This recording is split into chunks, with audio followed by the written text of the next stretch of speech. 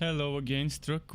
Welcome back to another day of streaming and more Outriders from me. More maybe farming legendaries if I get lucky, or just some accolades on the Devastator. Might switch to another hero, depends. And Aragon first as always, and he's asking if I'm done with the mobile game I was streaming non-stop for days, Magic Legends. Well, I wasn't streaming it non-stop for days, but I was definitely streaming it and making content, and yes, I'm done with it because it's a game that doesn't respect your time as a human being, as a player. It has so many things wrong in terms of how it's designed. It's just designed for cash grabbiness rather than for fun. The fun has been in Magic Legends. The fun has been put on the bench. And if you want quality of life, you have to pay for it in Magic Legends. That's how it is.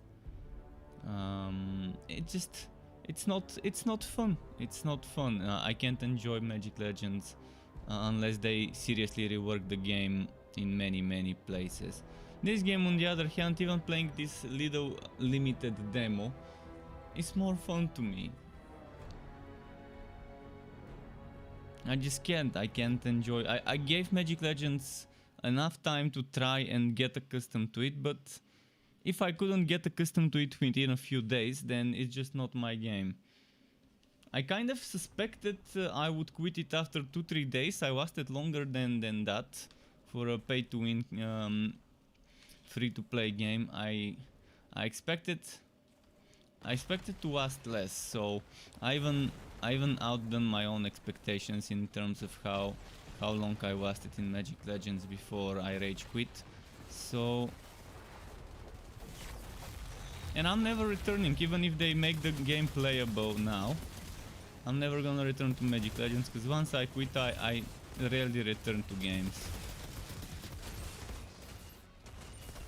Let's warm up with some captain kills, and then maybe I can try and do some ghosts or do some missions when I get bored of captain kills. But yeah, I'd rather try and get a legendary or two before this game launches on my Devastator, because that's gonna be the first hero I play when the game launches.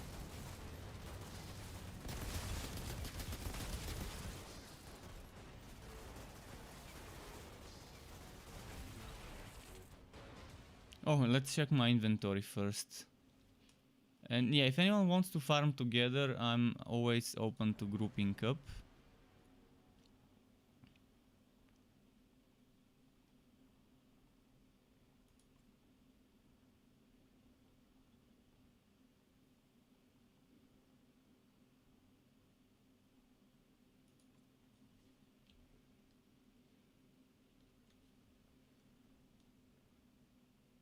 Gandrek says he just had a thought. What thought did you just have?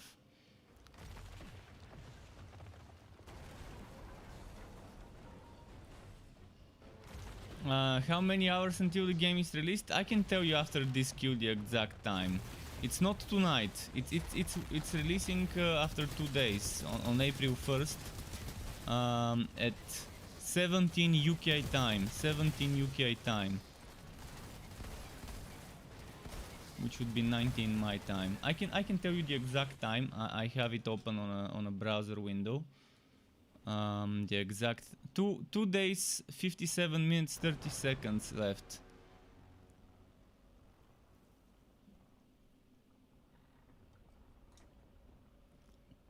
So yeah, 2 days, 57 minutes, 17 seconds until the game releases.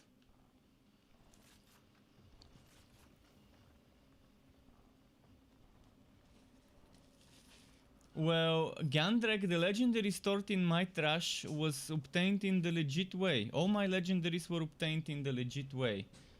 The legendary I got in my trash was from this boss fight, and my other 3 legendaries were also from this boss fight. One of them dropped from an enemy that was a rifleman, but the other 3 dropped from this boss fight. And I didn't have any cheated items. I had 0 cheated items. Zero cheat obtained items. I didn't use my Windows time restore to do it the way the cheaters do it. I didn't set my time up, I set my time backwards. Just to see what would happen if the game would break. And it did break. So I did it for science. I don't regret doing it. I still would do it. If I could turn back time, because most likely the system just doesn't distinguish between you changing your Windows time up or down. It just realizes that the time has been messed with. That's why I decided to just delete the heroes. And it was just one hero. But I can't remember which hero I was using when I did it. I think it was Trickster, but it could have been a different hero when I did it. So I just deleted all of them. And it's fine. I only lost 3 legendaries, if that one in the stash remains. So it's not like I lost too much. It's not something too bad. And we did get our fun times when I did it, so it's fine.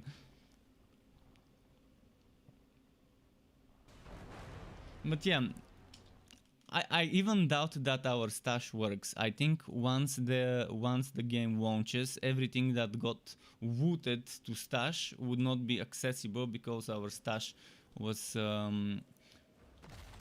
disabled. That's how I think. I'm gonna assume the worst, that our stash was disabled, and that legendary I routed that went into my stash, I'm not gonna rely on it being there. Also, if the stash is not shared, then it's gone, because the hero that got it got deleted. So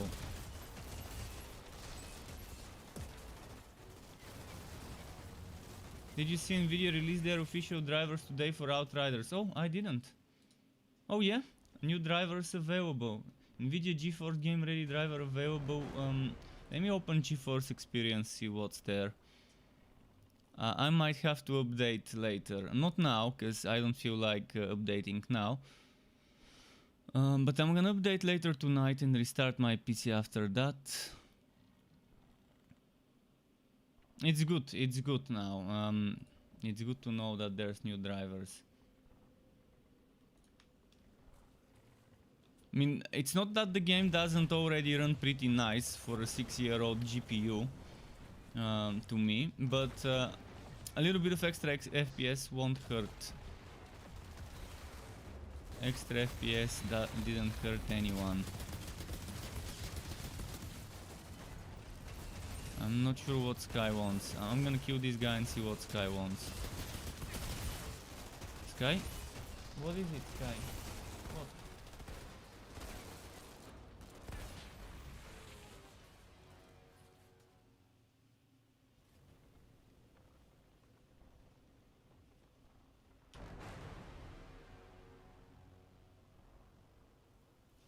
I think he's fine. He just went into his place where he normally sleeps, on my bed, and he was meowing. I think he just wanted to get it better arranged. Maybe he wanted more space to sleep on.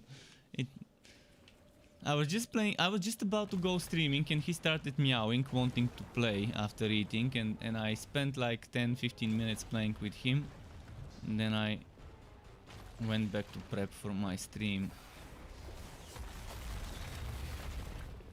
You wanna try the DLSS thing? First game I can use it on. What was your GPU? I forgot which one you were using to try the. Yeah, full of my pillows, human. Hugs to Sky. Zericus is back. Welcome back, Zericus. Nice seeing you again. How have you been? I was worried for Zericus. I thought the COVID might have gotten him. You have a 2070. Oh, 2070 should be pretty solid with the DLSS.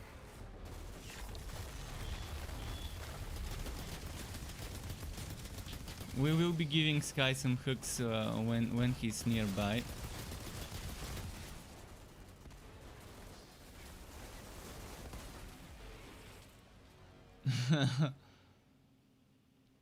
So we'll see what happens.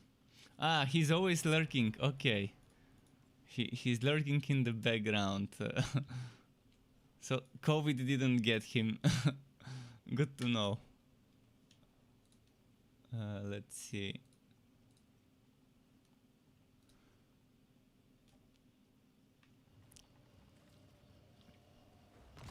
And he's well here. Okay.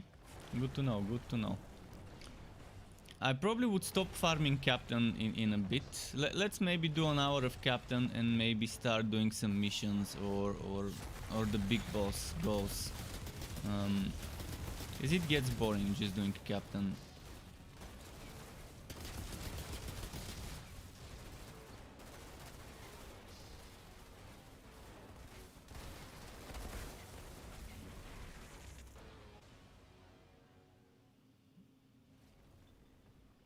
Your dude almost has a matching ensemble, pretty rare.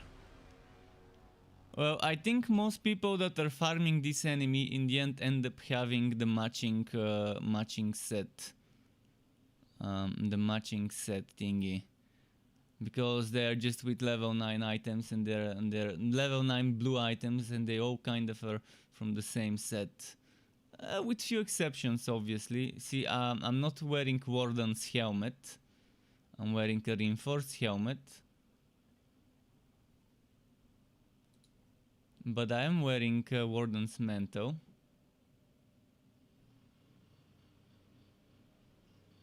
And then the legs are vagrant. Where is the Warden's? There's the Warden's breeches. The Warden's breeches. Let's switch on compare just to see if I could make it with a matching ensemble. Stealing armor.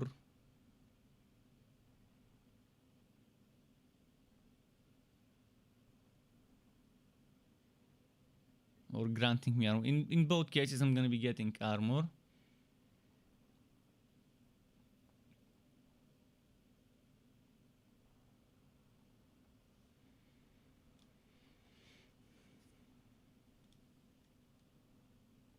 Yeah, I haven't found good Warden stuff. What's mine? Mine's gravity leap inflicts bleed. I'd rather get maybe some damage for earthquake. Might be better.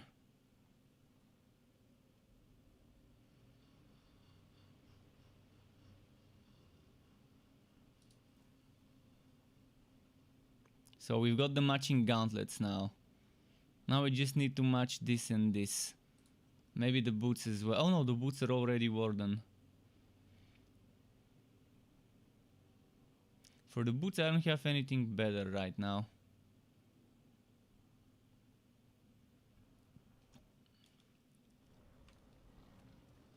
My characters always look like a mishmash unless there's like what's it called? A transmog option where I can negate mixing and matching certain things. Anomaly wielder. I just got accolade completed. I have to look at my accolades, see what accolades I need to be farming for. Let's see. What was the menu? L? O? O. No, it's not O. In any case, I think that anomaly wielder was here. Anomaly wielder. Deal a total of 5 million damage, and then there's 10 million damage. Oh boy. Kill 5 elites using skills only. Well, yeah, I don't think I'm gonna be doing this anytime soon. Kill 5 elites in a row with headshots. Yeah, that's gonna take a while. Kill 10 enemies with no more than 2 seconds between each kill. Yeah, I'm not gonna be doing that anytime soon.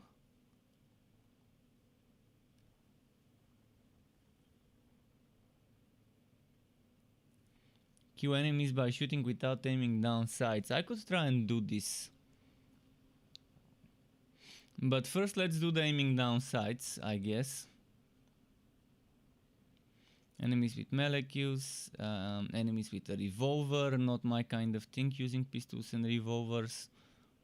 With a rifle, bolt action rifle, sniper rifle, automatic, LMG, SMG, automatic shotgun. So what have I done? I've done assault rifle and pump action.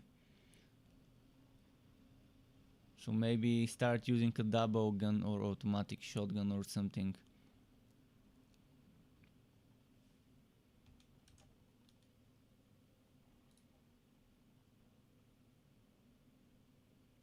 This one's almost done.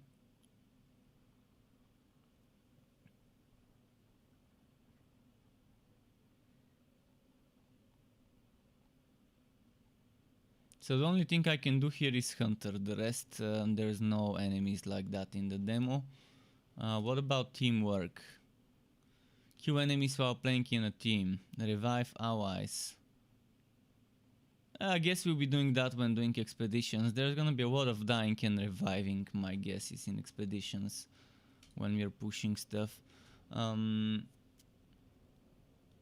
Legendary weapons.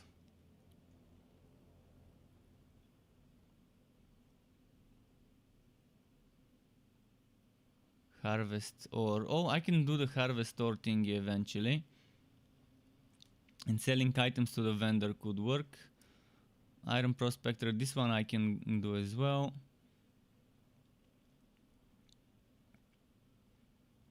I think I'm finding the leather by salvaging items, so I can try and keep doing leather first before the others. Mod collector as well. I'm not sure I can get 100 mods in the demo. I think in the demo there's less than 100 mods. Unless I start salvaging legendary stuff and I get all 10 of them.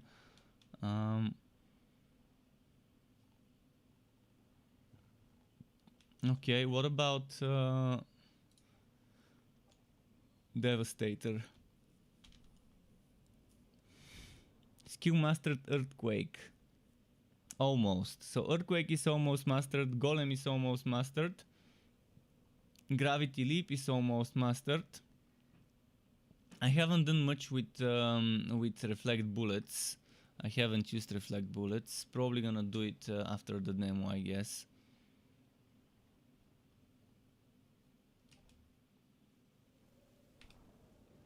$406 mods. That's a lot, even if counting the 3 tiers. Yes, that's a lot. I mean, from the trailer, from one of, not the trailer, but from one of their videos, we know it's 350 plus. I guess they could have written 400 plus, and that would have been enough to give people an idea of what to expect. Man, we're gonna be having so much fun with expeditions and stuff.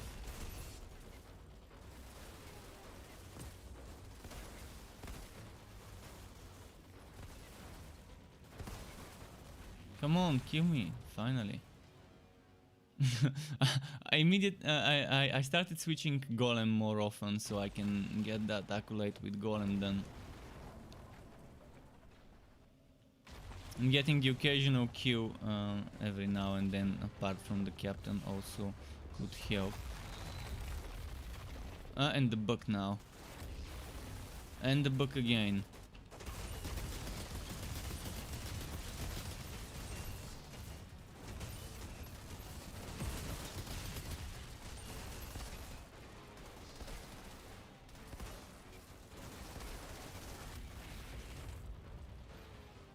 But yeah, 406 mods is a ton. Just think of the possibilities of what we could do with so much mods. I'm gonna start salvaging some stuff.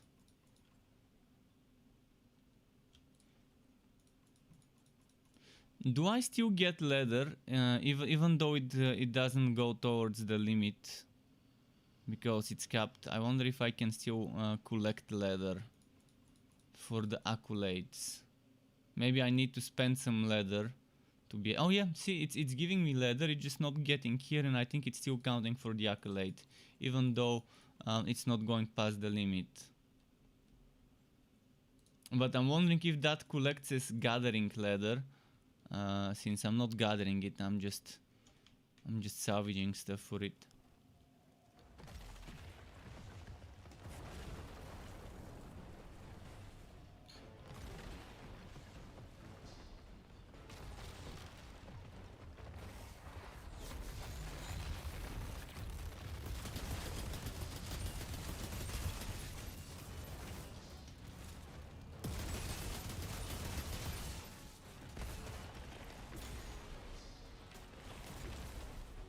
Let's get some melee kills in. Just some melee kills.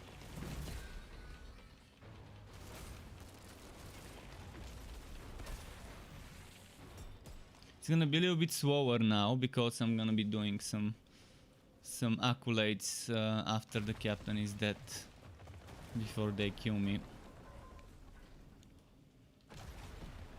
But at least it's more fun if I'm doing something other than just killing captain. It's a bit more fun.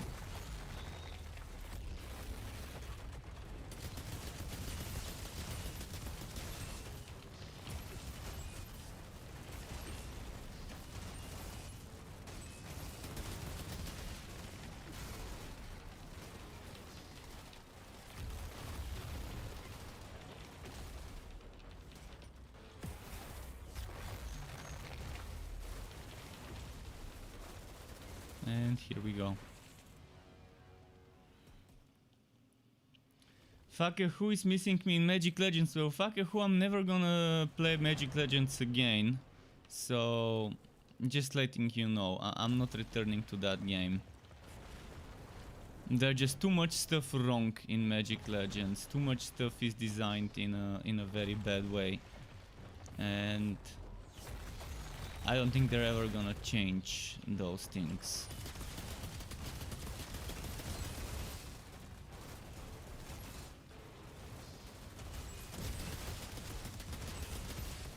I definitely am not missing Magic Legends myself. I'd much rather play a demo of this game than Magic Legends.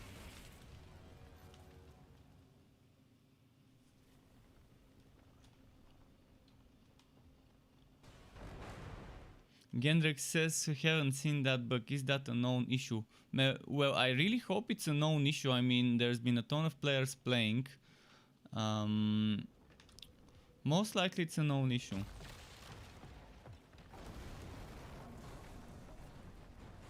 Magic Legends keeps debating you, telling you they fix performance. They're not gonna fix the performance before the game launches. I mean, they're gonna be fixing it bit by bit and improving, but believe me, 2-3 months from now the performance would still not be reasonable. Unless you have a super high grade GPU, and even then you're still gonna see performance drops. It's just not gonna bother you much. You're still gonna be over 60 FPS if you have a good GPU.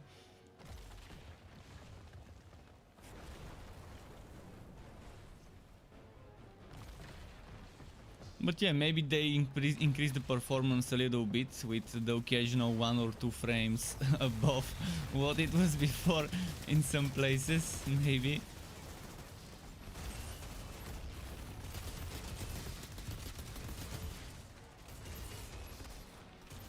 So technically it's probably still an improvement.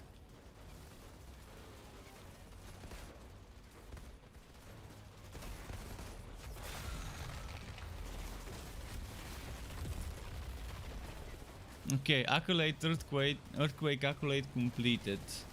So we're done with earthquake.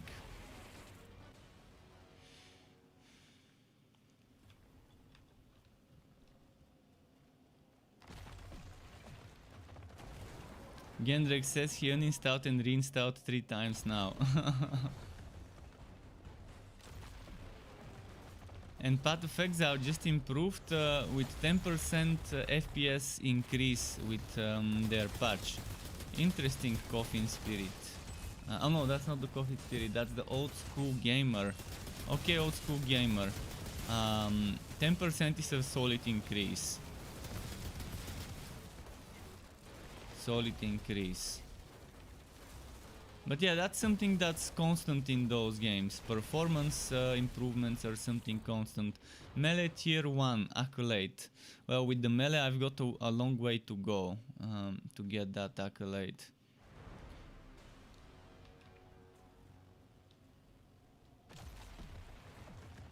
Yeah, bit by bit I would be doing some kills after killing Captain with melee. Have you tried Hunt Showdown? It's not my kind of game. I've seen videos back in the day before the game even launched, when they were marketing it. It just doesn't seem like my kind of game. Especially the part that there's PvP in it.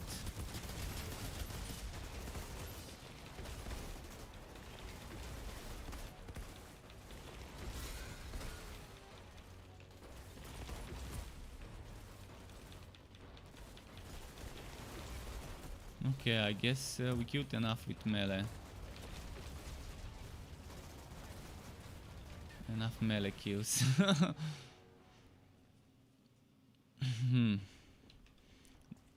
But yeah, that's gonna be a long accolade to farm the melee kills. In this place, I mean, I can go and farm it in a different place.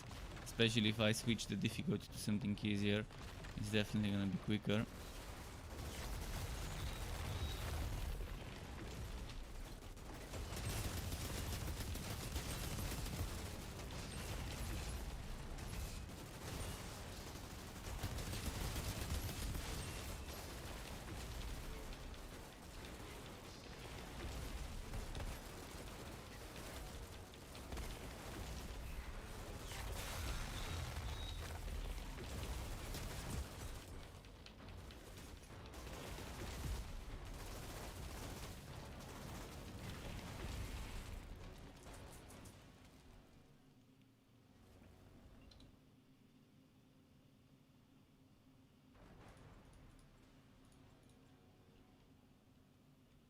I keep pressing the wrong button. Let's see.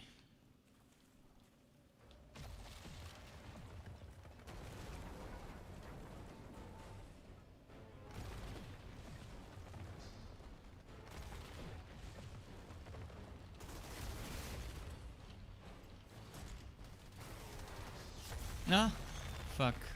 Wrong place. Ah.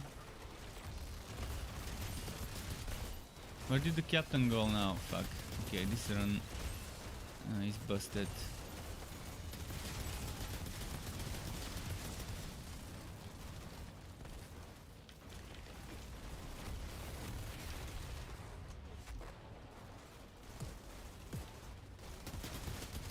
Wait, did the captain die? Oh, he died, okay.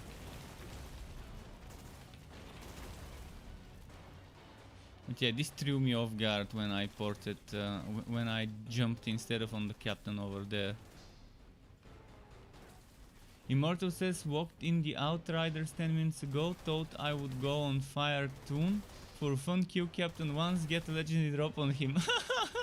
So, so your pyromancer, 1 kill, 1 drop. Nice.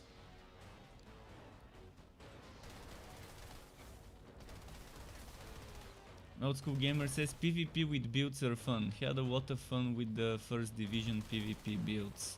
Oh, probably must have been fun. I mean, not everyone enjoys PvP, and that's kind of how it is.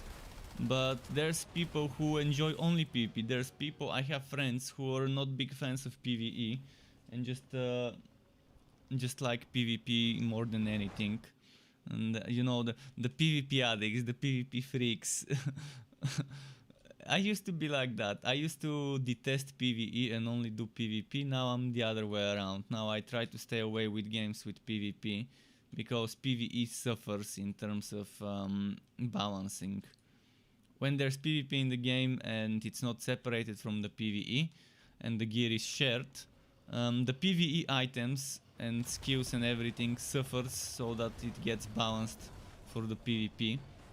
And I like that in this game things can go very crazy and wild with some of the things because there's no PvP in it, so they could give us some weirdly crazy overpowered things that in PvP would have been basically unreasonable. but when there's no PvP, they're fair game.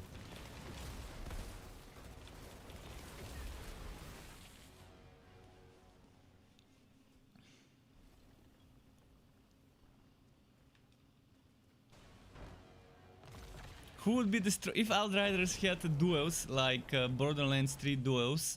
Who would be the biggest one-shotty guy? Who would be the strongest to? I think the slow trap on the Trickster would be super strong, and those bullets and that temporal blade. I think Trickster would be super strong on PvP if there was, especially that teleport, hunt the prey.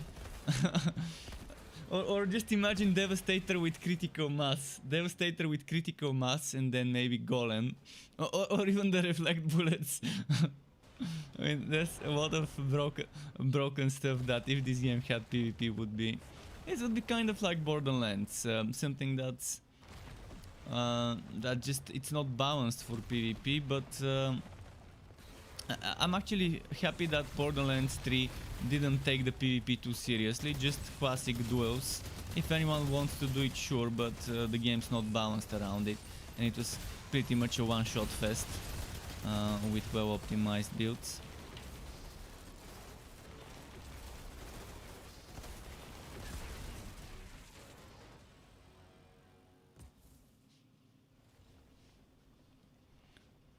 But I'm figuring I don't enjoy figuring out broken builds. If they're too broken and make the game too easy, they're not fun to me.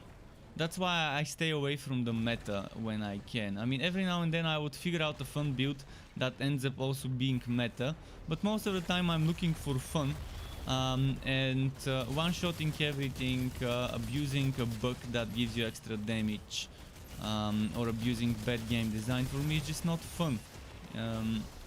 When you have to abuse a flaw in the game. And there's just always people who are going after the glitches. In Borderlands there were always gamers who were looking for that broken build with the glitches before they patch it and balance it.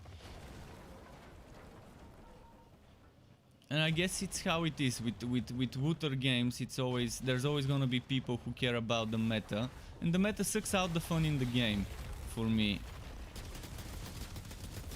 There's very rare cases where a meta build would actually be fun for me, and it wouldn't feel like too easy to play it.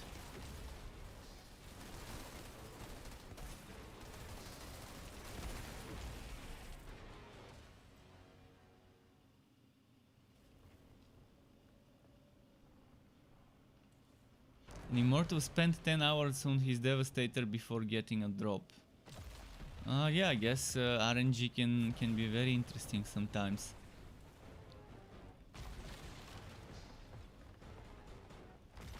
Old School Gamer says he's gonna watch me play Outriders for a week, and if I like it after, he'll get it. Yeah, we gotta see how the endgame meta is, if meta is needed to do the hardest content. I sincerely hope I don't need the best synergized meta build to do tier 15. I mean, I understand needing meta to do gold timing, but let's say I don't have meta and just a moment. Let's say I don't have meta, but I can do the mission on the final tier 15, but I get maybe those rewards, the silver or the bronze. And then the people with the meta builds get the gold. I would be happy with that. Sure, I'm not getting the best rewards ever, but at least I'm completing the stuff and I'm getting some loot. So there's that as well.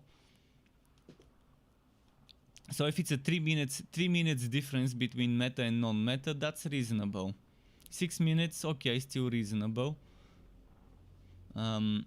Doing it slower, getting less wood, but at least you're still able to do it and get some rewards. Some items that you can salvage and then upgrade and make the epic legendary. Obviously getting legendary drops that are legendary by design, not legendary by upgrade, is better, because they would unlock some special mods. They come with their own things, but expeditions are not gonna be our only source of drops. Expeditions are not gonna be our major source of drops, and again, you can just get an item at a lower level and then just power level it to the next one with the level up crafting feature.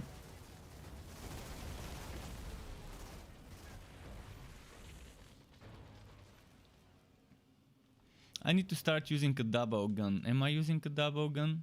I'm using automatic shotgun assault rifle. I think it counts as an assault rifle.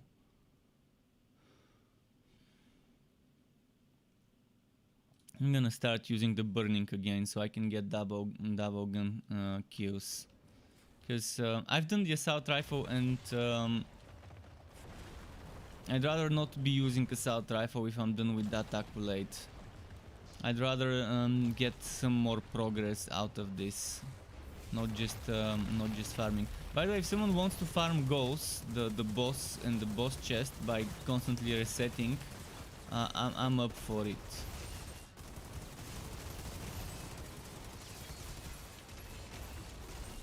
Or if someone wants to farm a mission or something that's not captain. Because farming captain gets boring.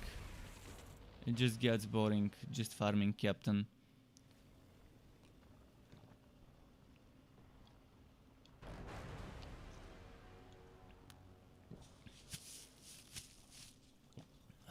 A little bit of water. Gotta hydrate. But yeah, I think within the first week I should know how much I enjoy Outriders. So far on paper, everything I've read and seen about the game gives me reasons to be excited about the game.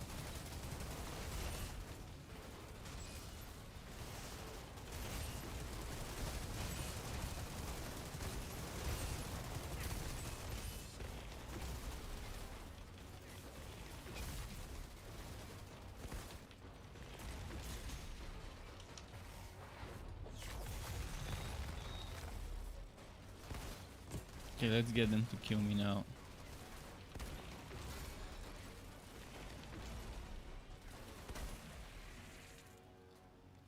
I'm trying to get gravity leap achievements and melee Q achievements and the double gun achievements right now.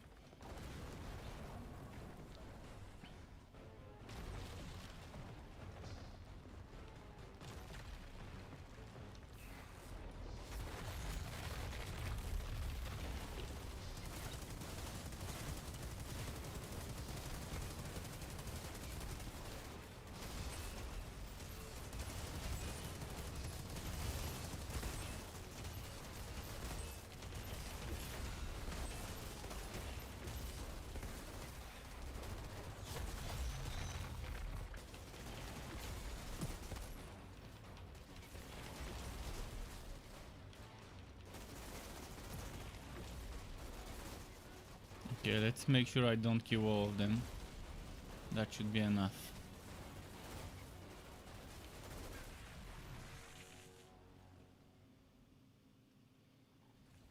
Always gotta leave some of them to kill me.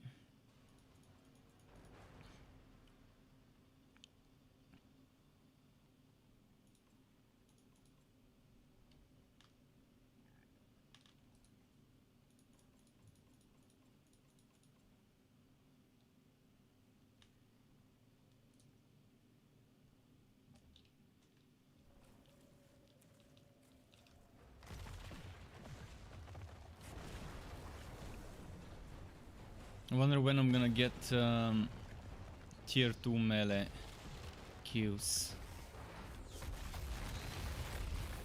Gravity leap master, okay. So gravity leap's been done.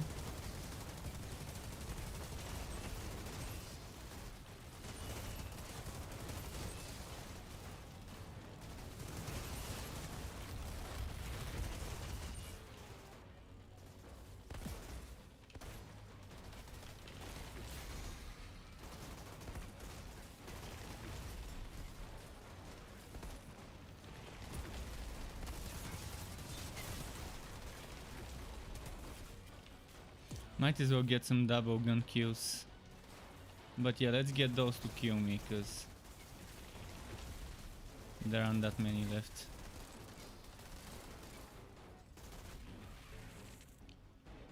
And after that, I'm gonna start maybe doing shotgun kills and things like that. Revolver and pistol kills, I'm not sure I'm even gonna be farming those, but they're also a thing that needs to be done eventually.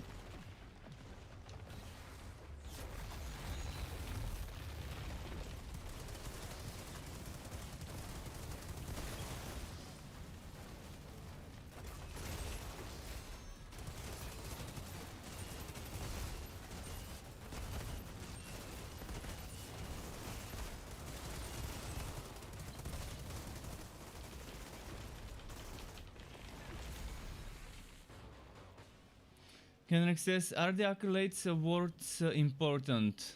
The accolades rewards are not important, they're cosmetic stuff. They're just visual cosmetics. It's skins for your truck, for your vehicle, which we don't have access in the demo yet. So you can see convoy customization and stuff like that. Then there's another convoy customization like a pattern. This one is banner customization. This is an emote. So basically it's just customization stuff here. So this is your banner, this is your emotes. This is probably gonna be the convoy or a transmog system if they're planning on adding, but I think this is gonna be the convoy over here in this missing menu that is walked. So you can see you're unlocking different banner types. And it's just visual, it's a visual cool looking thing.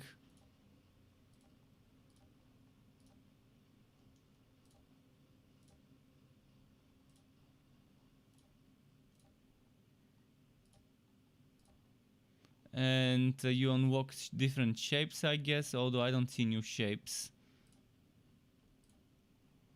But you unlock things like paintings, like patterns. You see, there's new patterns you can attach to it. And then you're probably gonna be unlocking colors for epic legendary stuff later on.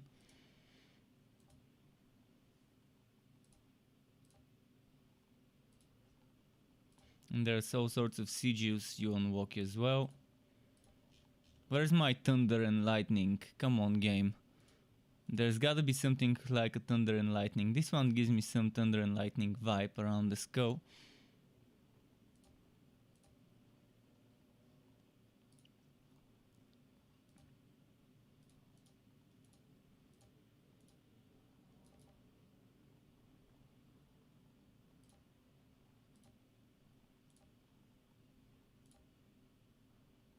This seems very pixelated. Ah, there we go, it loaded. I guess it just takes some time for it to load the resolution.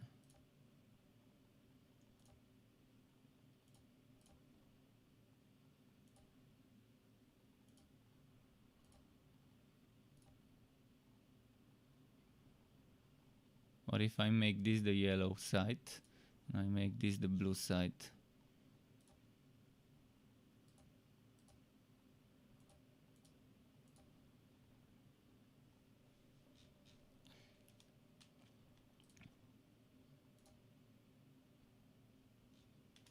So yeah, it's and then there's the emotes.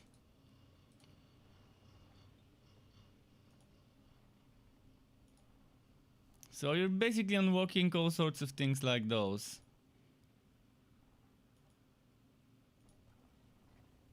With the accolades. It's anything but important. What the fuck? What the fuck is this? Okay. Yeah. Should I start doing that on stream? I have to learn this dance and add it as a thing to redeem on my channel to make me do it.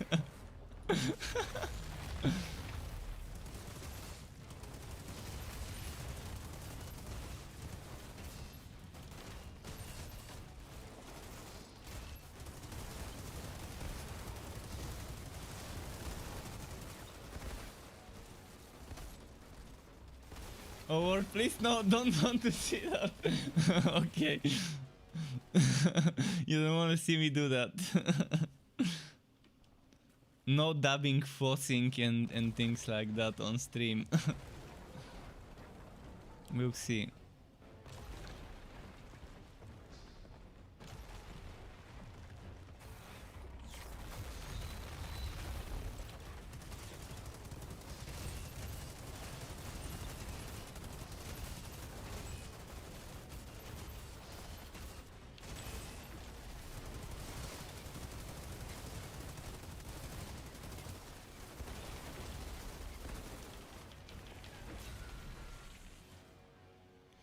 Teammate should take one down with melee. By the way, how am I doing with the melee? I wanna check. Melee.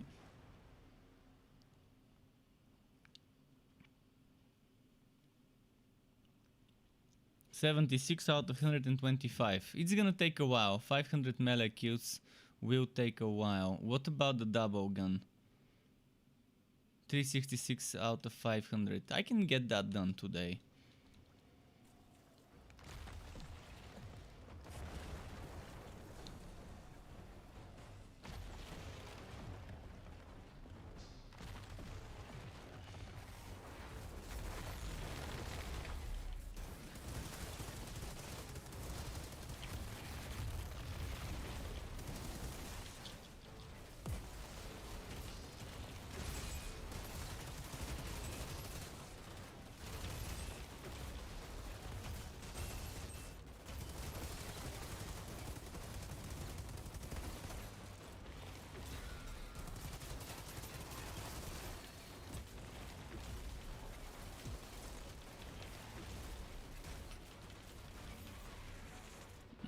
Did I get it? I don't think I got this guy.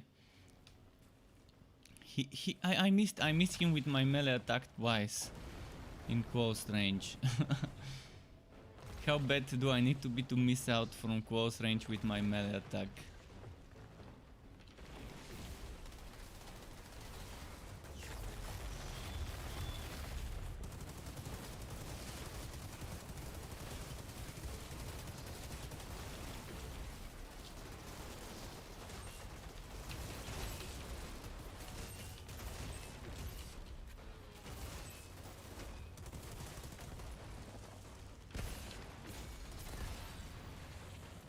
Okay, still got some.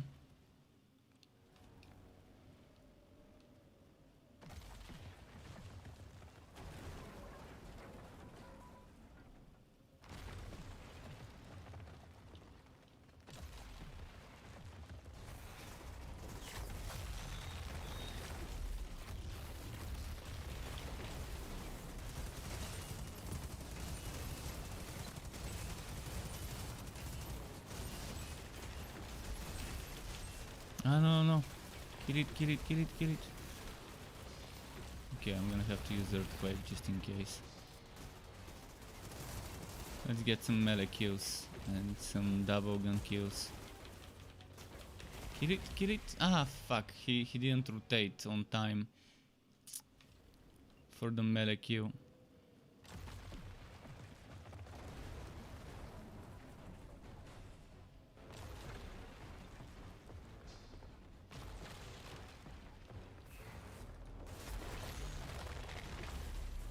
I do hope the stash ends up being a shared stash, but we'll see how it is soon. Yeah, 2 days left. 2 days, 13 minutes. So close.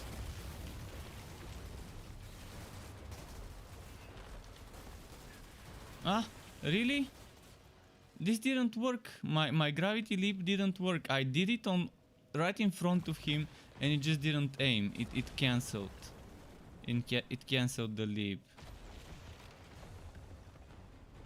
I was hoping that the gravity leap would hit him and kill him.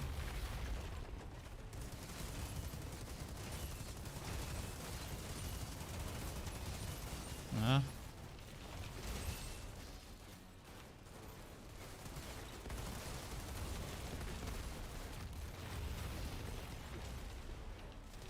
I need to do some hip shot killing as well.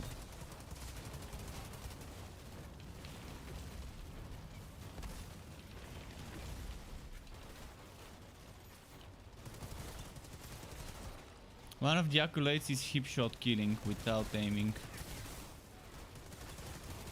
Might as well try getting some of those kills with hip shots. How many hip shot kills do I need for that accolade? What was, by the way, the J? No, it's not J. Hip shots.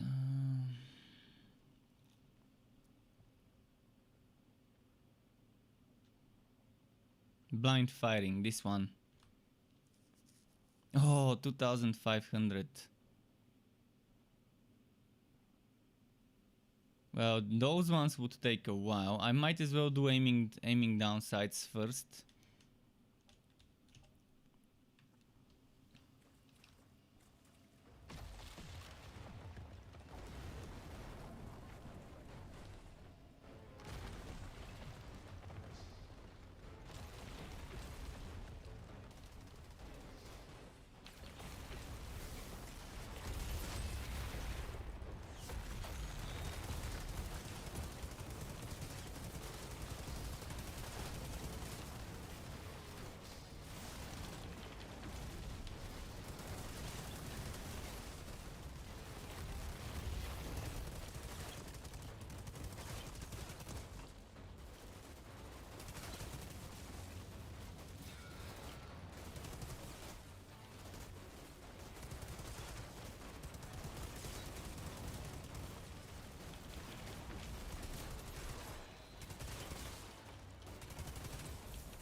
I like the hip shots in this game, by the way.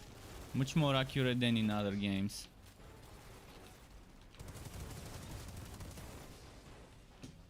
Okay, let's get them to kill me, because there's not much left.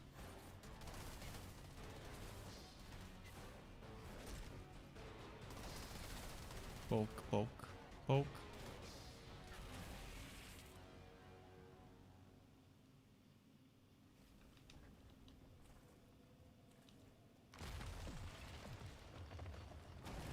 You're saying hip shots work well with controller? That's good to know. Not that I'm gonna be playing it with controller, but if someone asks me, it's nice to be able to give them some info about that.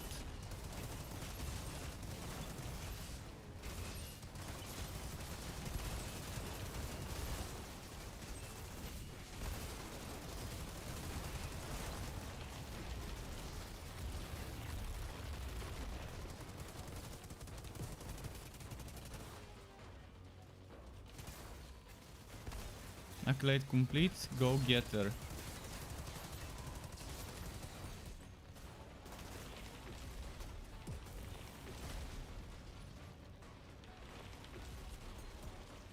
Okay, let's get them to get me.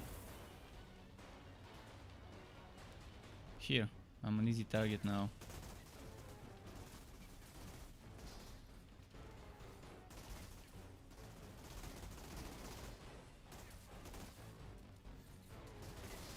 Oh, you're saying that you have to use hip shot with controller at close range because turning is very slow when aiming. Okay. Makes sense, I guess. Isn't there aiming down sight sensitivity? Or would that make it harder when from afar if you mess with it?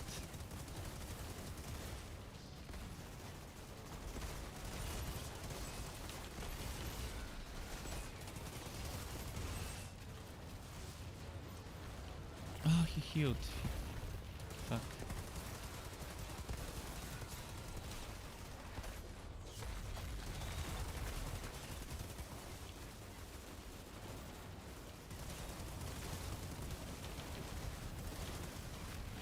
Ah, so close.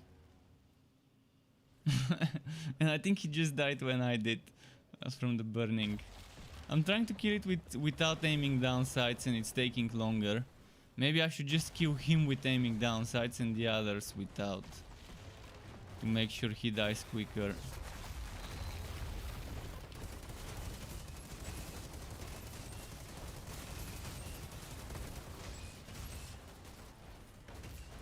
Or just do it like that. First magazine with aiming, the second without aiming.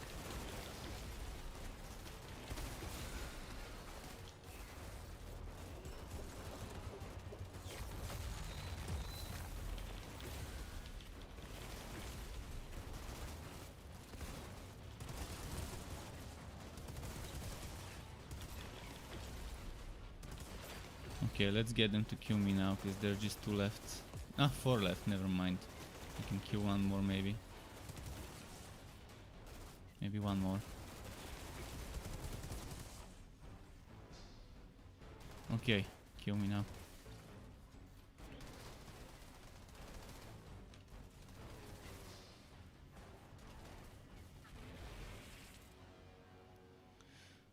Immortal says I'm back, want me to join? If yes, make a code. Okay, I guess let's speed up with the farming now. If you're joining, I'm gonna just delete some items before that. Gotta make some room.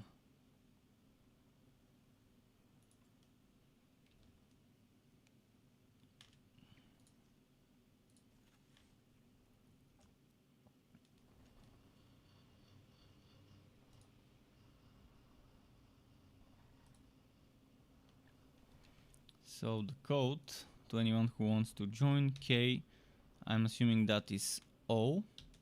Is it O or is it 0? KOU J9. How does one know if this is a 0 or an O?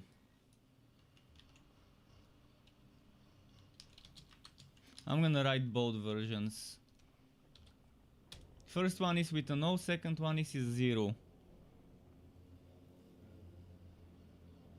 So let's see which one is the one.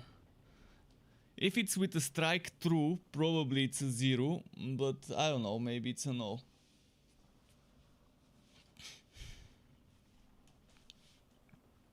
I think it's a 0. I think it's the second thing. It's gotta be the 0 because look at the O and look at the 0.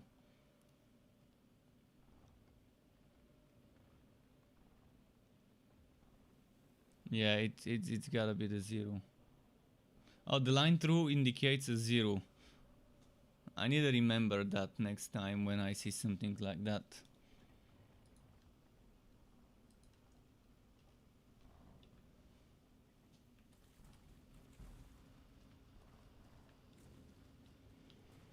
Oh, that's a cool looking thingy. That's a Rarok, if I'm not mistaken.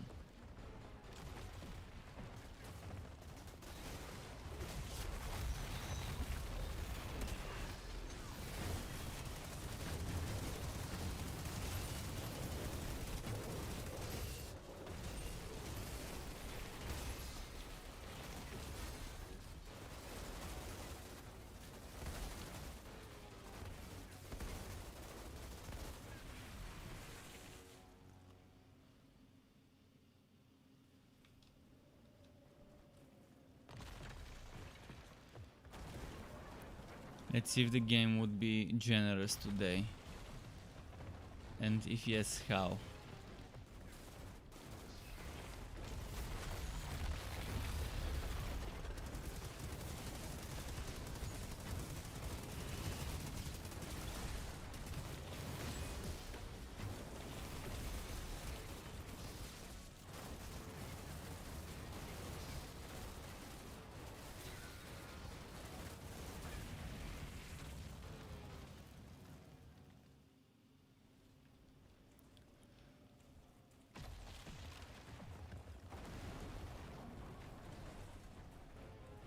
He's on Devastator as well. Nice.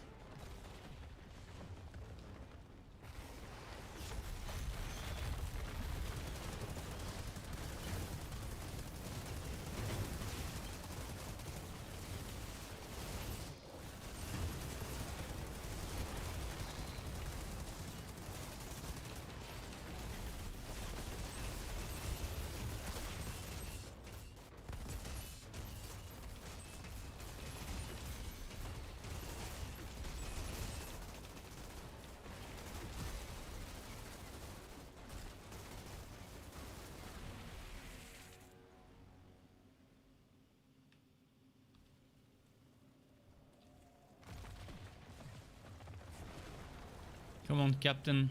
Aye, Captain.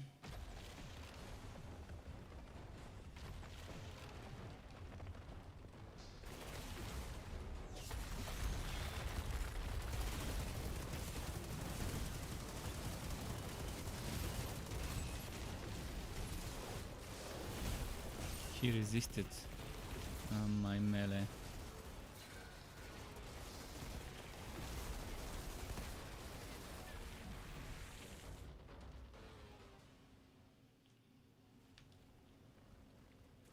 I wonder what my first new legendary drop will be on this class, on this guy.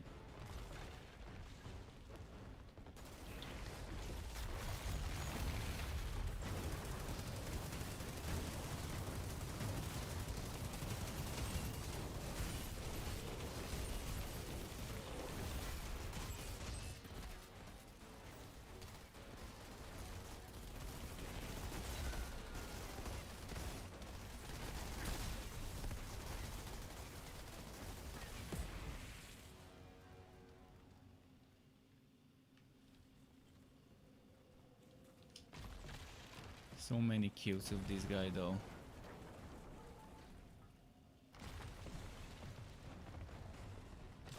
I hope they sent us another statistic at the end of the demo.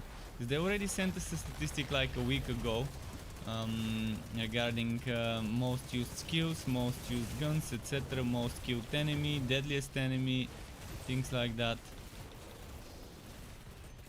I want to see it after the demo ends. Before launch. Like for example, they can post it tomorrow in the evening. Or today, during the day, before launch.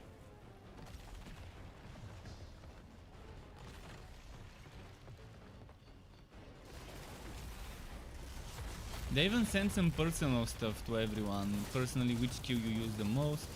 Personally, which class is your most played and things like that.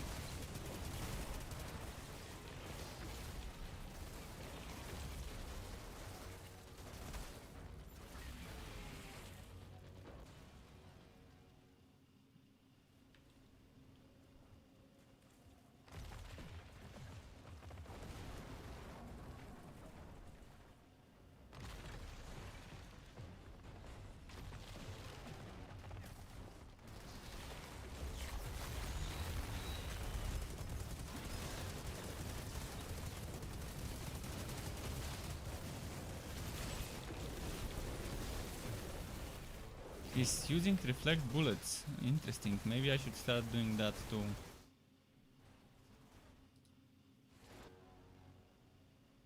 And get some kills with reflect bullets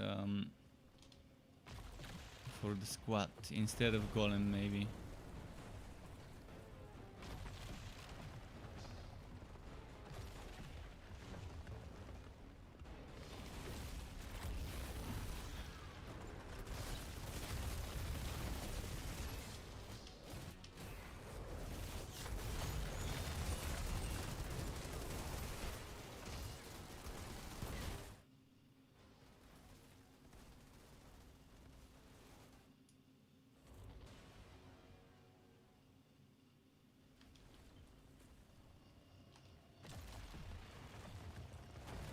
See here.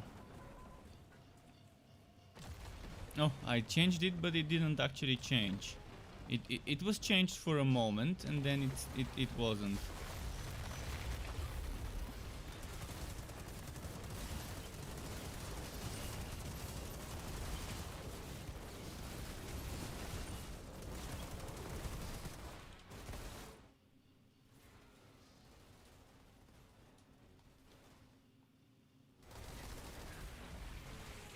Okay, so now you see at the bottom reflect bullets.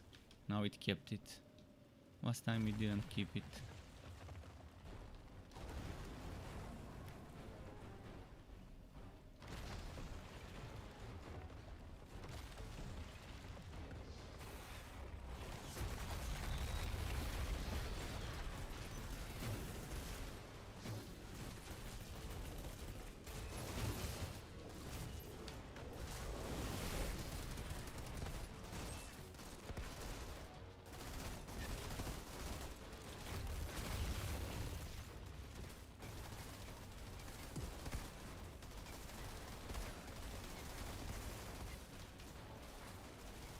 No, kill, kill, kill.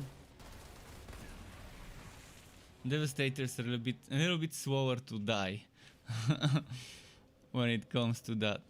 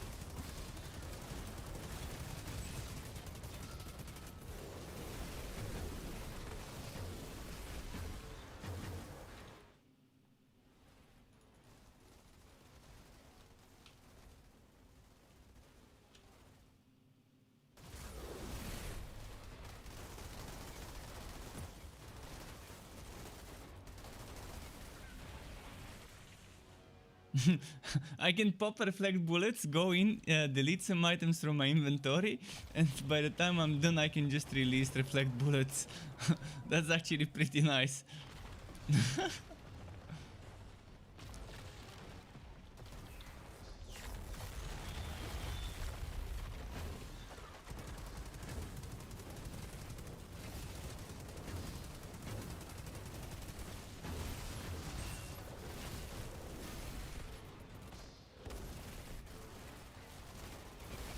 Skill master, deflect bullets tier 1. Okay.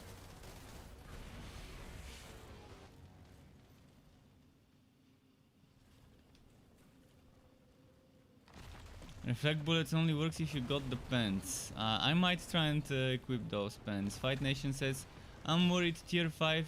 I'm worried tier 5. Can I kill the boss and let them kill me if I don't get a legendary? Yes, that's what we are doing.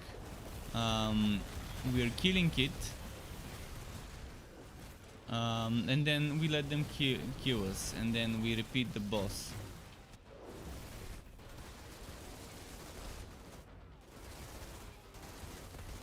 So pens for world tier 5. Let's check which ones those are. Not for reflect bullets. Pens for reflect bullets. All the reflected bullets apply vulnerable.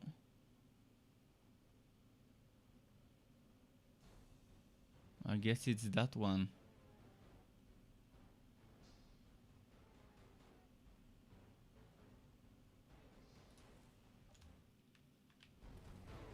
Auto reflect is the mod. Oh. Auto reflect. Ah, this one. I know that one. I've seen that one before. I just gotta get it, I guess.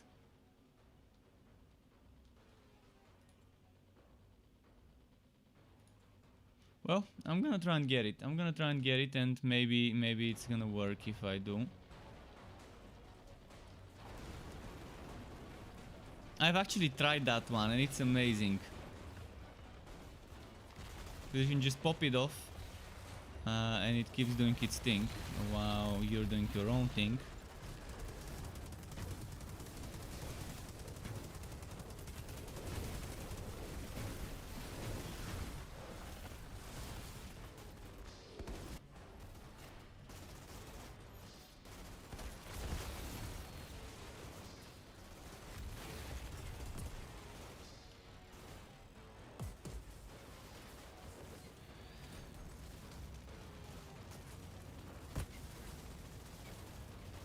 And yeah, Fight Nation, enjoyed. Hope you get lucky with some drops. Sometimes RNG takes a while to reward you. Sometimes it's pretty instant. Like Immortal today said, yesterday it took him 10 hours on Devastator, and then today, first kill on the Pyromancer, and he gets a legendary. RNG.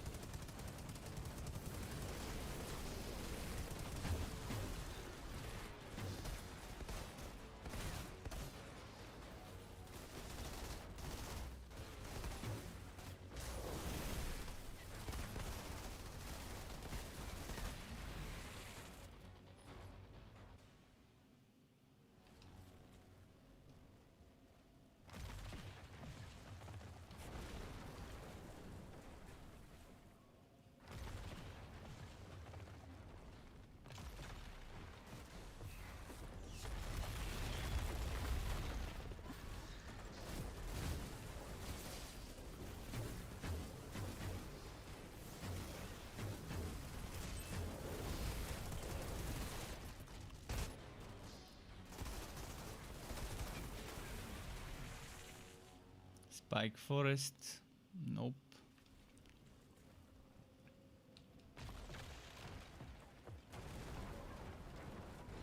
If I get Auto Reflect, it would be much easier to get that accolade for Reflect.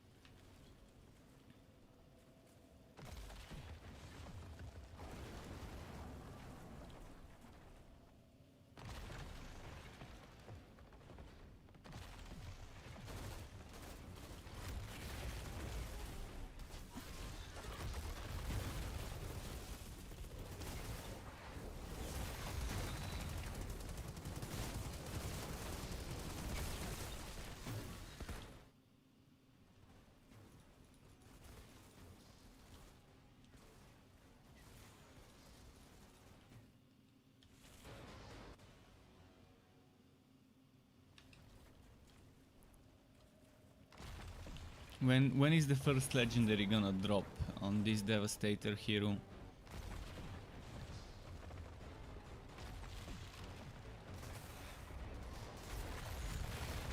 I'm also wondering if we're gonna have a limit of our shared stash.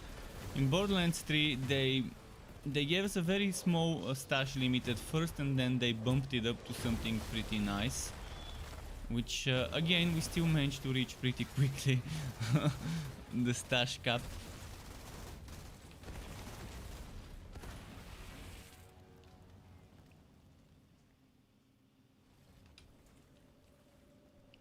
In those games you never have enough storage room when it comes to farming items.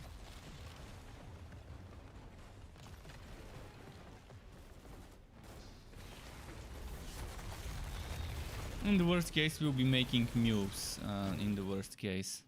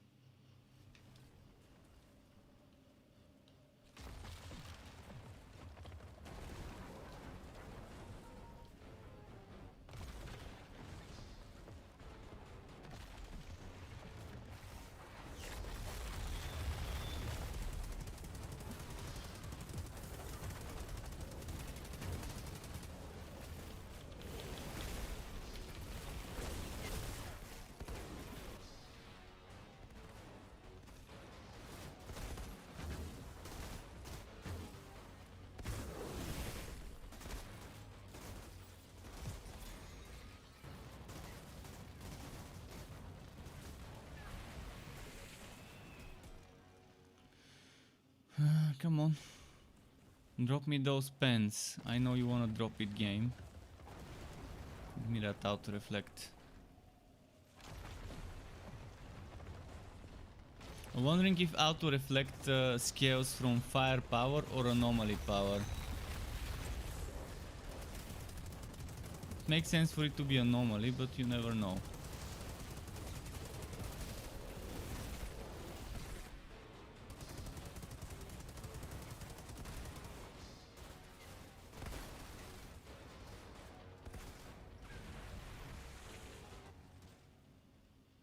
On firepower, nice. That is very nice. That's actually what I was hoping would be the case. So, good to know. Even though it's an anomaly power, it scales from firepower.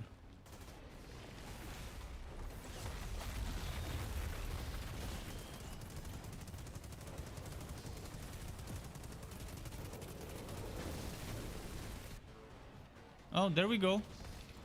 Thunderbird.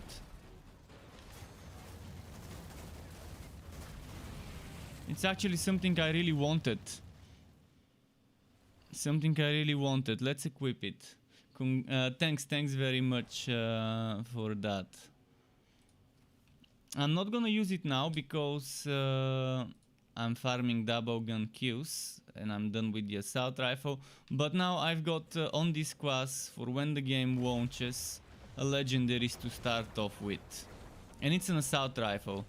I want assault rifle and shotgun, that's all I want. And that's actually one of the decent ones that I really love. The Thunderbird. It's typically a struck weapon, a struck teamed weapon. We're gonna be bringing the thunder.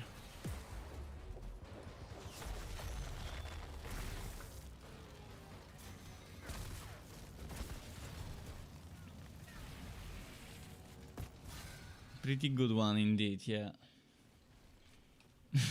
It put that smile on my face. I'm trying to hold back the smile, but it's hard. It's hard to hold it back. It's nice.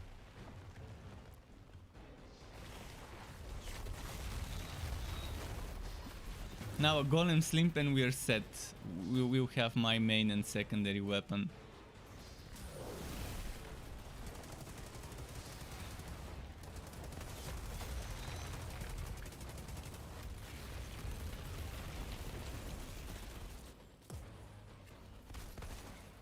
Yeah, Gendrik, I got the lightning one, the Thunderbolt or Thunderbird, the Thunderbird.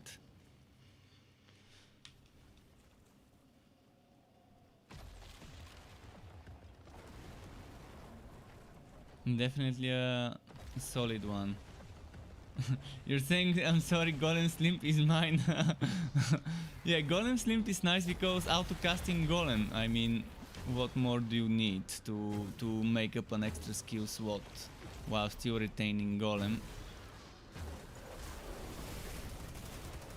Golem skin or whatever it was called. Yeah, I love Golem Slimp. And that would be the perfect combo to have as a shotgun. Because I want to do a shotty boy setup where I'm using mostly shotguns, close range, firepower kind of based setup with critical mass. Auto-casting Golem would be perfect. So I can focus on critical mass and other stuff in my skill bar. Critical mass, maybe Impale would be nice, and Earthquake, or maybe the Leap instead of Impale or Earthquake. We'll have to experiment with all the skills once we unlock them to see which ones I like the most. But critical mass would be my go-to skill in most builds for this guy, because I just love it. I love sucky skills. Why are you? Why aren't I? I'm not using the legendary gun because it's a assault rifle and I need accolades with other weapons. I've got my assault rifle accolades farmed. So I need to make kills with double guns, with shotguns, and other things. Pistols. Right now I'm doing double gun. Double gun is my current one that I'm farming.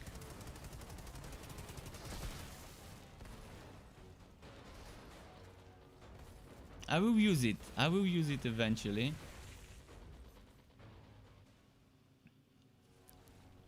I can use it for 1 kill. Let's show you for 1 kill. 1 kill, so you can see how it feels to use it.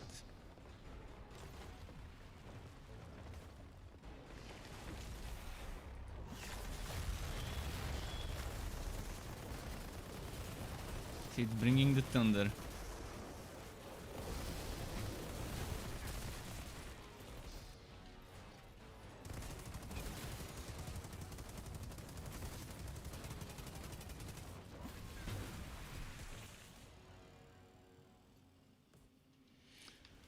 Yeah, I've done a lot of assault rifle before, and that's why for now staying away for assault rifles, but assault rifles and shotguns are my favorite types of weapons in those games.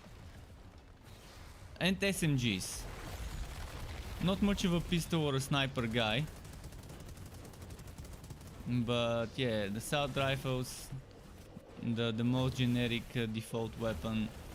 Shotguns, I love them because close range. SMGs, I love them because you can just unload a ton of bullets in no time with them.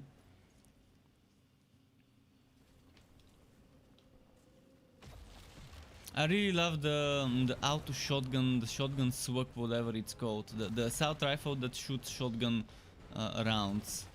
The swag variant. I really love those in this game. Can't wait to get a legendary one of those.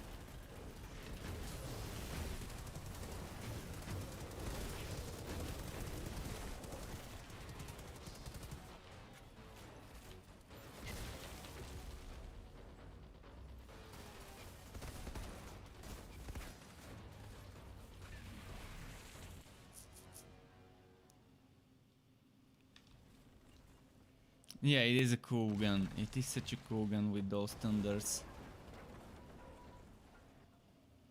It's like in Torchlight 3 there's this passive lightning strike, I think it was called. Yeah, it's kind of this thing, but on a gun. And the enemy doesn't need to be shocked for it to proc.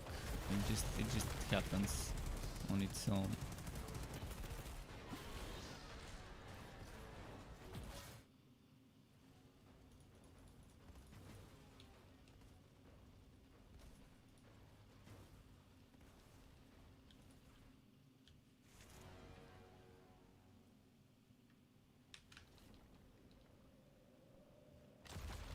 See.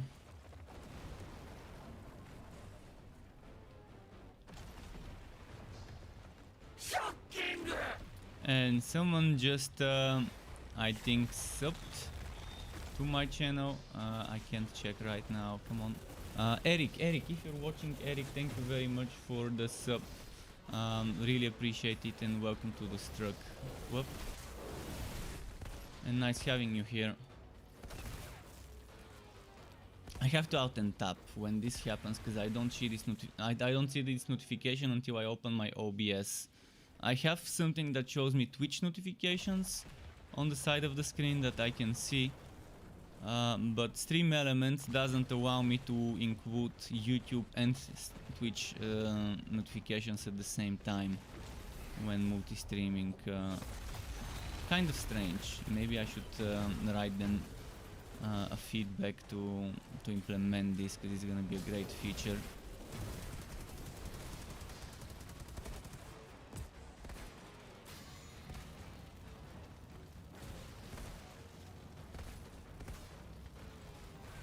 Boom.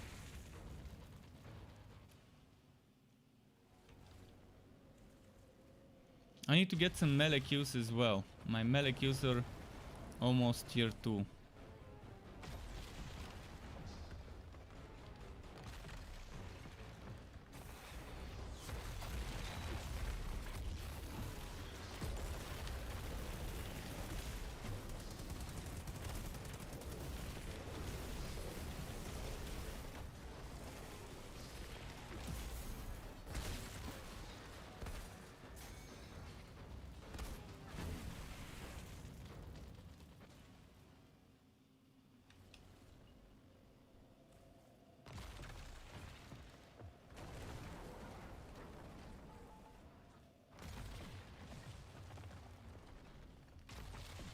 Ah, this enemy.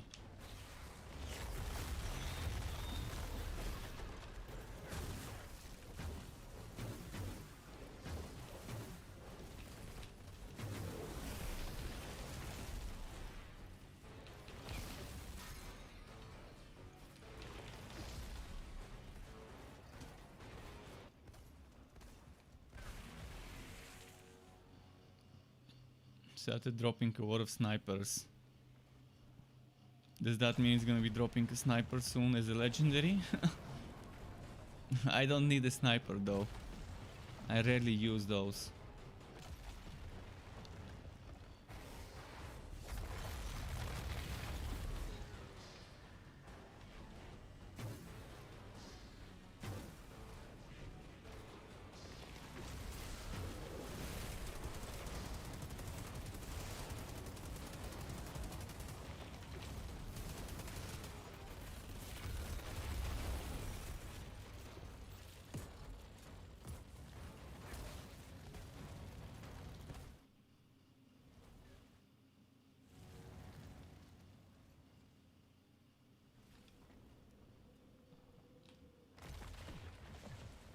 Let's see. After this one, I'm gonna pop the reflect bullet shield. After this Q and check if it dropped me those pens for auto reflect.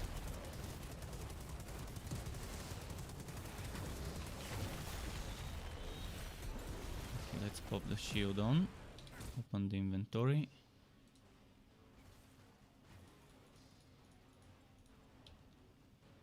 Doesn't seem like it dropped the auto reflect.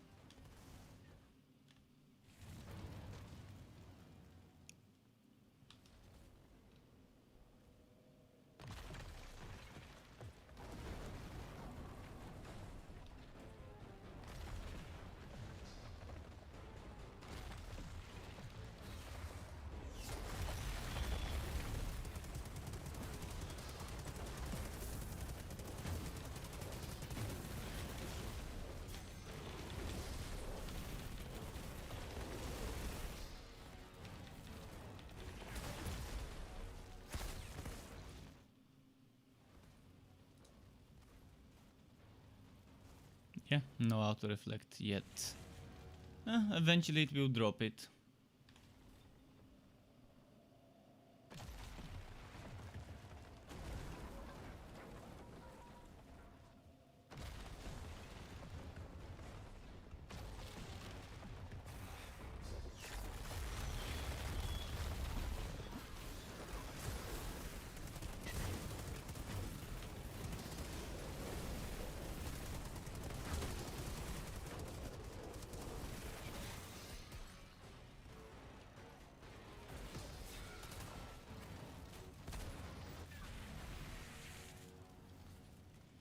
We're getting a lot of shards,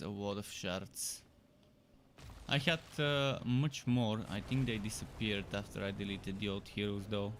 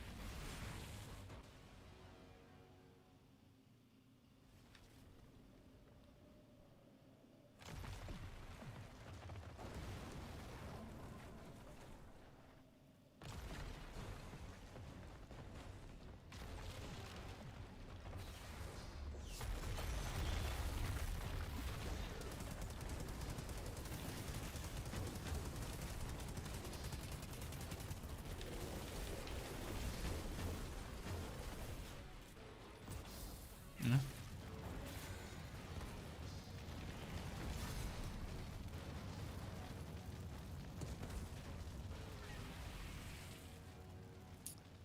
It's Immortal's turn to get a drop now.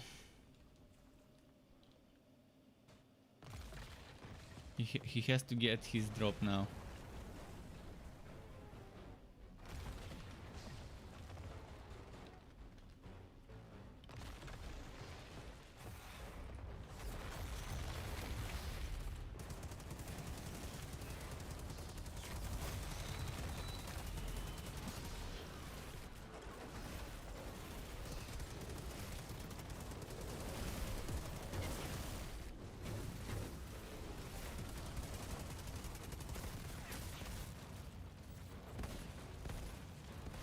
Man, expeditions, I can't wait to play some expeditions.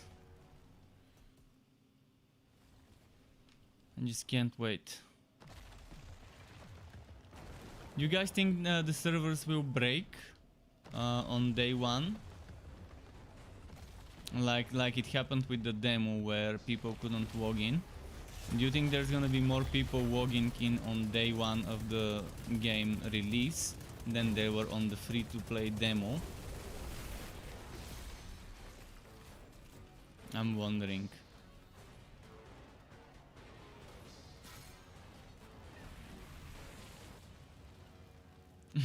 You hope not, because you took a day off. Yeah, some people taking days off.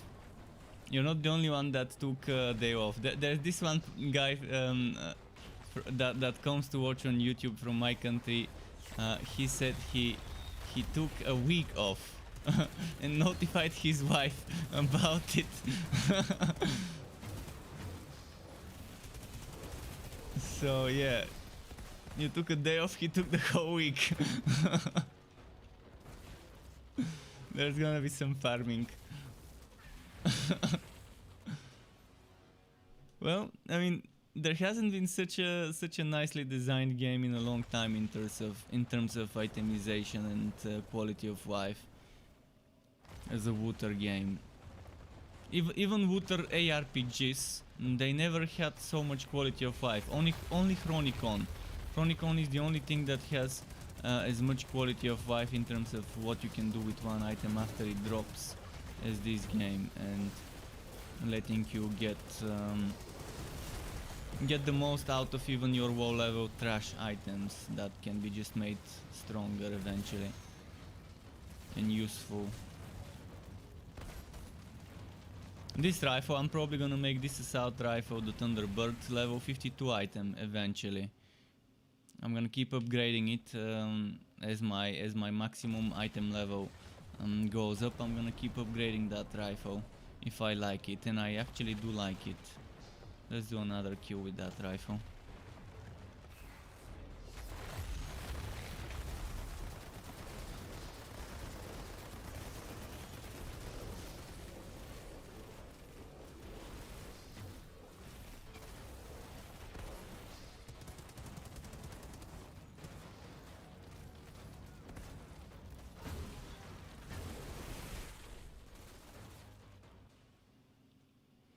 Robert says, I'm hoping they took the stress to the servers during the demo and took that into account and overdo it, so to speak. Yeah, I mean, that's what the demo really helped them to figure out how much interest there will be for the game, how many people are interested in playing the game, so they can kind of expand their servers to the necessary number. And it was a free demo, so most people who were interested in the game should have tested the demo. If you were interested and didn't test the demo, that's kind of illogical to not try it, at least. To not at least try, unless you wanna avoid spoiling yourself. I understand not playing the demo because you don't wanna spoil yourself and then have to wait another month before the game's out. Understandable. But I think any person who is interested and is wondering, it's on the fence of buying the game, should test the demo. It's much better than watching me play, than watching another person play, or just watching a video impressions of the demo, or whatever you want to call it. You can't call it a review because it's just the demo.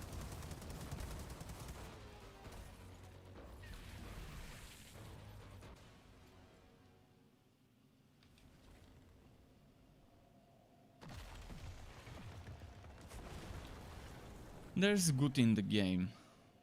There's good, and I haven't seen as much good in a long time. At first I was very skeptical about this game, and people kept asking me, what about Outriders? Are you gonna try Outriders? And after Marvel's Avengers, my answer was, well, it's a risky purchase unless we know more about it. Because look what happened to Marvel's Avengers. But then when I researched the game and figured out who made it, I definitely got more and more interested, and when I found out about the itemization and crafting and the end game, I was already sold, and I just wanted to see how my FPS is in the game. And then I tried the demo, and after my first day of the demo I pre-ordered because I saw the game running smoothly. It runs nicely. Hopefully it wasn't just a demo performance, but the whole game runs with similar performance to what I'm seeing in the demo. Hopefully, because I'm really happy about the FPS I'm seeing.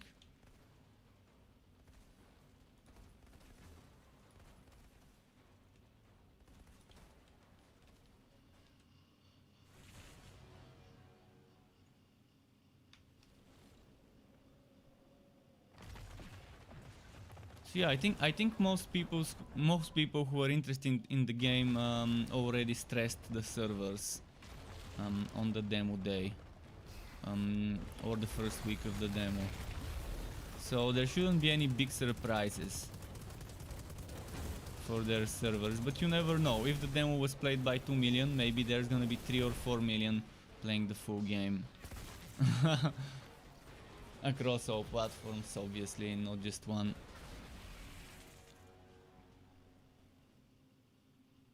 Oh, and then there's gonna be Epic Game Store, and then there's gonna be those cloud gaming platforms, the Google and the Nvidia ones.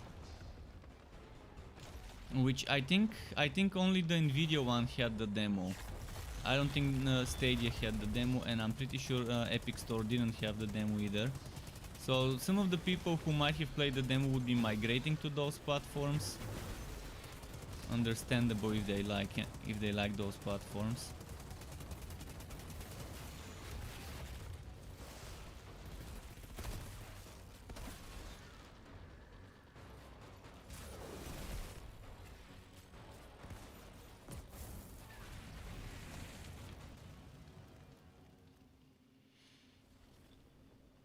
With it launching on Game Pass though, I think more people we tried that don't necessarily like the game, but will try it simply because of Game Pass. Yeah, exactly. There's gonna be a lot of people that just see it on the Game Pass and they're like, okay, it's a game, it's a new game, it's a shooter. Let's see what it's about.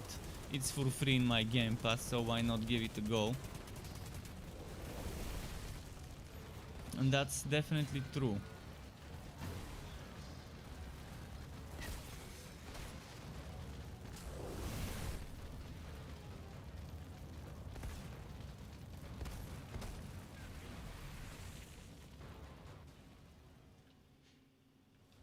I mean, even if you're the type of person that doesn't care about endgame and just wants to play the game for the story, run through it, play it as a single player with every single hero once and then just be done with it, you're still gonna get your money's worth as a Game Pass player.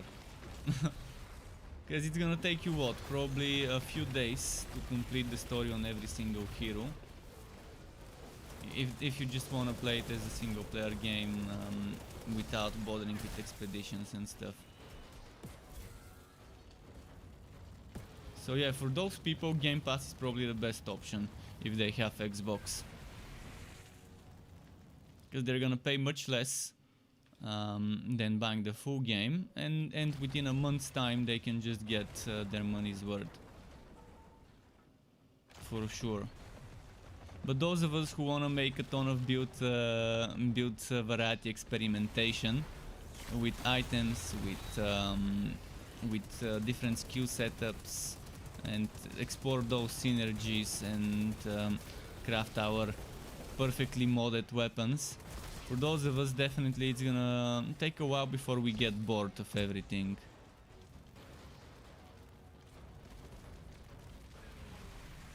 It's good, it's good. There's what the game can offer. What the game can offer.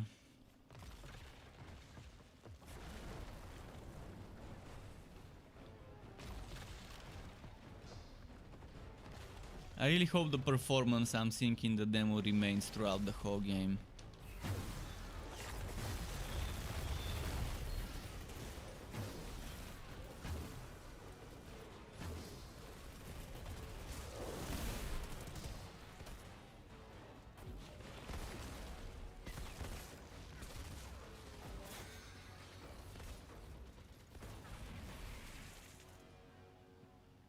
I hope Microsoft gave them a solid chunk of money to put this game on the Game Pass. It's gotta be a nice deal for the devs. I'm assuming that's how it works. Microsoft pays you money and they put your game on the Game Pass.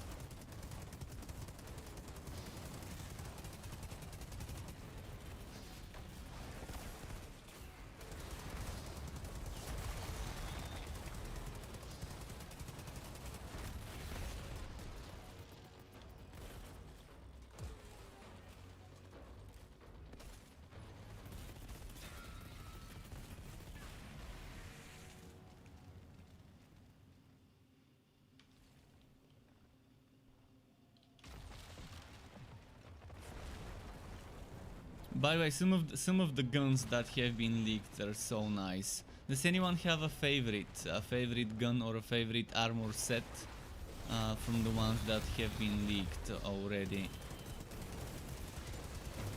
The legendary ones I'm talking about. It could be favorite because of the mods, or it could be favorite because of how it looks.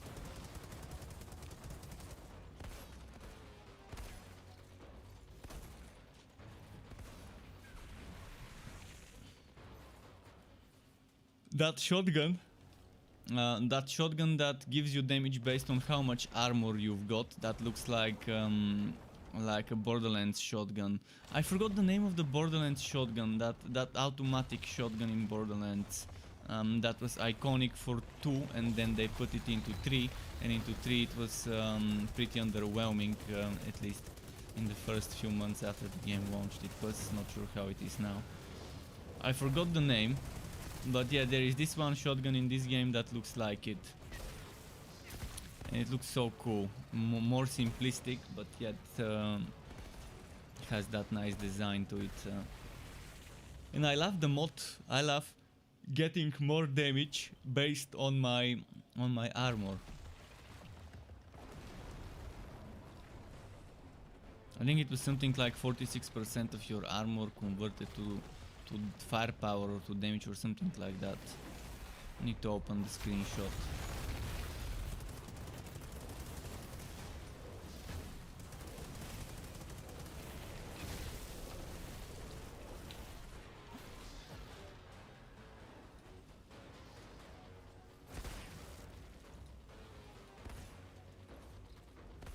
This one, the Death Shield. Receive up to 43% damage bonus based on your armor. Up to 43% damage bonus based on your armor. So I guess this number would be better if your armor is better, and maybe that 43% is just because of how much armor the person had at the time. Because there's this one build set up on a Devastator I made with 110% extra armor from passives. Just from passives, it's getting 110% armor.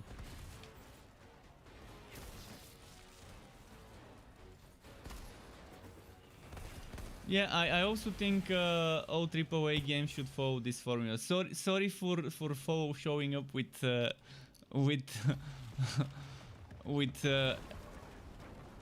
stars, because there's bots spamming, mostly in my Twitch chat. Bots spamming, follow this, follow that, buy subscribes, buy follows, and I just had to ban some things like .com, like follow, like subscribe, things like that. It's weird, but that was the only way to make those bots well, worthless. They're very active, those bots, when I'm playing popular games, when those games are hyped.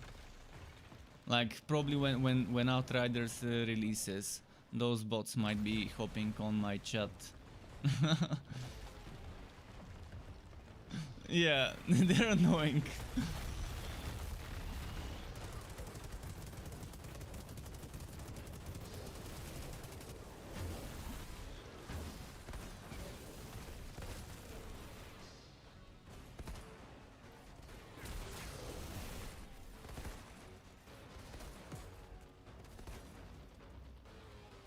There's a whole network of bots out there. On YouTube there's constantly bots spamming some links. Sexy girls, sexy stuff, and all sorts of stuff.com. Thankfully those links constantly get out of whack by YouTube and they never make it to my content comment section, and they're just held for review. But yeah, there's a ton of bots spamming all sorts of videos.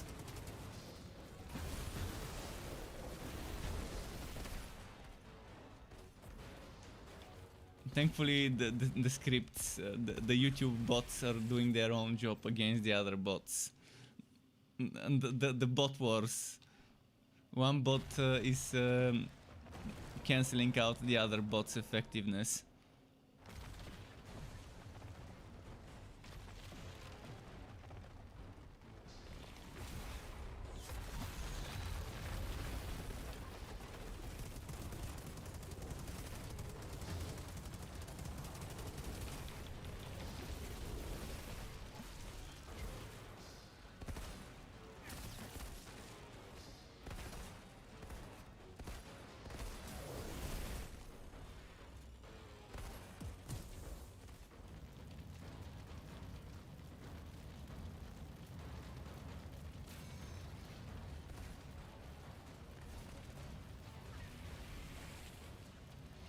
Can't wait. It's getting so close to launching. I know Immortal's gonna play Devastator on launch, as he said, and I'm gonna play Devastator as my first playthrough as well. What are the rest of you gonna play? If you told me yesterday, no need to say it again. But if anyone feels like sharing what they're gonna start with as their first playthrough, feel free to share it and maybe even say why. I can tell you why I want Devastator, because I love how tanky it can be, and I love endless, not endless, critical mass. Or was it endless mass? I think it's critical mass. That skill. And the sucky skill. I want me a good shotgun close range build, and what other class than Devastator to try that. It has some nice synergies for such a setup.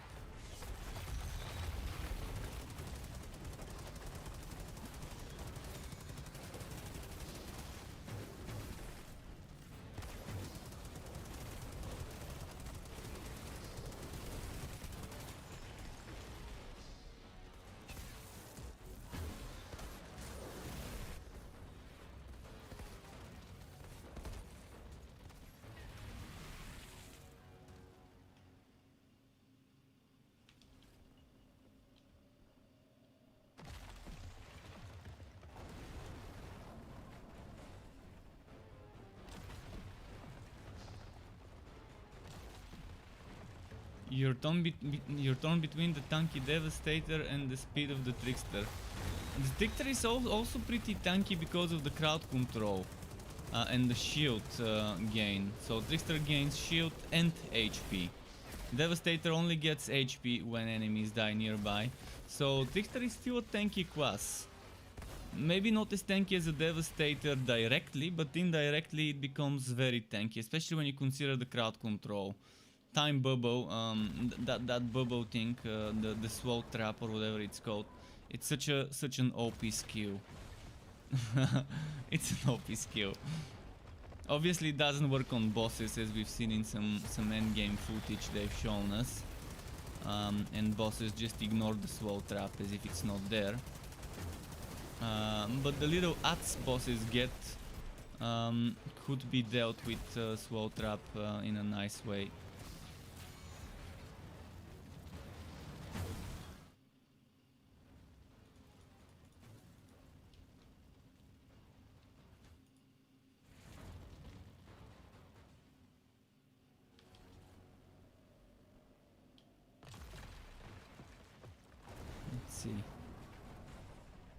Yeah, I really liked Trickster in terms of survivability too, and that's what we see right now in the demo. In the demo with the early game, Trickster and Devastator are pretty solid. in terms of survivability. Pyromancer has some trouble surviving in the early stages, because it just, the builds are not there yet. At level 7, two skill points, there's not much you can do to make Pyromancer survive, other than maybe getting Shield Maiden and Lifesteal, things like that, and just using that healing skill and getting the cooldown reduced of that type of skill. But Pyromancer has so much cooldown reduction.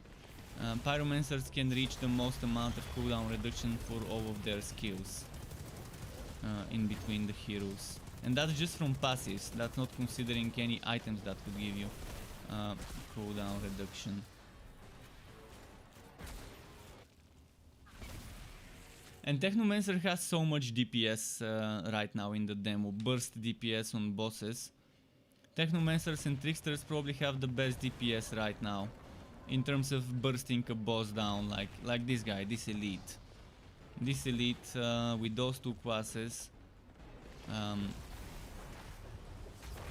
you can do a ton of damage to those with those classes.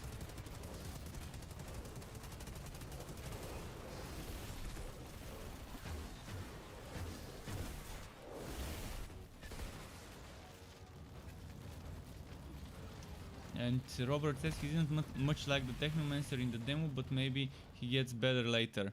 Well, he gets very good later, and you can have a very good team buffing Technomancer. You can even have a healer team buffer, or you can just have anomaly power, all-in anomaly power plus team buffing. There's just so much good stuff.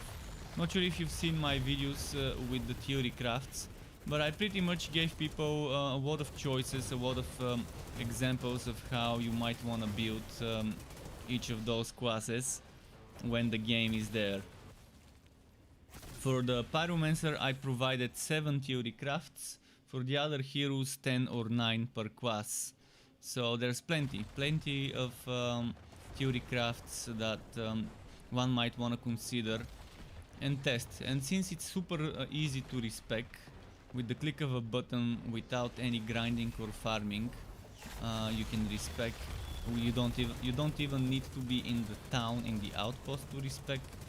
It's not like Borderlands where you need that skill station. You can respec on the go in the mission. I love that. Yeah, it doesn't hurt to keep testing different setups, see what works for your gear, for your skill combos and stuff like that. Eventually, those theory crafts I would make into full-fledged builds when I get items that I think would be worth it. And obviously there's gonna be some changes and tweaks, but I'm gonna try and keep the major core of what each of those theory crafts represents intact, and just improve upon it.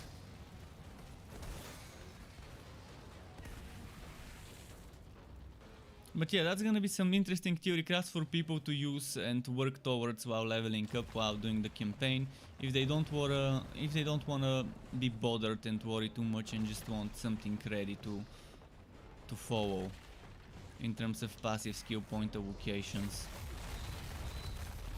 I have to write it on my website and include all 4 videos, because I only have them on my YouTube, but maybe it's gonna be easier to find for people if I put them into one web page with all 4 videos and with screenshots to the theory crafts as galleries uploaded.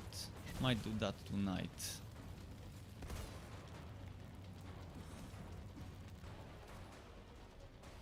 Because the videos are not just theory crafts. I wanted to make videos where I'm looking at the skill trees of every class, and I kind of discuss and talk about each skill and what I think about it. But then as I was making this, I was like, alright, let's just add some theory crafts at the end of the video, optionally for people who want that. Accolade, Hunter tier 5.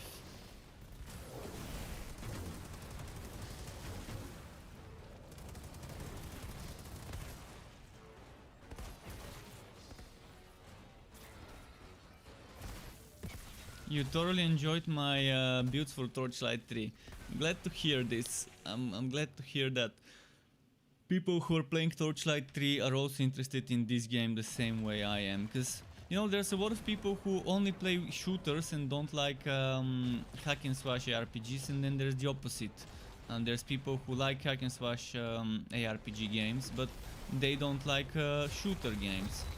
And it's nice to see that there's people who, like me, appreciate both genres. They're different, they give you a different type of fun, but in general, shooter wooters kind of follow the same formula as hack and slash ARPGs. Get wood, build around it, synergize your passives with the item perks, and just kill stronger stuff, get more wood to test new builds, and so on. So the experience is the same, just the camera is different. And this is sci-fi, not fantasy, so in general not everyone likes sci-fi, but also not everyone likes fantasy. I'm a big fan of both of them. I've been looking for a good fantasy hack and slash isometric RPG, just it's hard to find one. I'm very disappointed from Martyr, and Kill Squad needs a lot of work and more people playing it.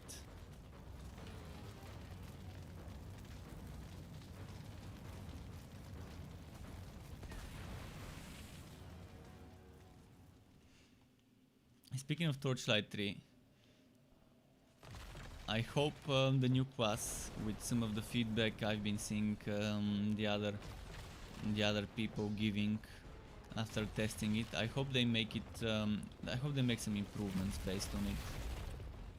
It's nice to see when the devs are open to suggestions to make something feel a little bit better, when it doesn't feel as good as it could.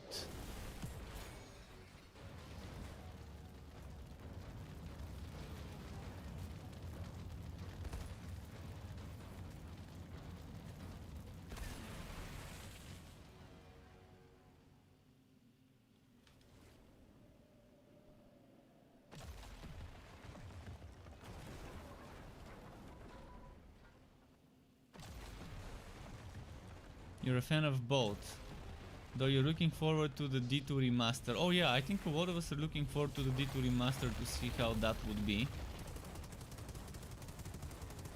They did keep a lot of the original stuff. 70% of the original stuff has been kept.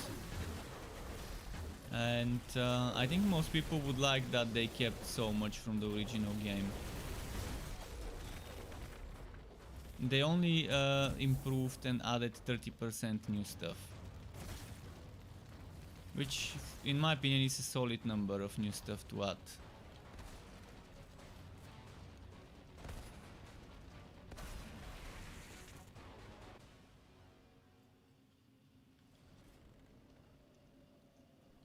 I mean, recently there's been so many disappointing launches, pre-launches, soft launches of games.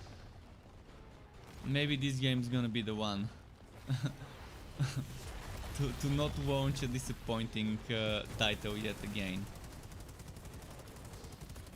Hopefully it was delayed for a good reason, and we get a very well rounded up experience with this game.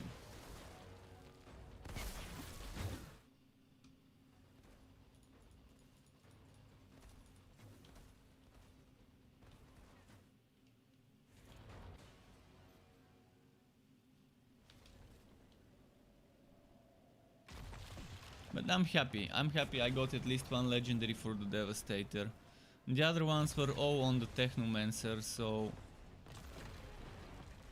good to know that now I have on the class I'm gonna start with something to work on, to upgrade, to level up as I do.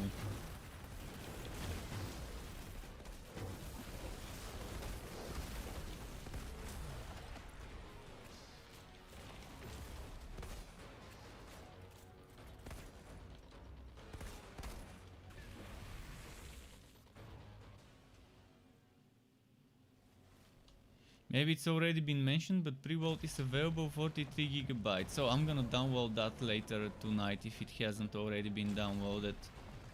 It's on all platforms, right? The pre-vote. 43 gigs is a solid pre-vote, reasonable pre-vote.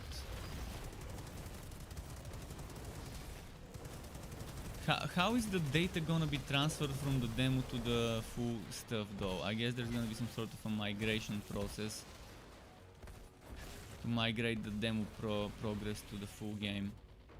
Or maybe it's just gonna be saving in the same place or whatever, something.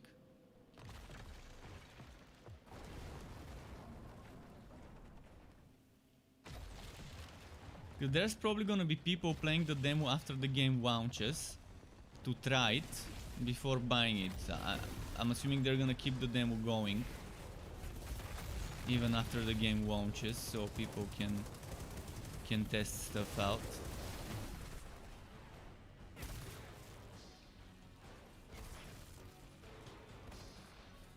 You're on Steam, you don't know about it. I'm on Steam as well, so I'll guess I'll download it later tonight, see how it is.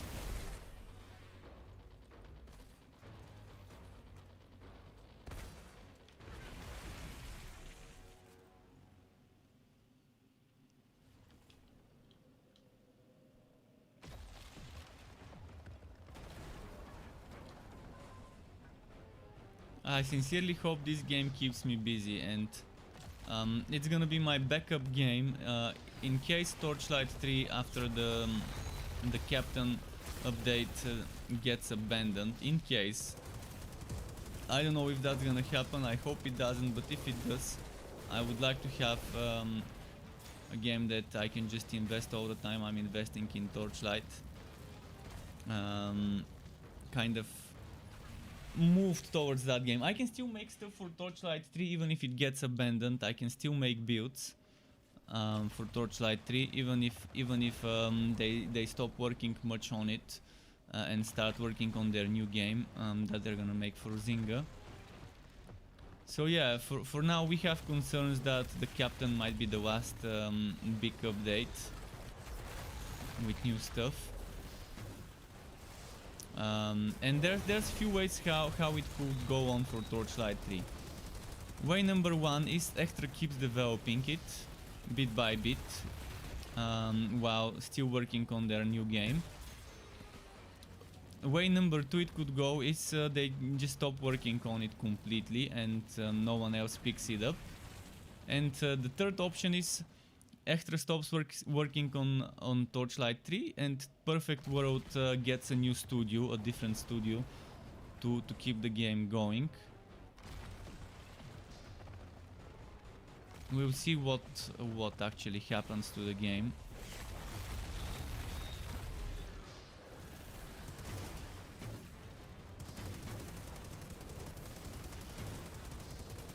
I'm not sure exactly how the licensing is, how much of the rights Perfect World have.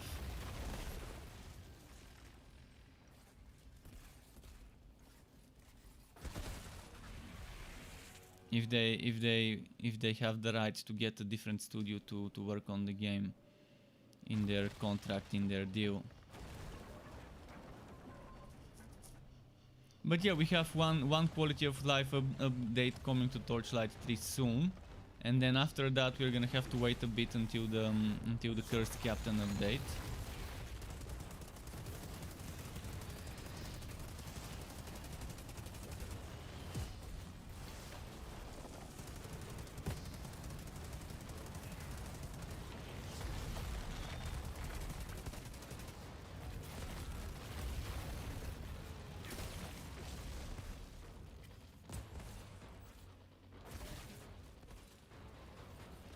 And even if they stop giving us big updates, I can still make some builds for the same way I do it with Chaos Bane every now and then.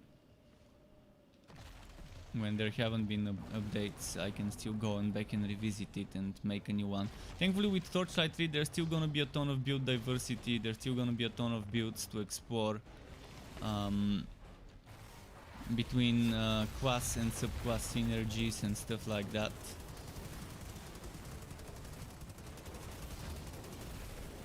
So I can still try and work towards having one of each, having 25 heroes, one for each class subclass combo. But yeah, a game like this would be a very good backup plan. A very good backup plan.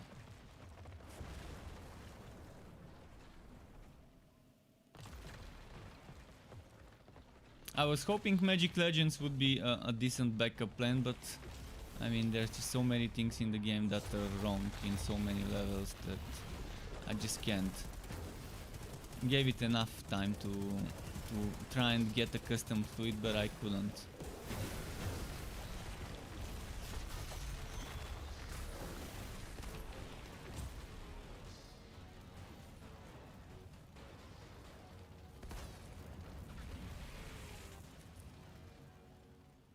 Robert says, I like how they dealt with cheaters already. Good to see they won't let them pollute the legit community. Exactly. And since I did something for science, I did the opposite thing of what cheaters were doing. Someone told me that you can cheat by getting your computer time to go higher, to go to a day from now or an hour from now.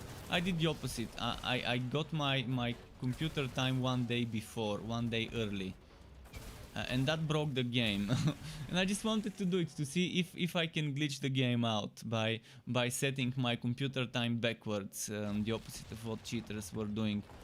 And since I knew I did this and this could get me in trouble probably, I decided to just delete all my heroes.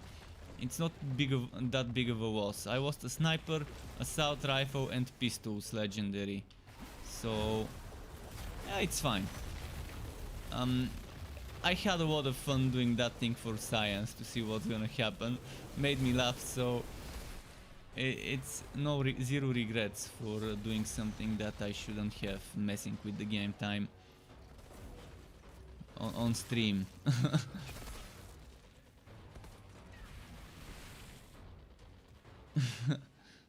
They said if someone wants to avoid getting the watermark, to delete their heroes, and I didn't wanna risk it and get that watermark, so I just deleted all the heroes.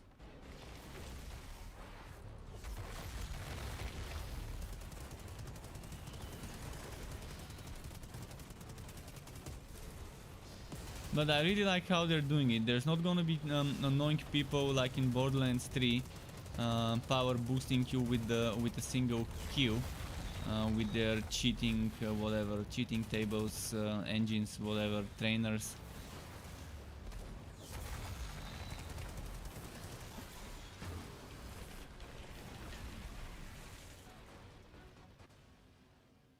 Wait, why didn't the captain die this easy this time? Strange. He wasn't taking much damage. But yeah, it's a nice way of dealing with the cheaters. Instead of a ban, just a brand, a watermark.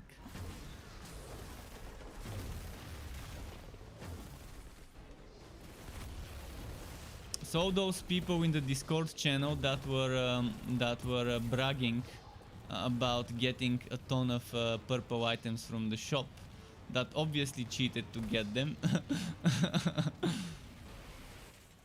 They won't be able to do bullshit like this anymore.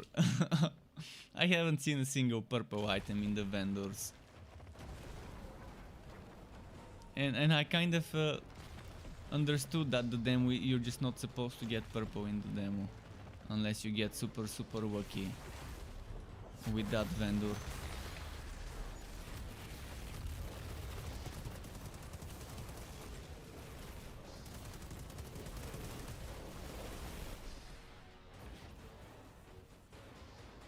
Immortal says his reflect bullets didn't work. Interesting.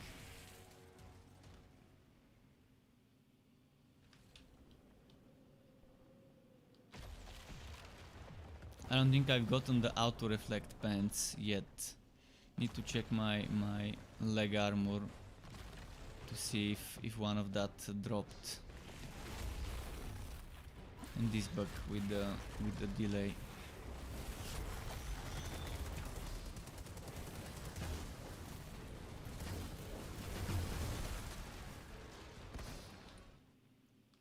Is there auto reflect here? It's not dropping the auto reflect.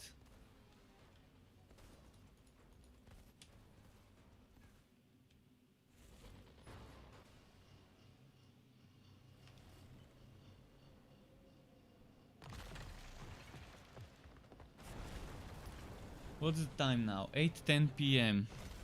It's like 4 hours left. 4 hours. What can we get in 4 more hours?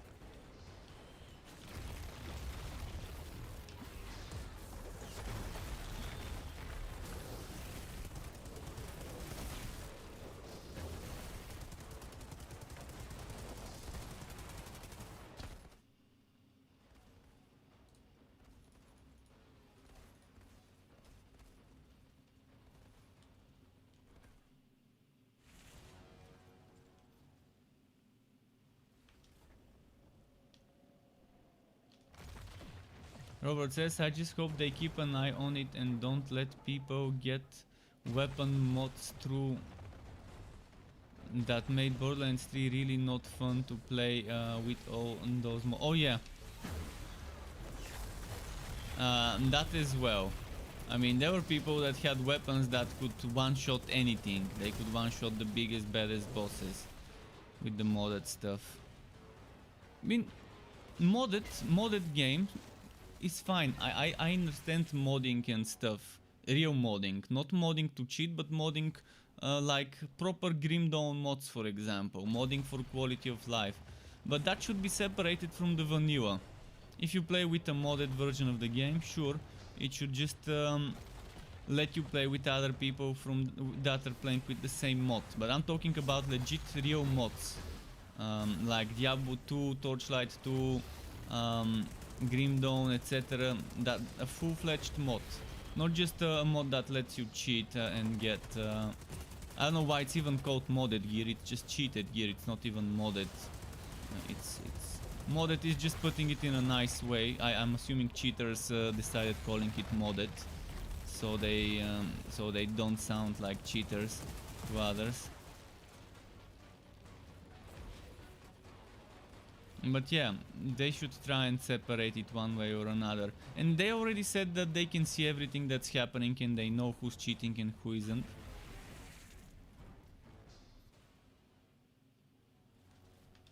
Well, it's not just trainer. Some people can do it with the cheat engine as well, which is not a trainer. It's a tool that lets you scan the memory and then modify values in the memory.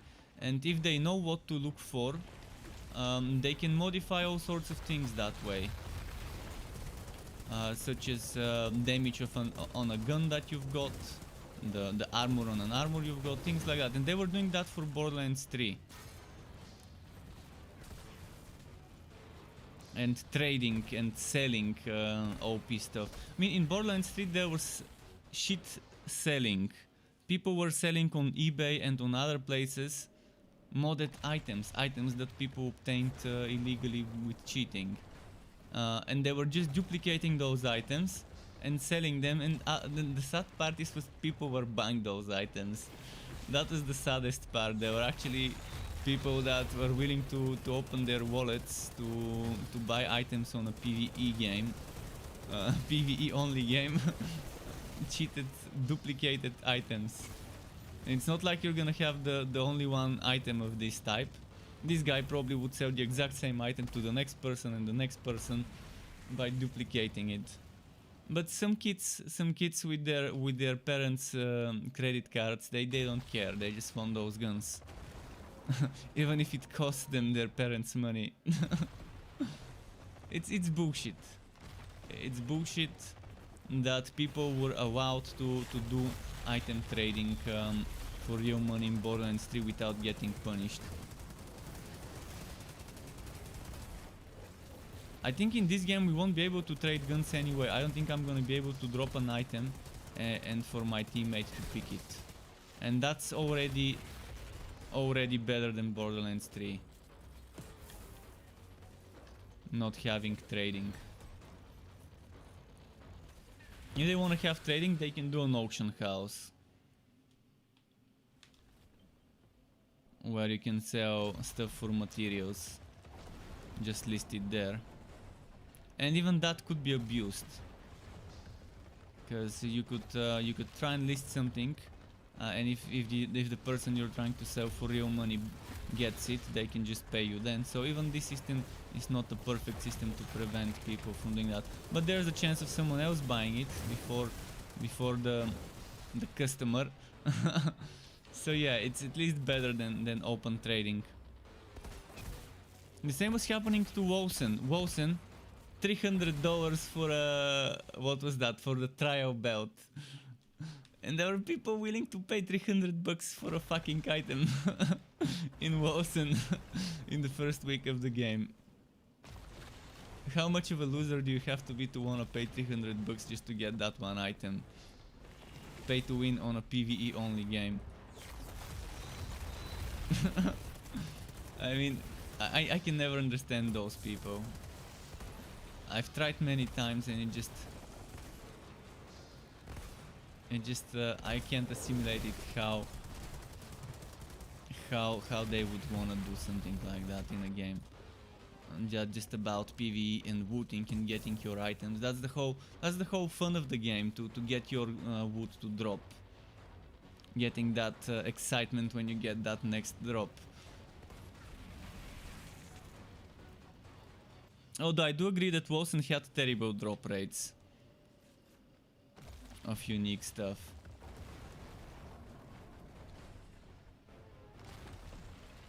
And not just most things in Wilson still have terrible drop rates. Unreasonably bad drop rates.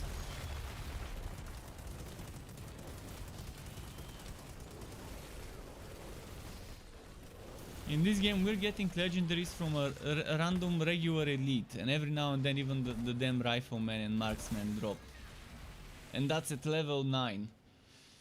See those enemies at world tier 5. That's at world tier 5 where the legendary drop chance is so low.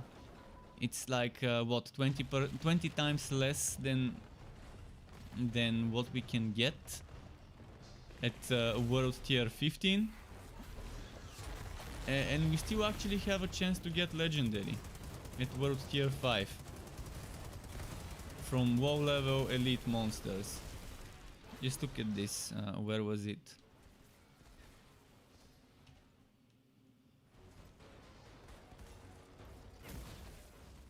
World tier 5. Legendary modifier 25. 25%. At world tier 15 it's 300%. So if the drop chance is 0.1%, right now for us is 0.125. So 0.125.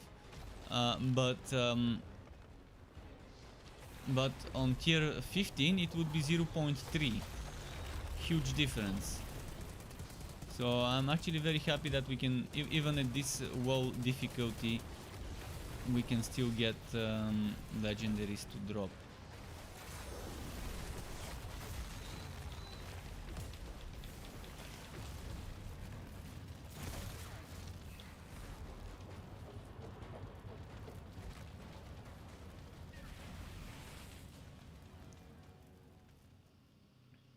How long have you been farming and how many legendaries? Well, after I reset my progress, I've been farming today for 5-6 hours, and like yesterday for 5-6 hours, and today I'm not sure for how many. I need to check my stream duration.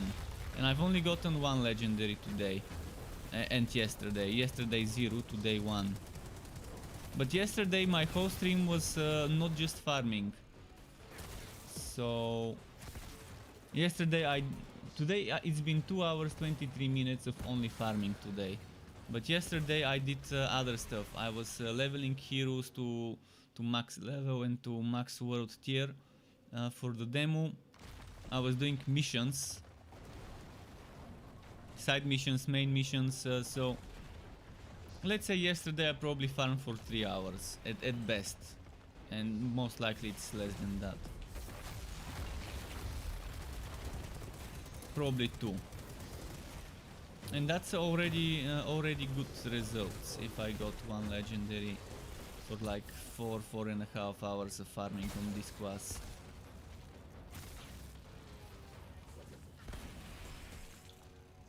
But so far I've looted 5 unique different legendaries. Three of those are already deleted. One of them is that one on me, the Thunder Bird, and then there's one that went straight to my stash, which I think is also inaccessible because the stash is locked. I don't think we're gonna be getting our stash stuff on launch day. Because if we do, then cheaters can abuse this. Cheaters could abuse it, then delete their heroes and still get access to items in their stash. So it's only fair if anything that got auto-looted to your stash you can't access.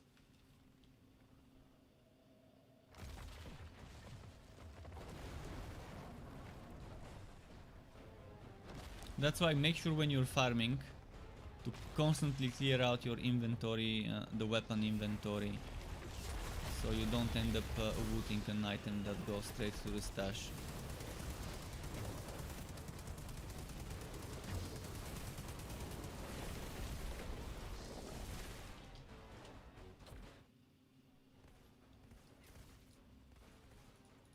See, now if I looted, it would have gone to my stash. And now I salvaged items, but it didn't salvage them. What sort of a bug was this? I salvaged 6 guns and only 1 got salvaged.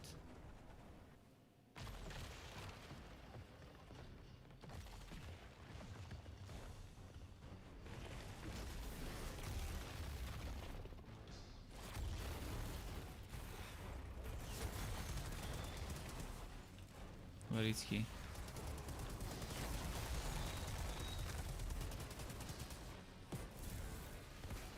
This nasty one with the lasers. I hate those lasers.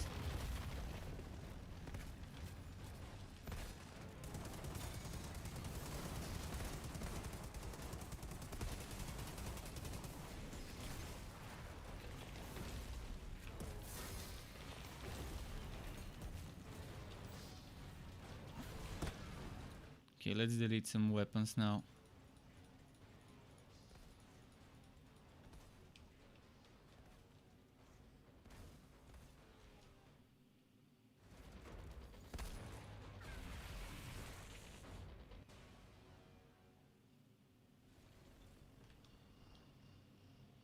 Immortal says like 4 or 5 times now I press my skill, it goes on cooldown but it's not active. Yeah, I've seen this bug happening a lot in many different games. I'm not sure why. This is not the only game that has this bug, and it's always Unreal Engine games where I see this bug. I'm wondering if it's the game itself or the engine. Torchlight 3 has been giving me this bug as well. I think I saw the same thing happening on Kill Squad, which I think was on Unreal Engine, if I'm not mistaken. I think I've seen it in a couple of other games, can't remember the names right now.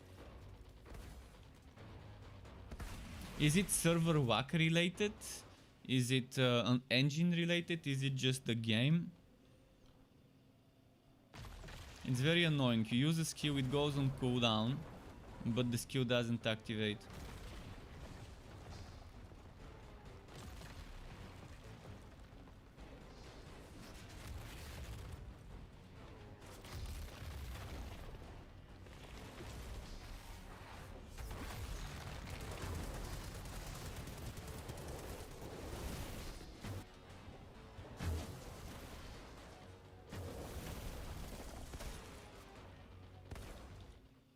I need those auto-reflect pens.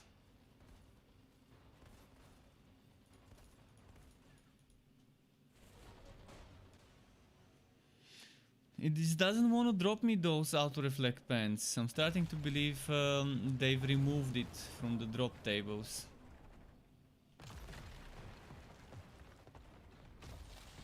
In this place.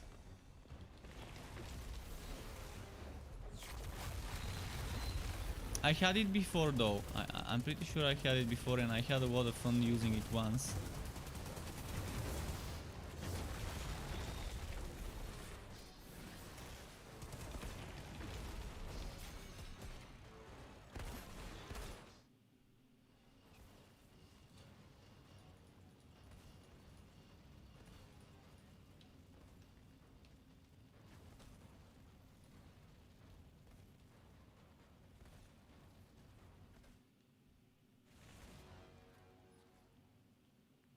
And Robert said, good work to the farm, I gotta go for a bit. Well, Robert, if you're still there, thanks for watching. Until next time.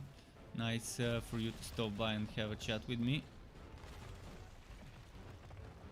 And yeah, this stream will be going for another under 4 hours, but close to it. It's 8:25 p.m. It's gonna be going until like midnight, shortly after midnight, my time.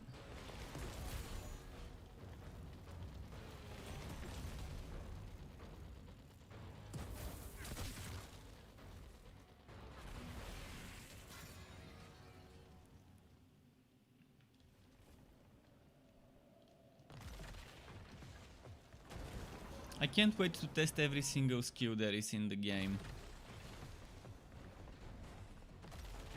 So far we've tested only half of them. We've seen more than those that we've tested in their showcases where they were showing the classes. The spotlight videos, as they called them. So we've seen more than we can play in the demo. But yeah, I can't wait to just test them myself. To figure out my favorite combination of 3 skills for every class.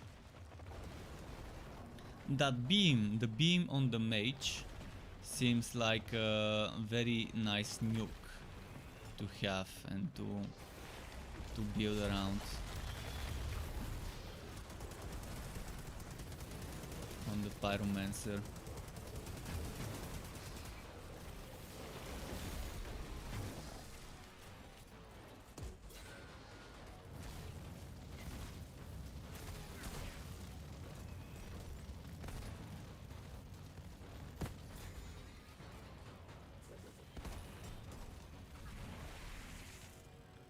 The non-refs is asking if he can join. Yeah, you can join. You can join. Okay, after this queue, I can escape and generate a code. Let's just do that one queue, and then it would be a nice time to pause for a moment.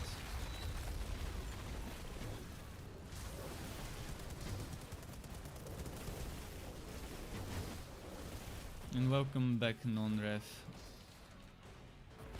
Non-ref, what are you gonna play when the game launches? My advice is, for teaming up, for farming right now, it's probably best to start playing whatever you will be playing when the game launches.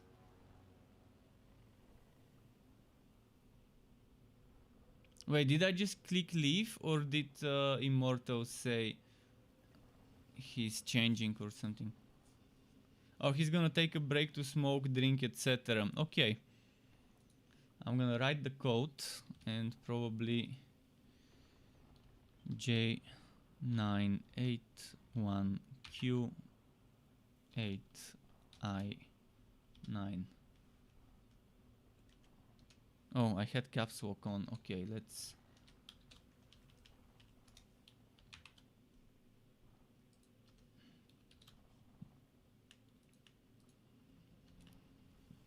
Non-refs will be a Technomancer, and you're gonna be playing Technomancer when the game launches as your first playthrough.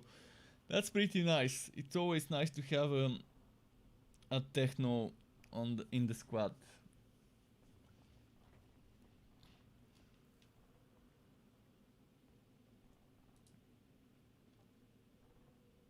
So this is the code, you can join in. It's a good time for a break now. In the meantime, let's look at some guns.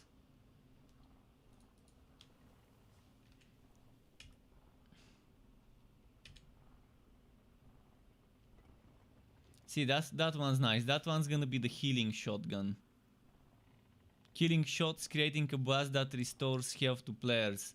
So if you're playing with this shotgun and there's a tank, for example, let's say you're playing on a healing build Technomancer and you want to be healing where the enemies die, which is where the Devastator, for example, is standing, and you want to heal that Devastator. Or maybe there's a Trickster instead of a Devastator and you just want to heal them, and they're meleeing the enemy close range. This is going to be a very good good mod.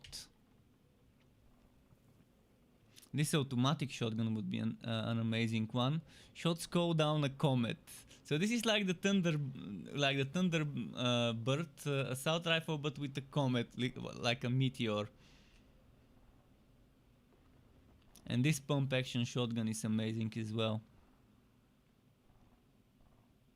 For 8 seconds after a killing shot, all following shots will be critical shots.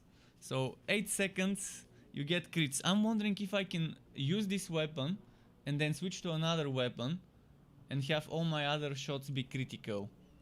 Whether this gets removed if I switch weapons. Because if it can't, if I can keep it and I can just hot swap the weapons, use this buff myself, switch to another weapon, there's gonna be some solid combos there.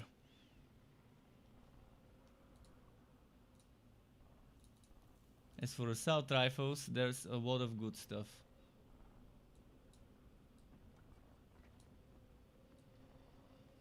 A lot of good stuff. This one seems amazing. Critical shots activate an unstable anomaly effect in your enemy, causing him to explode. Maybe. It's not gonna be always him, I think. Dealing X damage to other enemies. This is what I really liked. I wanted an explosive shots build with critical mass, and this is such a nice double gun. Combine that with critical mass to vacuum the enemies closer together, or combine it with the bubble on a trickster, and then boom boom AoE shots with the crits. So that means you can use that one shotgun to make every shot the next 8 shots or the next 8 seconds the shots being critical, then switch to this one and have guaranteed crits for the explosions. Good stuff, good stuff. This one also does explosions, so another thing you can use. But this one has cooldown 3 seconds. The other one doesn't have cooldown. Skit says, hey, hello, how is it going? Welcome, Skit. Welcome back, nice seeing you again. And Non-Ref says he forgot he got rid of it and needs to download it. Well, that's fine. I can talk about guns a little bit more and then go back to killing the enemies. Maybe go and sell some stuff to get some credits. Killing shot, summon a bullet stopping dome for 5 seconds, cooldown of 5 seconds. Burning rifle, this one looks amazing. The first shot after reload becomes an anomaly projectile.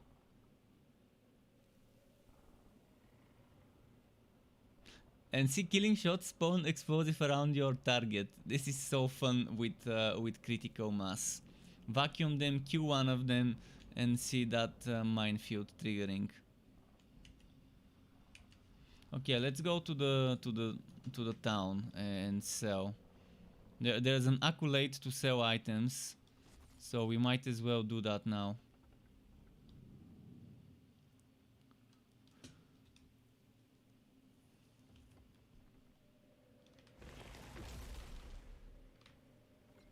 Oh, and by the way, the full game, to anyone who missed it, the full game can be pre-loaded already. 43 gigabytes download for the full game.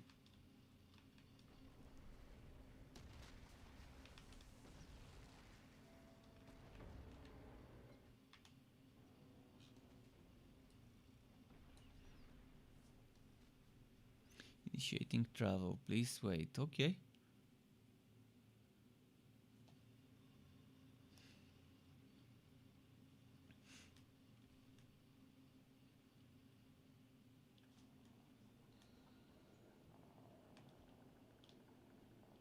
Watch where you're going, friend. Thanks again for getting the guy who killed poor Mr. Green.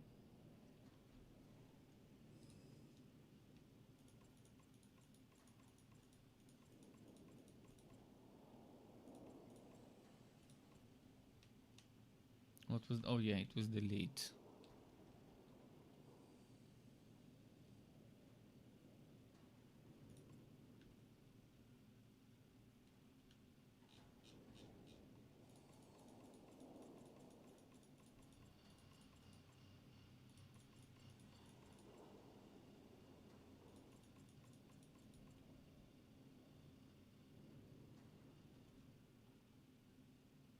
Should I just sell everything? Fuck it, let's sell everything.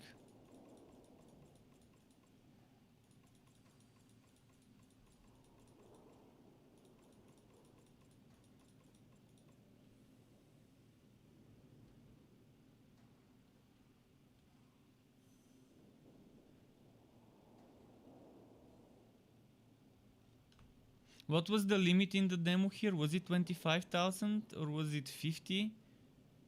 Or was it 100? I can't remember the limit. Thanks again for getting the guy who killed Mr. Enterprising tier 4.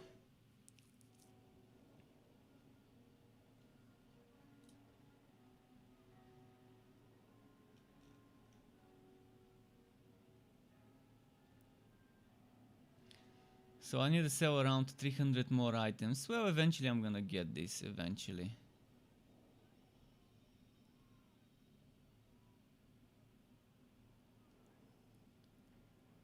"46 unique legendary weapons." So we know that in the game there's at least 46 unique legendary weapons. 95 unique legendary outfits. I'm assuming this counts every piece as a separate outfit. So 95 separated by 5. What would that be? Divided by 5. There's probably more than that, but let's just calculate it. 95 divided by 5. 19. 19 sets. But not everything is sets. There's a lot of non-set items. So let's say there's maybe 17 or 15. Or some number that's, let's say, oh, we know there's 4 sets per character, so there's gotta be at least 4 sets per character, and that already is 20. And then considering the legendary armors that are not sets, like let me show you an example.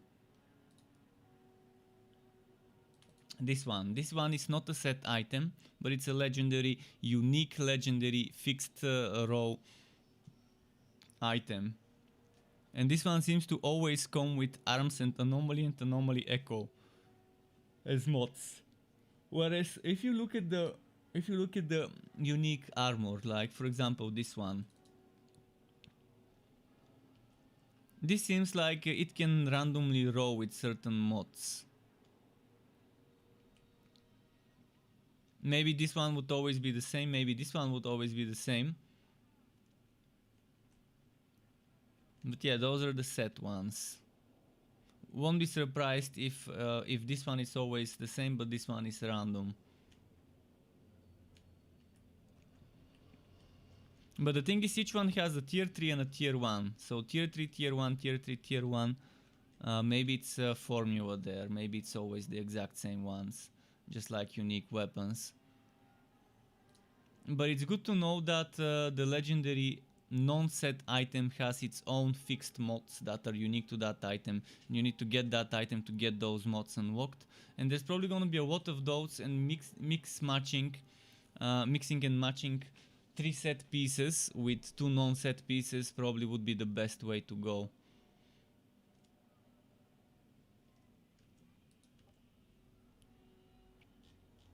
Okay, how's my Devastator?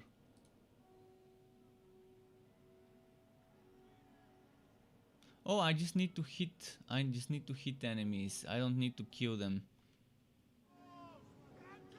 with reflect bullets. So I can still use reflect bullets to get that stuff. You'll be pleased to know the hounds are still scared shitless to come around here. I'm gonna check the armor trader, and Immortals seem to have just joined my party. I'm gonna teleport us in a moment. Just wanna see if he's selling the legs I need. He's not. Hit me up, Park.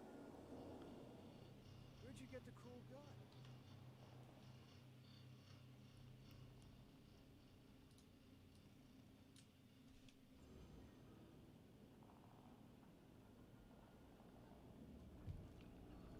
So back to the captain.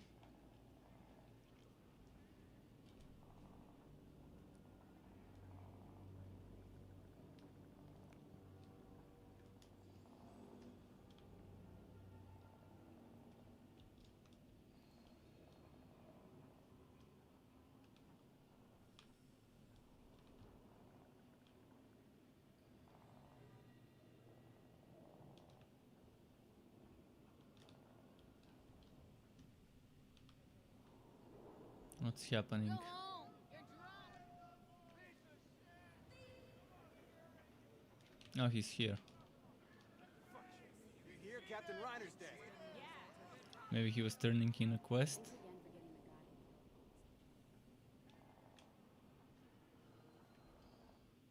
the guy. Let's go to the crossroads now. I've been having a very serious appetite the last few days. No idea why, but I'm constantly hungry the last few days.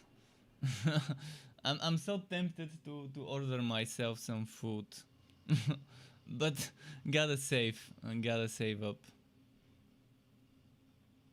And it's already too late, 8:41 p.m. Even if I do it, it's gonna take at least 30-40 minutes until it comes. But maybe I should do it. Fuck, I should have done it when we were taking a break. But no, it's I don't think my card is added to my app, so no, it's not gonna work. Too late now. It's gonna take forever to add the card.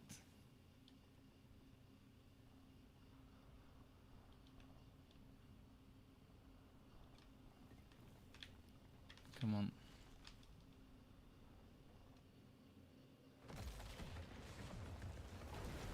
But yeah, bit by bit those accolades are piling up.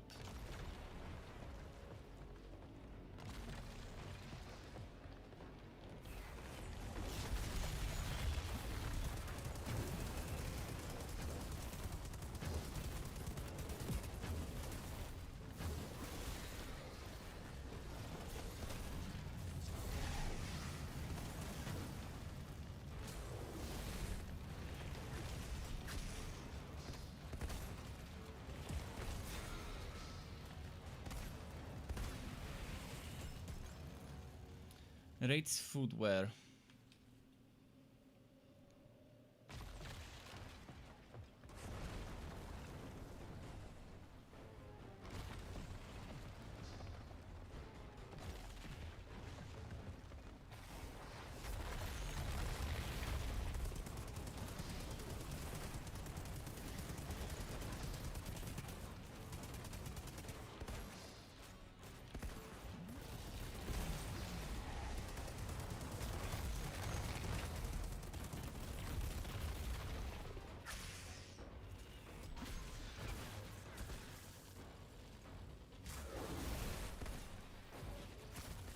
Reflect bullets tier 3.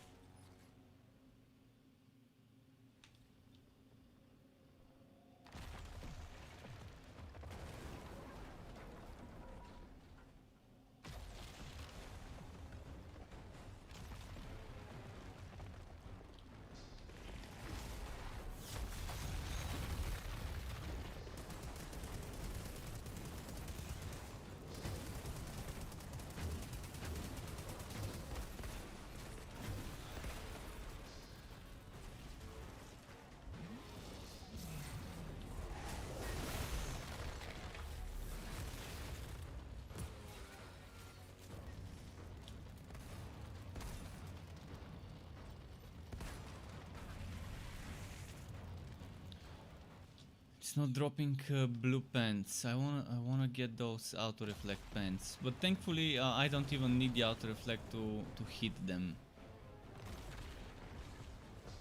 to get the accolades farmed.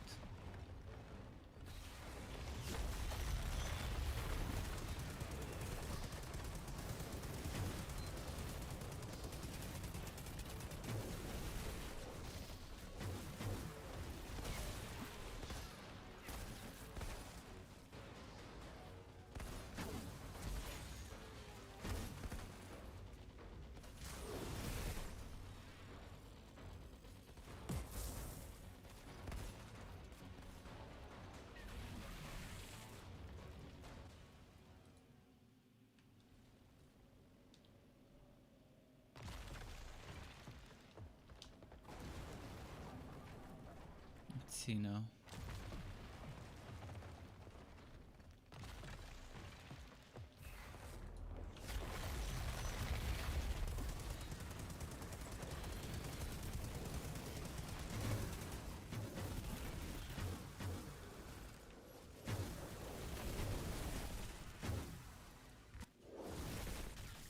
That barely hit any of them.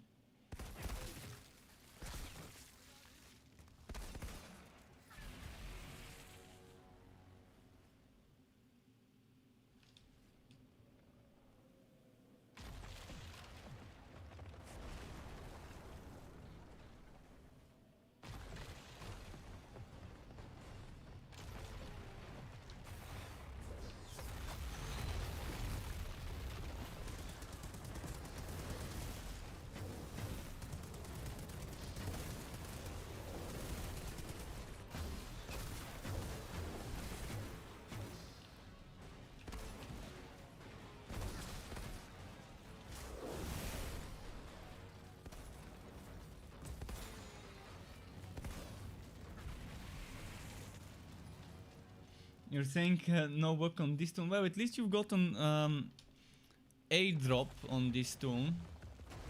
At least you've gotten one drop on the Devastator. The game doesn't want too many overpowered tanks on launch day. It wants you playing the other heroes. It wants you playing Pyromancer on launch day.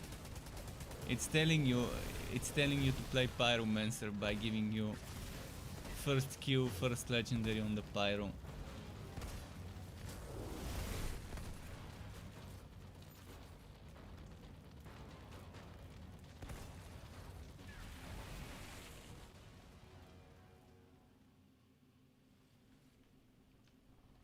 One drop, but you have this this one since day one of the demo. Interesting.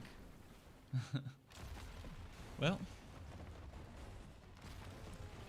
just reroll to a main Pyro. First hero Pyro, the Devastator can come later maybe.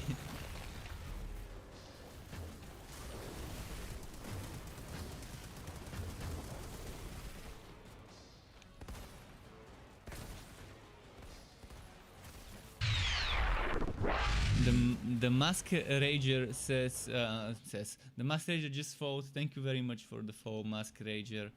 Welcome to the Struck. Nice nickname.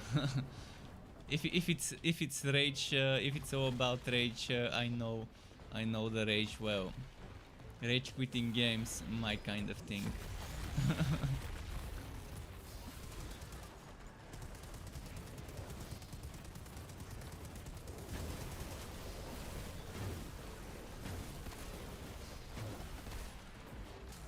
Boom.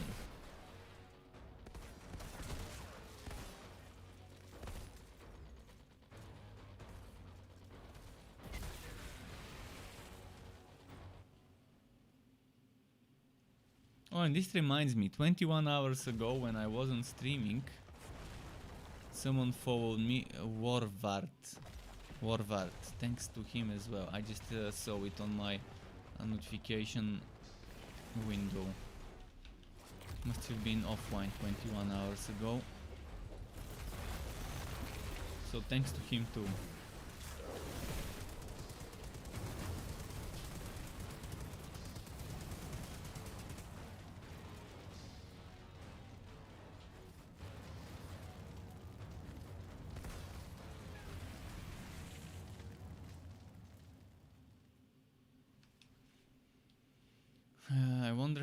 I wonder how many items we will see today from the captain. I saw one, so I'm happy, but it's Immortal's turn to see something nice dropping.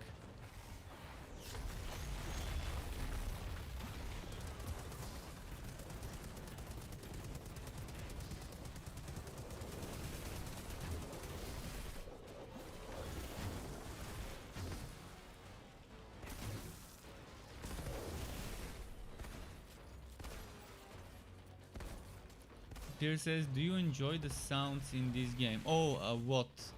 Especially some of the weapon sounds are amazing. Shotgun sounds in general. They're very... they're music to my ears, some of the sounds.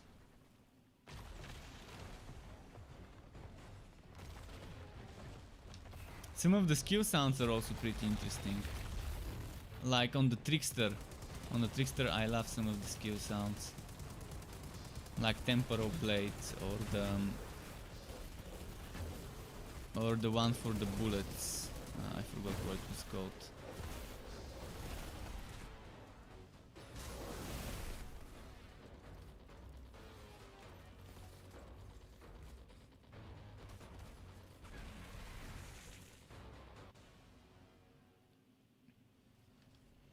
Immortal says he's pretty sure I'm gonna get a second before his first. Well, I'm playing on a Devastator as well, so you never know.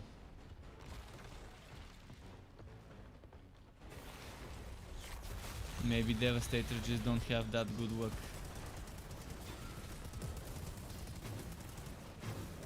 Because before, when I was playing on my other Devastator, I also didn't get much drops. And I just stopped farming on it and started farming on the Technomancer. And that's when the drop started coming in bit by bit.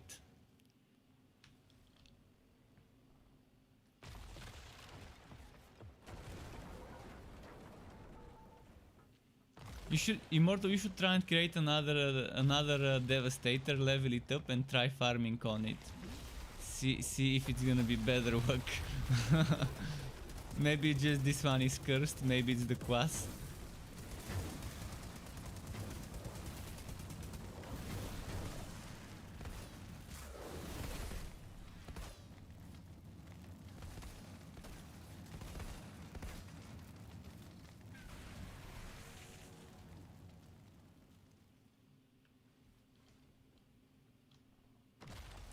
Is it right? Well, wasted enough time already for a demo.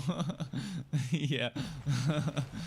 I mean, at least it's an exception, because any drop you can get in the demo you can keep and you can upgrade to a stronger level. So at least the game is designed in such a way that you're not wasting your time by playing it.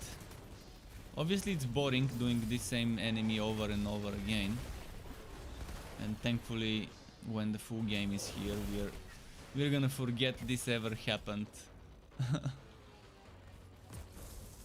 It's gonna be something to remember in the past every now and then. Remember that one time when we kept farming Captain over and over? Imagine if people keep doing this but on world tier 15. When the full game is here, someone decides that this is gonna be a meta way of getting legendaries compared to expeditions and stuff, and they just go world tier 15 killing the captain. That's gonna be amazing. If someone is willing to do it when they have expeditions. Even if it's the meta way of getting gear, I'm not gonna do this bullshit when the full game is here. Even if it gives me 10 times more legendaries than running expeditions.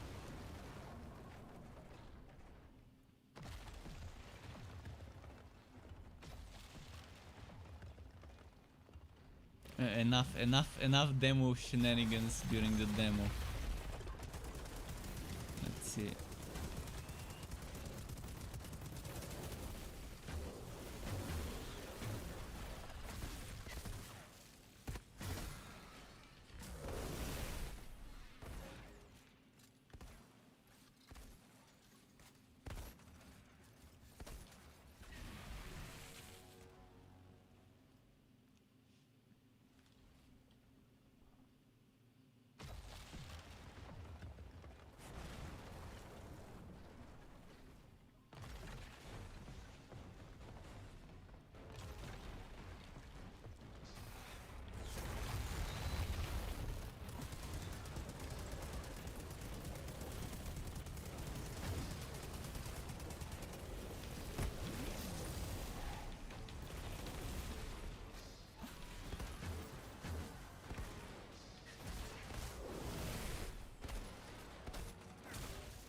What's happening with my weapons? Let's delete some. Well, after the other one, I'm gonna delete some then. Thankfully, with that shield, with reflect bullets, it gives me a window of opportunity to open my inventory and delete stuff.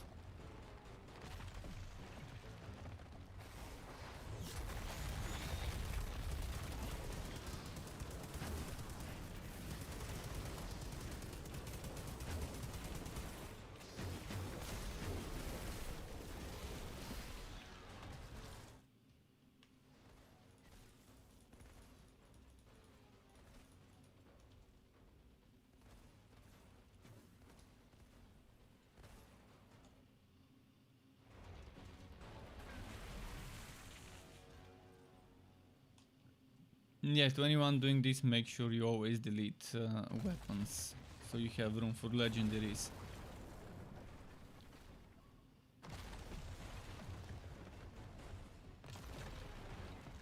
Okay, less than 2 days, less than 2 days. 1 day and 22 hours, I think. Precisely. And 4 minutes, but I just not say the minutes, I guess.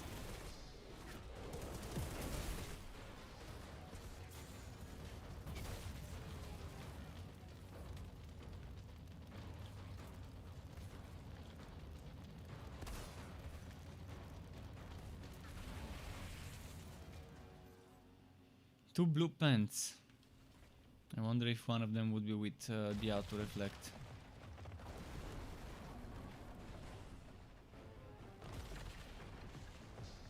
I think it's time for it to drop a golem slimp. Drop a golem slimp for one of us. Come on.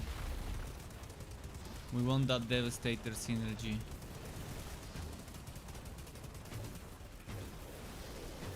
We've been good boys. We want our shotgun. We want our wood.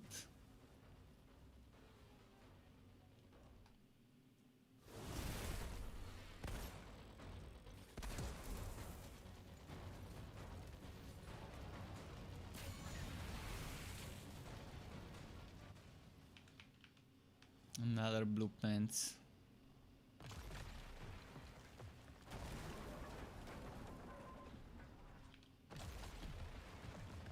I'm wondering if my real life buddies would get this game. They're more of a PvP freak kind of people, but they did play Borderlands 3 on launch with me. But it seems like they might not be interested in this game because it's the next commercial thing that everyone likes, and they like to be hipsters and not play games until later on.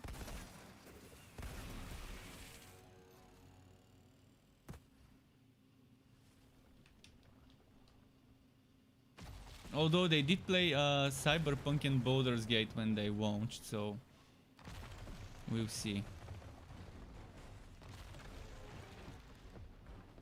But haven't seen them testing the demo, which is most likely they wouldn't want to play the game until I tell them it's a bad game, and then they would go in. But I'm not gonna tell them it's a bad game.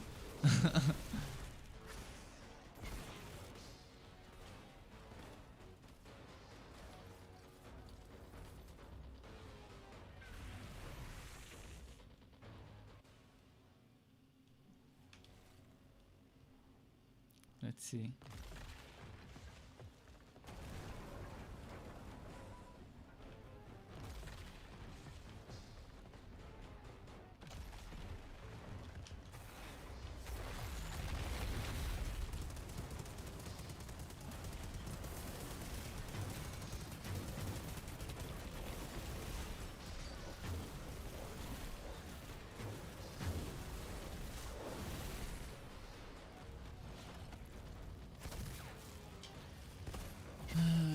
Captain.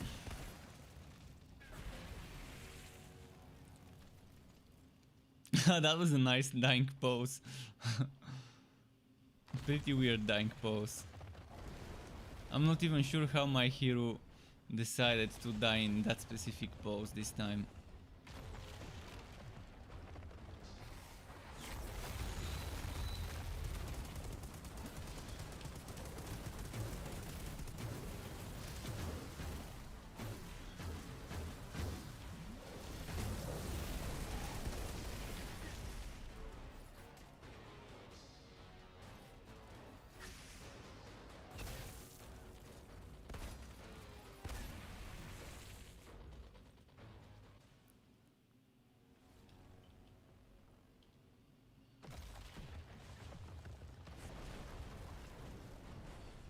Let's see.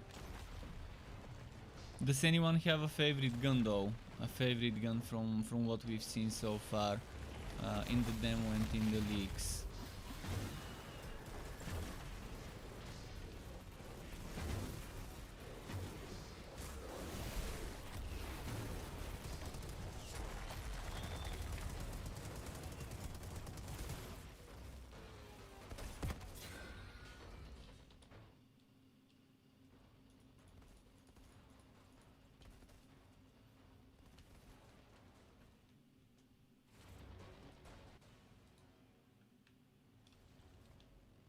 One thing's for sure, this game wouldn't have talking guns, as far as we know.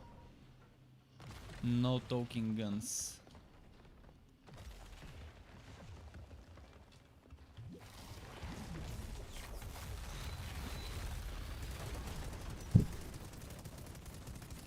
Sorry, I think I just accidentally brushed off my hand on the microphone. Hopefully that didn't rape your ears. It was accidental, it wasn't intentional.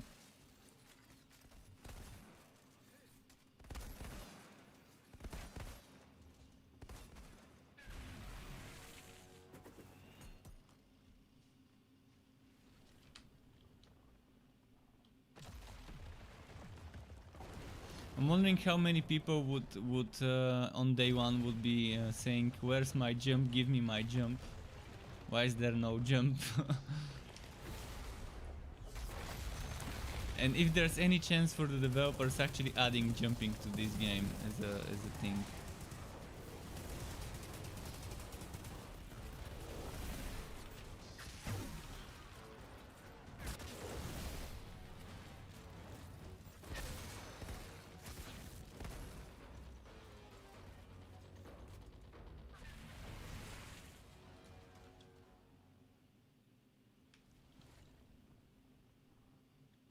I think if I start with reflect bullets, it might be better because of the vulnerability it inflicts.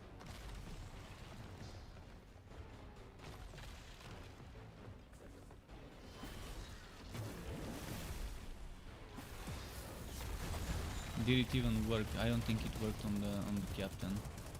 Not seeing the vulnerability there. Oh, what's this? Grim Marrow. Shotgun. Yes. Yes, I got my combo. Assault rifle, shotgun, legendary. It's not the golem's limp, but hey, it's something. It's something. Okay, let's play with that one now. Let's get some shotgun kills. Immortal Sunwaki Hero. Sorry, Immortal. Next one's yours. Next one is yours. Next drop would be yours.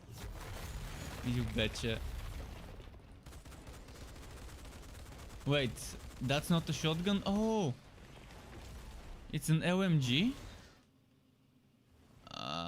I forgot. It's an LMG. Shit. I was hoping I would get a shotgun.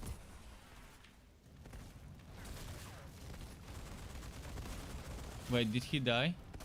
Did the captain die?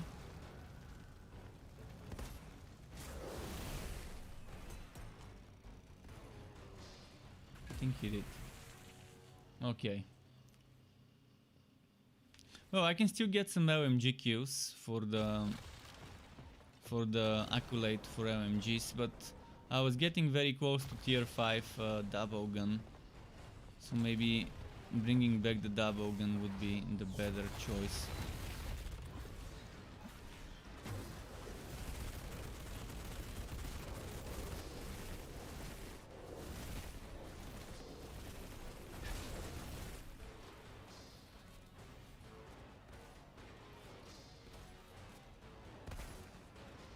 But the Marrow's nice. The Marrow is a nice LMG.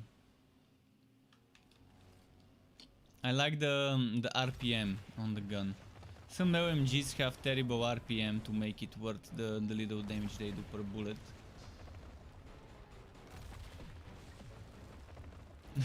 Yeah, you can get your pyro if you want.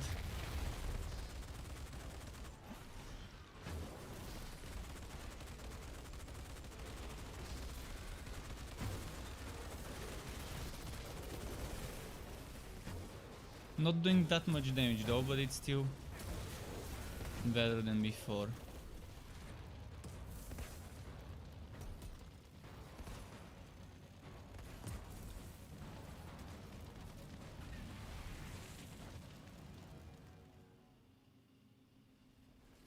But today's already better than yesterday. Yesterday got 0. Today I'm already 2.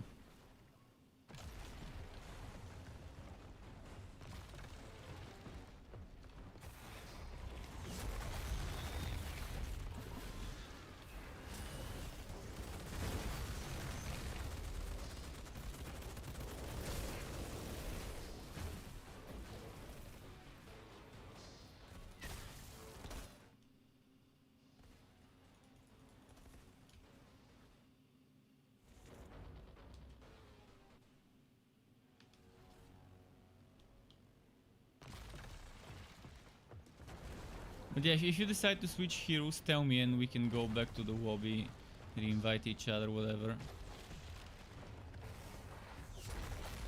It ported me in the wrong place.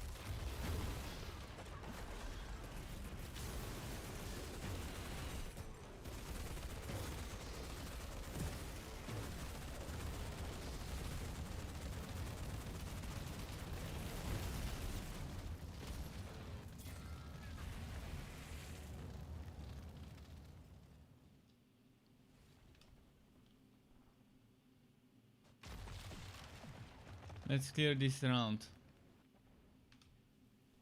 And then, okay. Fair enough.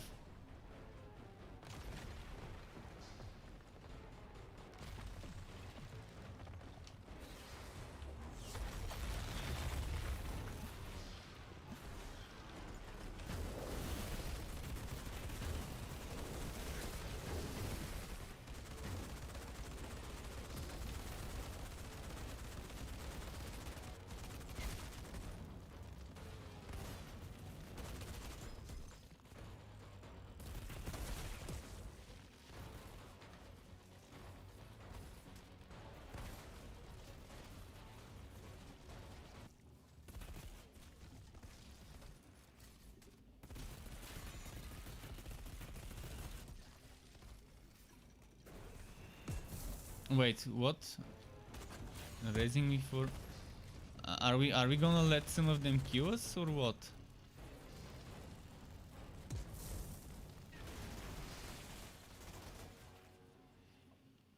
Mm. Okay, you can go change now. I'm gonna send you the code when you're ready. Actually, let's generate the code right away. No, I didn't want to complete the quest. I didn't want to complete the quest.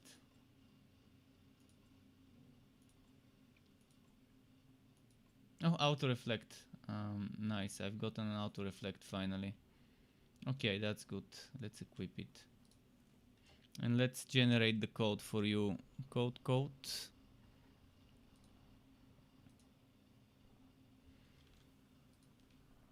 D0U for Q for X2.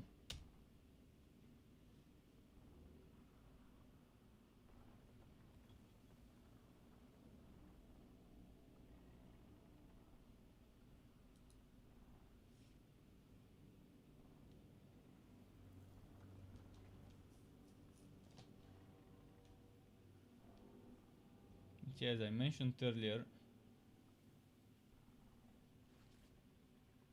I want to quickly check something. If I have my card added to that app for payments, to the takeaway app. Oh, it's not even logged me in.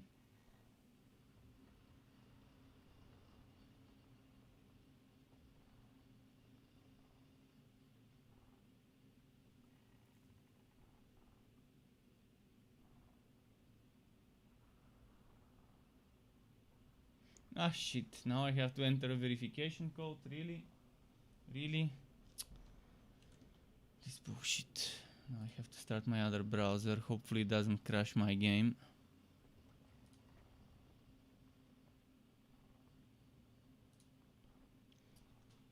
What's the verification code? WM3GRN.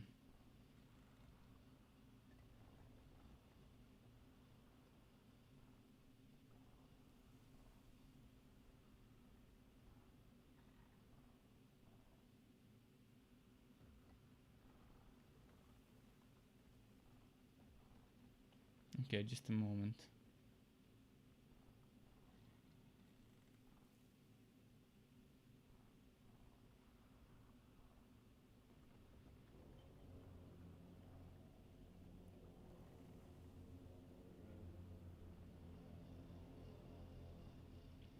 Fuck it, I can't find it.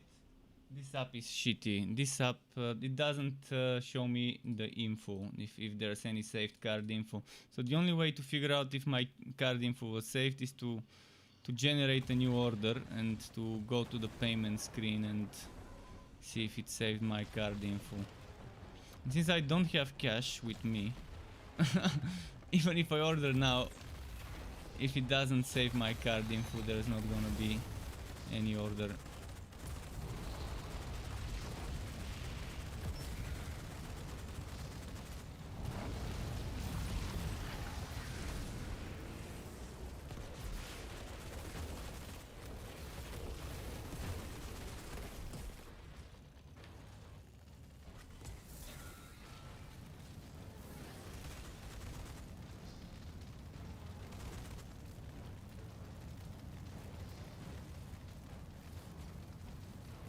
Come on, they're not killing us.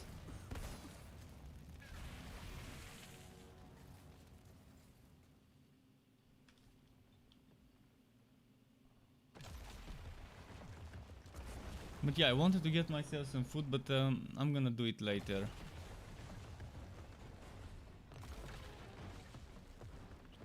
Some other time. when I'm sure the app has saved my info.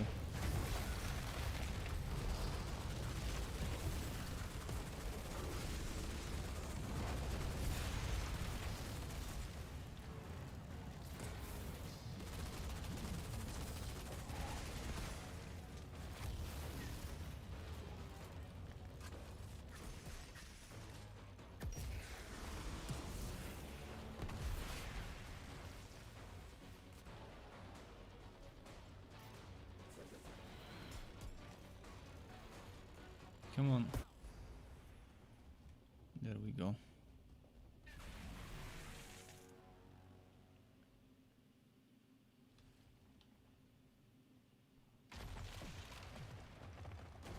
Oh, the world tier XP is not at the bottom, which is strange. I guess we've been doing kills.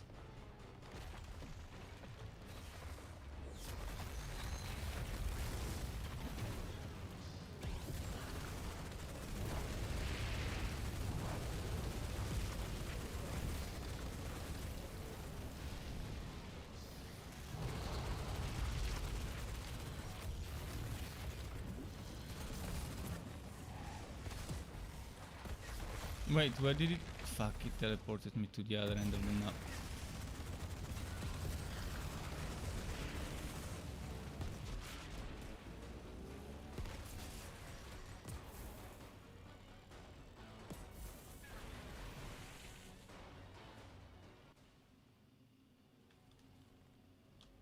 But yeah, this green arrow is not doing much damage. 18 damage per hit only. And the boss seems to be immune to the vulnerability from reflect bullets.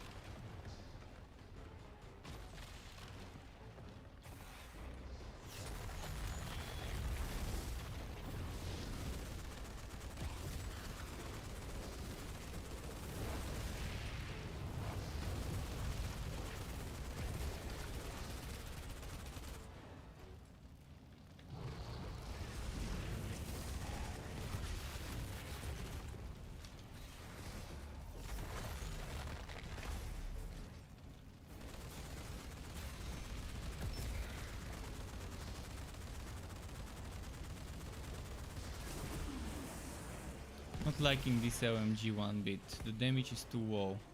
I'm gonna switch to another one. I'm gonna switch to my double gun.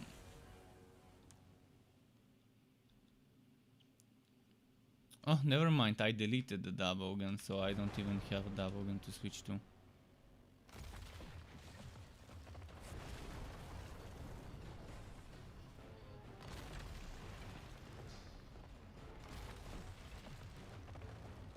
Should have remembered to save it.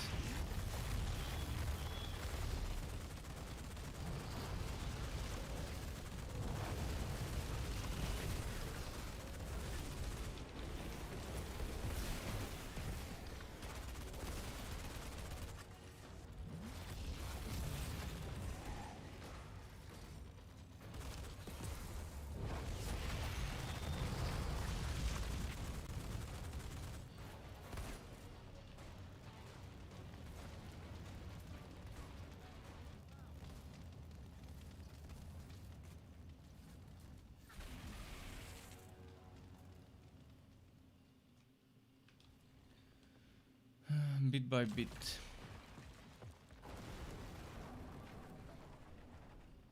I hope I can find something to play tomorrow, cause this is just getting super boring, killing this one enemy over and over. I was looking for other games to play today, but there isn't anything better.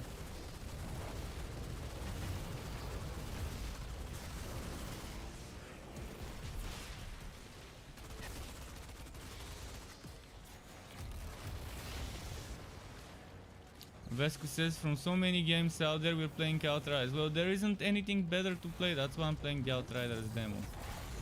Tell me one game that I would enjoy playing more, and I wouldn't mind playing it.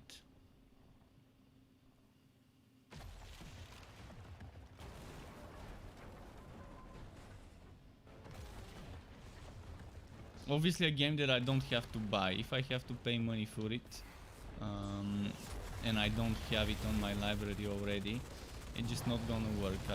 I've overspent my budget for this month in terms of new games and stuff. In fact, I wish I could refund the money I spent on Magic Legends, but there's no getting that money back.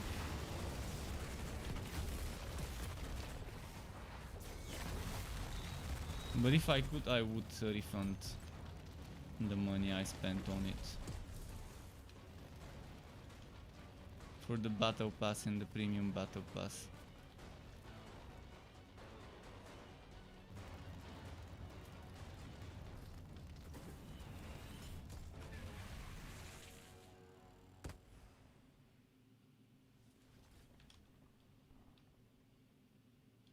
Let's see. Cause yeah, that money I spent on the Magic Legends Battle Pass and Premium Battle Pass, that's a few times to take away some food, to order some food. A lot of food out there.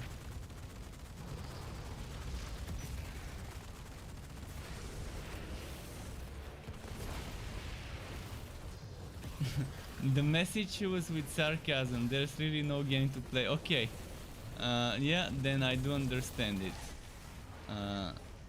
That there's definitely not much worth doing.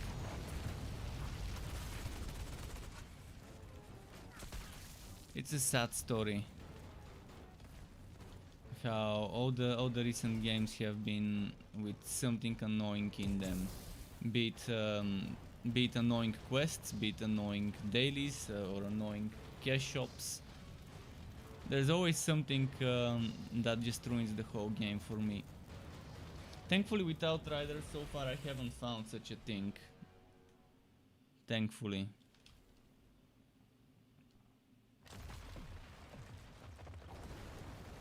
I'll wait though, I'll wait and see. I really wanna wait and see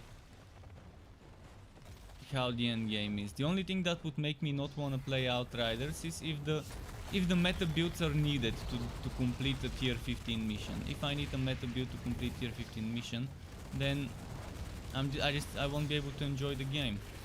Because I like being able to play my fun exotic builds that may not be meta, but at least are trying to get that synergy sorted. Synergizing an item with skills and passives and everything.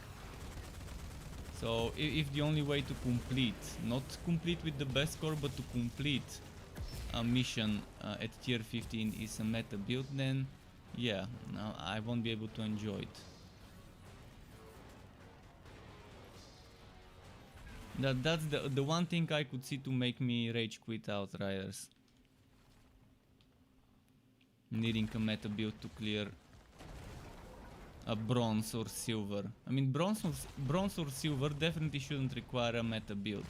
The difference between gold and bronze is 6 minutes. 6 minutes slower shouldn't require a meta build. 6 minutes slower than the recommended time. 6 minutes is a huge difference. I mean, if a gold needs X minutes and then bronze needs 6 minutes slower, that's fine. I'm fine my non-meta builds being able to get bronze, not getting the best rewards, but at least I'm still completing missions. So hopefully that's the case with the game and you don't need the top 1% of the builds to enjoy it.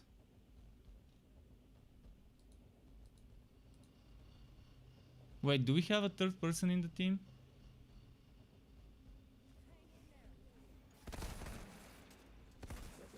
Should we self-revive and die again?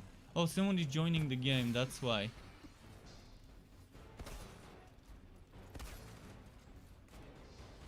Someone is joining the game. Vesku says he bought a gaming laptop that came with Outriders. A gaming laptop. This is one of the weirdest sounding things. It's like competitive PvE. I can't not laugh when I hear this.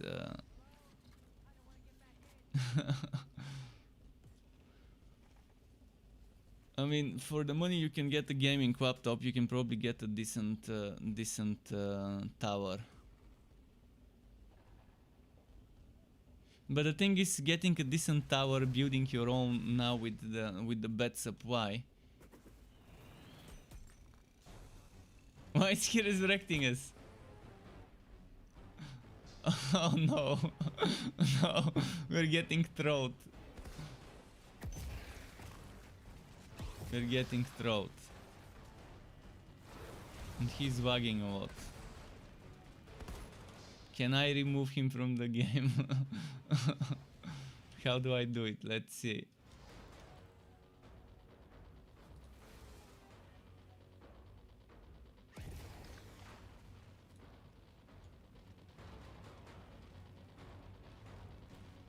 Okay, he's kicked. I can make the game not open to the public if I know how. Game privacy, tap, friends only. There we go. Or is there invite only? If there's invite only, I can just do it invite only. Let me check quickly. Closed. I think closed would make it invite only. Vesku says I need movement. The best, the laptop has 3070 and Ryzen 7 series. Yeah, but how's the cooling on that laptop? Is it gonna boil your fingers when you play on it for more than an hour? Because that's normally what happens with laptops for gaming. You better have a fridge underneath it. Cooling it, especially with a Ryzen 7 and a 3070. If they manage to somehow keep the temperatures to a reasonable degree, okay.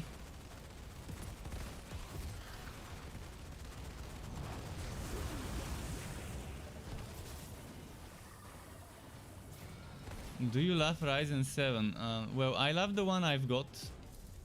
For the price I got it back in the day. I actually got my Ryzen around the time when Borderlands 3 released. So that's September 2019, I think. Was it 2019? I think Borderlands 3 launched September 2019, if I'm not mistaken. And that's around the time when I got my 3700X. and it's solid. Obviously now if you get the Ryzen 7 series, you're better off getting the new generation, obviously. But yeah, I love the Ryzen. I had an Intel before, so I had to get a new motherboard when I was getting my CPU. And I got a decent budget motherboard. That's not too expensive but not too cheap, and it's still the new generation, so I can use PCI Express 4 and other things.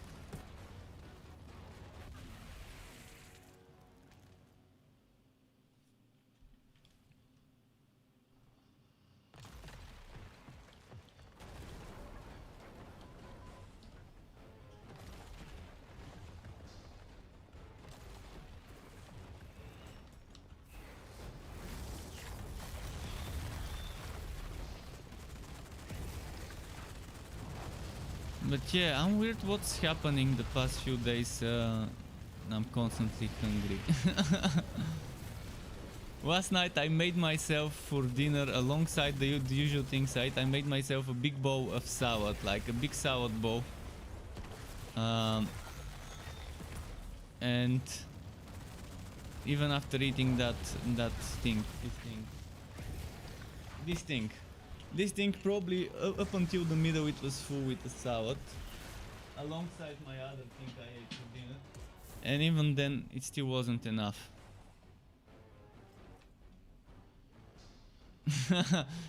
It's like like I my appetite kind of doubled or tripled in the last couple of days.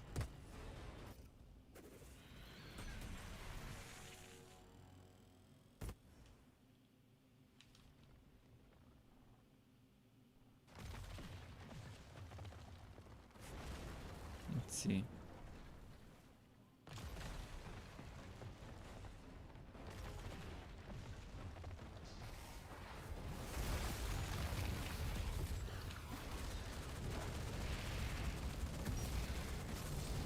Oh, come on, drop.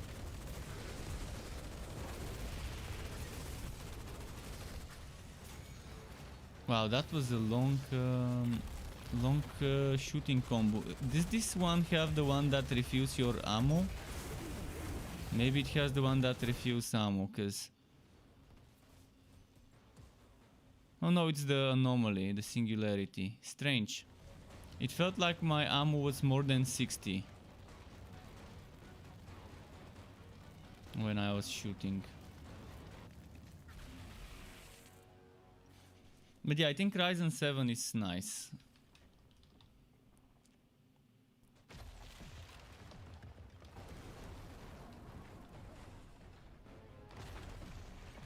But the good thing about those laptops and currently those pre-built PCs is there's availability on good GPUs with those laptops and PCs that are pre-built. Whereas if you try to buy a good GPU separately or some other things, it's just not there. It's all out of stock.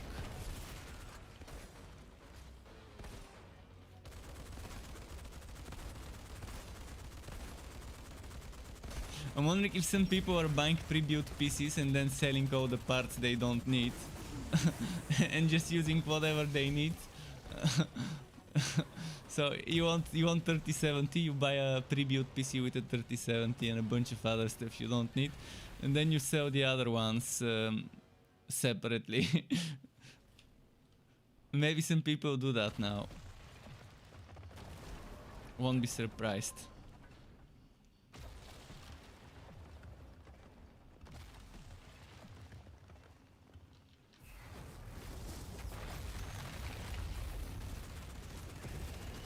I'm wondering when the 3080 Titanium would be released and announced. They're probably gonna wait until availability becomes better before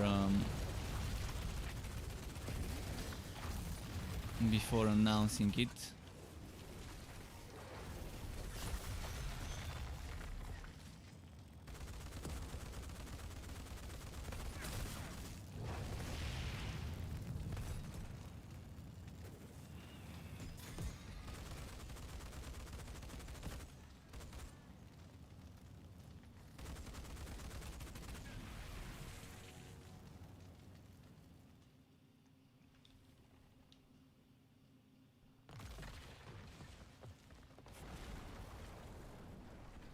I'm also wondering what Intel are going to do as their new generation, because not new generation, as their new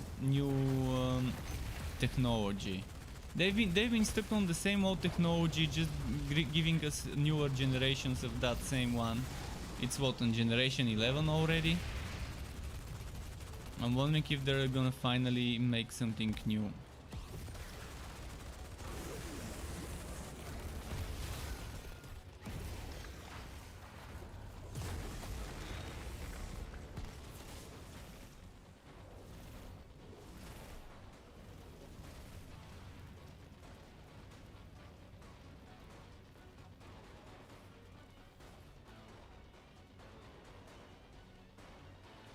You bought 1070 titanium 4-5 months ago for 180 bucks and now sold it for 500 bucks. What? Who was willing to pay this much for it? Wow. But was it used? When you sold it, was it brand new, never opened? Or did you sell it as a used one?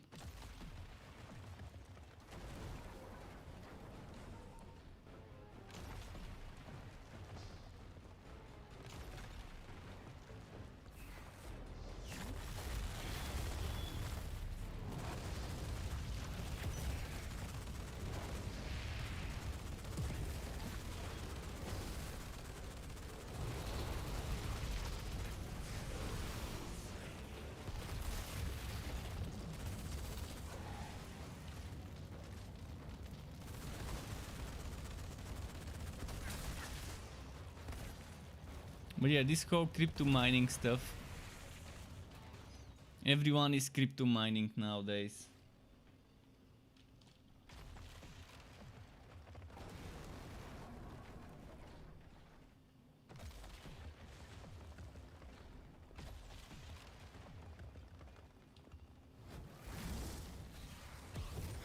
It was used. The interesting part is that you saw it 30 minutes after you published it in OLX.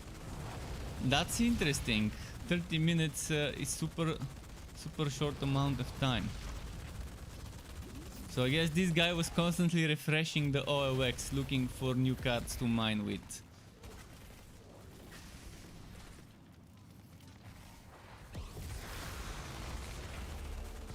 Wait, where's the captain? Okay, here. This guy must have been spamming the refresh button. Maybe he had a bot notifying him when someone adds a listing. People were hungry for video cards, yeah. They wanna mine. That's why. If they're buying a used 1070, if he's buying a used 1070, then he's probably gonna use it for mining. If he's gonna spend $500 on a graphics card, he's probably and it is not gonna be for mining. He could get something better for that price.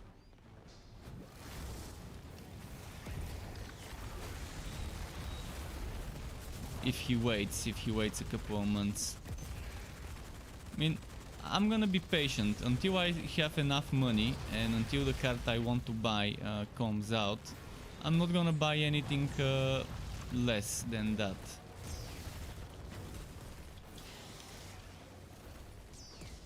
Right now I don't even have half of the money I need, but bit by bit I'm gonna collect it. My YouTube channel doesn't make that much, but at least it makes something. At least it makes something every month that I can just put towards the new GPU fund.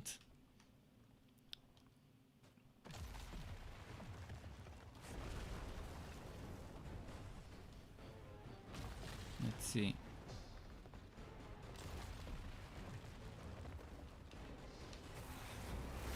If only there were interesting, nice, doable work from home jobs I could get as a part-time, maybe something few hours every week whenever I have time at my own pacing. That would be the ideal job for me, if I could get something like that. But all those are probably already taken long ago.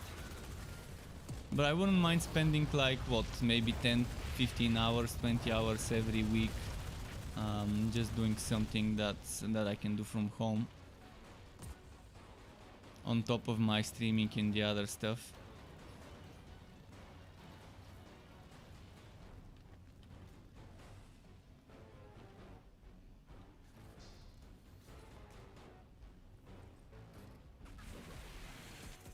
If I build a crypto mining rig with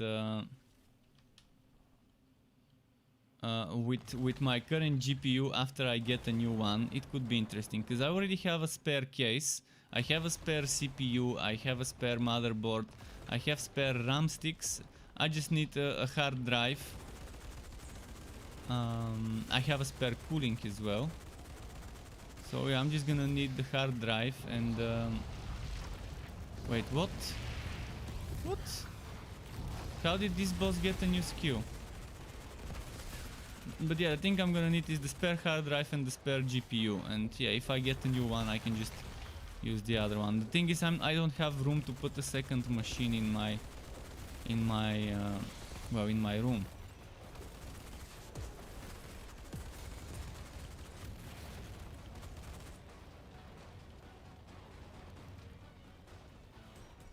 But I could find maybe somewhere there in the corner a place where it could stay. And with my GPU right now, someone sent me a link long ago about the profit it could make. I think the XMEX sent me and I could make like not much, I think $80 a week profit. If you calculate the costs for electricity and everything, that's $80 per week. It's not much, but for a 1066 GB, that's actually decent.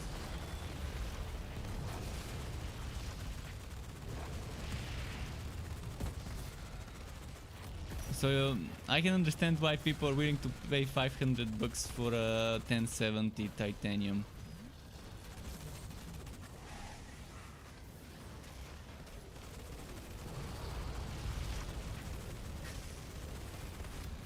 If crypto mining makes this much nowadays.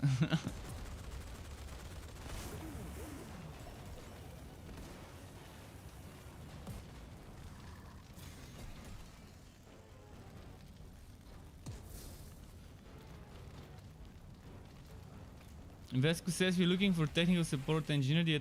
Oh no, I've worked technical support. Fuck that. I'm never gonna work as a tech support again. One of the worst types of jobs you can get if you value your mental health. I've tried it, it's terrible. I've tried working okay shifts, night shifts, where there aren't that many idiots calling or chatting you. And first I started as phone, but then I moved to chat and email team, and then I even got a nice shift where I was working between 13 and 22. Pretty nice time. I could sleep, but then I also don't work during the night. But even that wasn't enough to make it worth the trouble of working as that.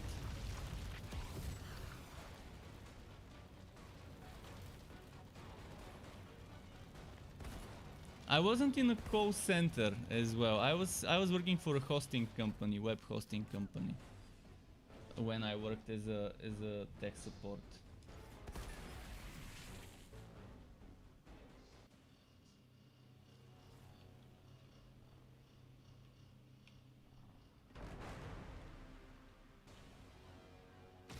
And then the next job I worked was a little bit better, but the duties kept adding more duties and more duties. Obviously the salary kept rising, but it wasn't worth it, and it was also boring. So yeah.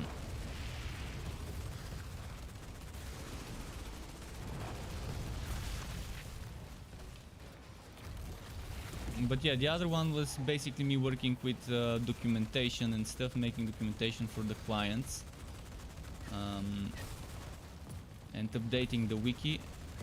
And then the other duty was training new employees, which was kind of okay, but just it was such a boring job again.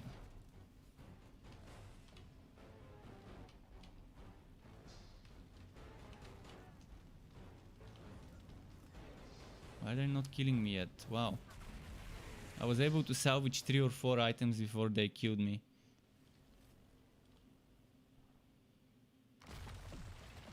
In your team you make the processes. What do you mean the processes? No, I'm never gonna work as a tech support again, even if the salary is amazing.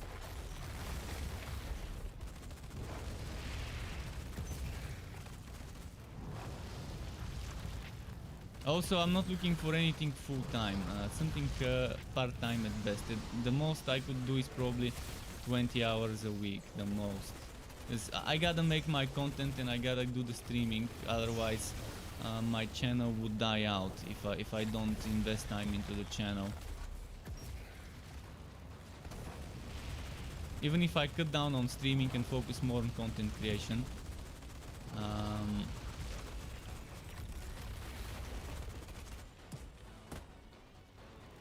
Zizou saying Gaben.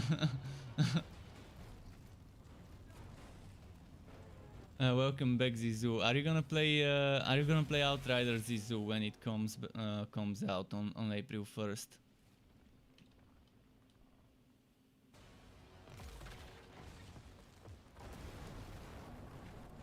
But yeah, if there's interaction between me and some customers, it's just not a job for me. I'm gonna flip out and just it's gonna be bad for everyone. I can't deal with idiots, and tech support basically that's the job, dealing with idiots. In most cases. Let's say 90% of the times you deal with idiots, the other 10% with cool people who just need help other than their capabilities, which is nice.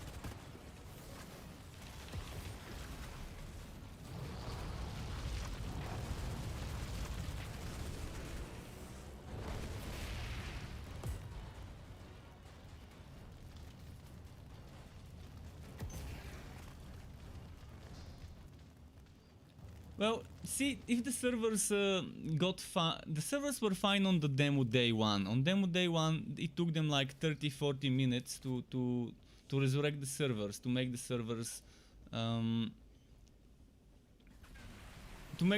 better and accommodate for all the people trying to play it. And why didn't people play the demo if they wanted to play the full game? There's that question.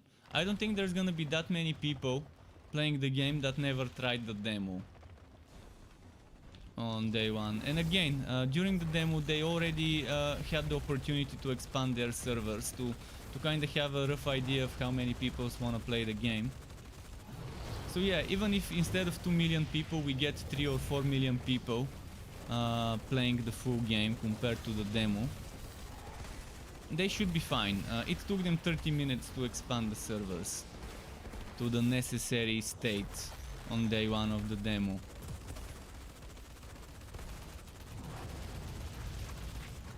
So they're probably already prepared for an additional 50 or 100% increase of the player base, demo versus non-demo. There's also a lot of people who played the demo but don't have the money to buy the game yet and probably won't be playing on day one. And Vesco, we were talking earlier about people taking days off of work to play the game. See, Immortal said he took 1 day off and I told him about you taking the whole week off. So yeah. You're going hardcore with the days off, a whole fucking week for the game.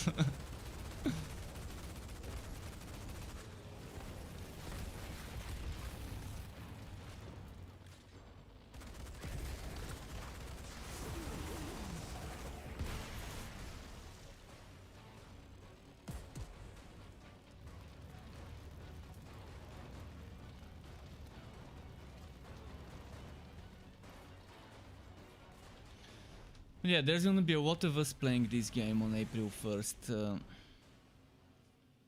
There's gonna be Borderlands fans playing it, there's gonna be Destiny people playing it, there's gonna be Division people playing the game, there's gonna be the occasional Wooter kids not Wooter, the occasional shooter kids that play competitive shooters still playing this one, giving it a go because their favorite streamers play it. There's gonna be the ARPG fans playing this, people who play hack and slash RPG wooters like Diablo, Path of Exile, etc. Those will also play the game because it's a wooter that it's like a nice middle ground between the shooter guys and the wooter guys.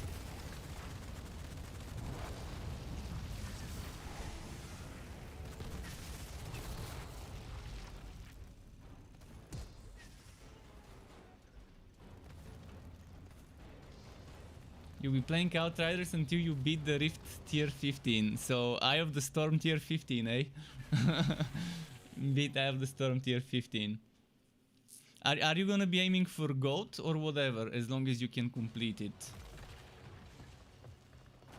You're just gonna need a good team. That's all you need. A well synergized team where you're just buffing each other and stacking up those buffs and just focusing targets. A well organized team shouldn't have a problem. That's why Discord and voiceover really helps in those cases where you want to push something.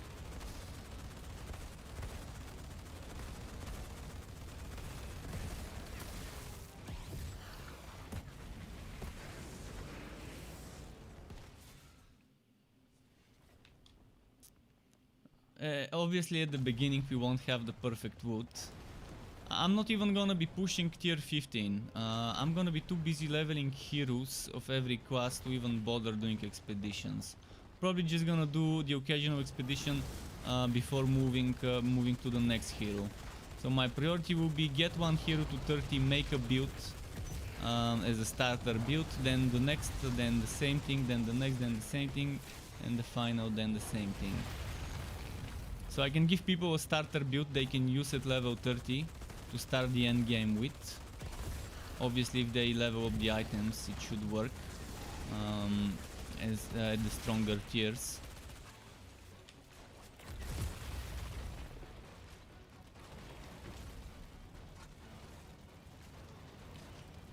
Hopefully the story is not too long. It would be...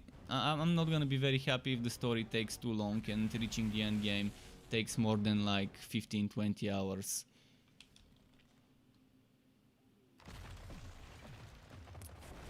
Including skipping side missions with those 20 hours. I mean, obviously side missions probably would expand the game a lot. But yeah, I'm gonna be staying away from side missions as much as I can. Maybe only on my first playthrough I can do them. Then on my second playthrough, unless they give amazing rewards, I could skip them. And rush on the second, third and fourth playthroughs to rush the story. Damn, this guy keeps resisting my interrupts.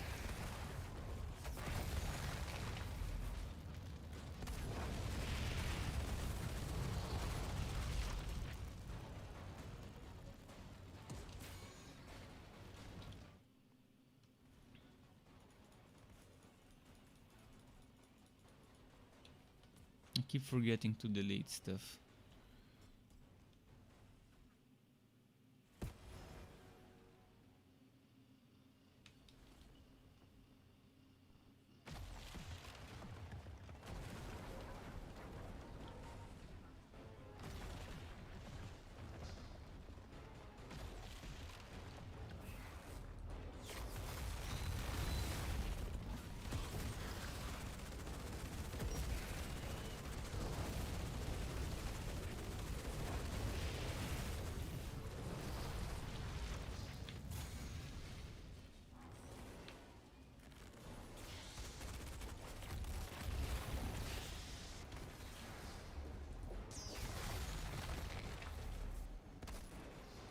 Ah, I'm frozen, really?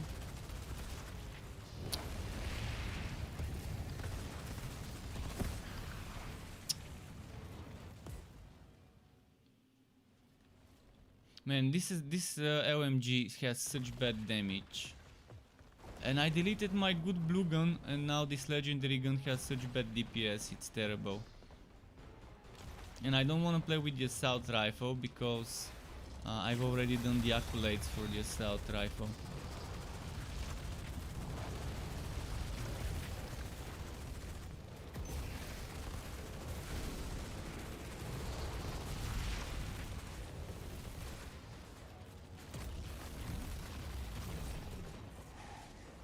And look at this guy having the most annoying things. Fucking healing and shields and the freezing.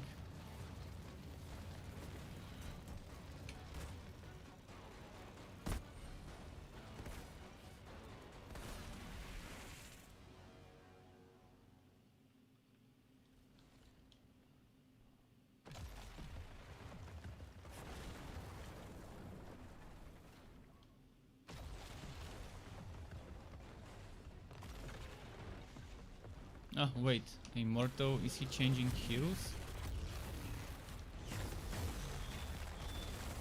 This is a must co-op? No, it's not a must co-op, but if you wanna do the end game reasonably quickly, it's better to co-op. The end game is designed in such a way where a team would be nice to have, because you can res each other. Otherwise you die, and that's it. Immortal says that's it for me. Man, too many hours farming for nothing. Yeah, that's how it is in the demo. We don't have the good drop rates in the demo because it's only world tier 5 instead of 15. And then there's challenge tier. Challenge tier, which is completely different than world tier, which is only for the end game. That's gonna be nice as well.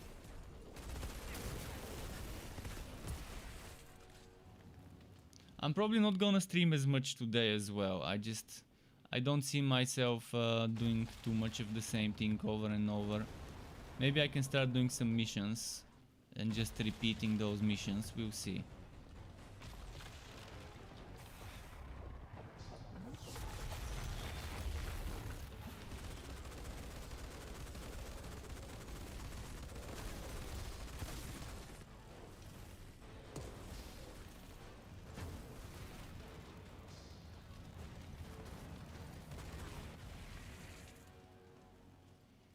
Let's go do missions. Let's go do payback.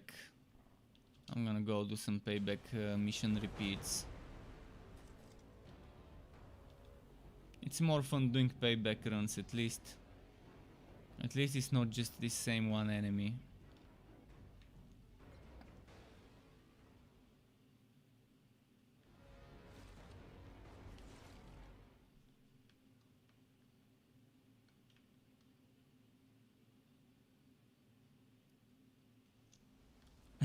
You hope it's the new Godfall.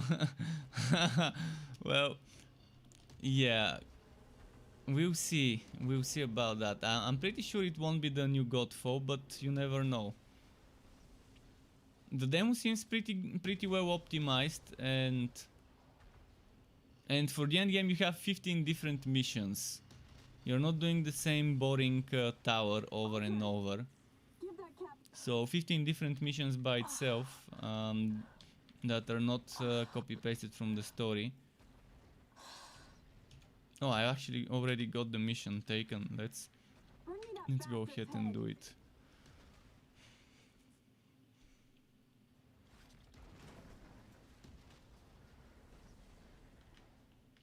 Yeah, you can hold on to the hold for the first few days, see how the game is. Definitely worth it. If it's a AAA pricing game, it makes sense to try and see how it is in the first few days. But you can always download the demo and try the demo. And if you haven't, I still recommend doing so. And by the way, guys, on Steam there's already pre-download. If you pre-order the game, you can pre-load the game on Steam already.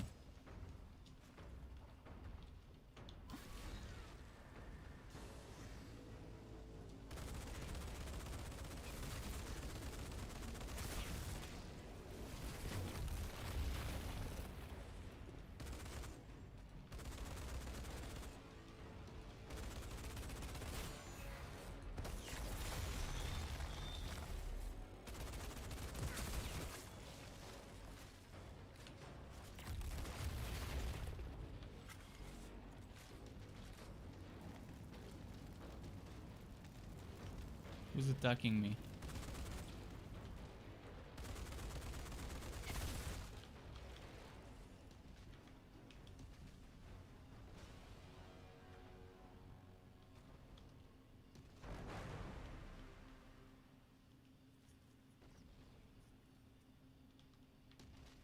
Yeah, that's. I've also been wondering how that's gonna work. Having costumes, but this game saying that there's not gonna be a real transmog. I'm assuming there's gonna be a separate thing that works like a transmog, but only for those costumes. But that doesn't mean they can't rework the system to allow you to transmog with the weapon items, to take skins from weapons you find in the game and apply it to yourself. I think it's gonna be just... It's gonna be an incomplete transmog system, I think, unless they changed it, where you would be able to put just those skins from the pre-order.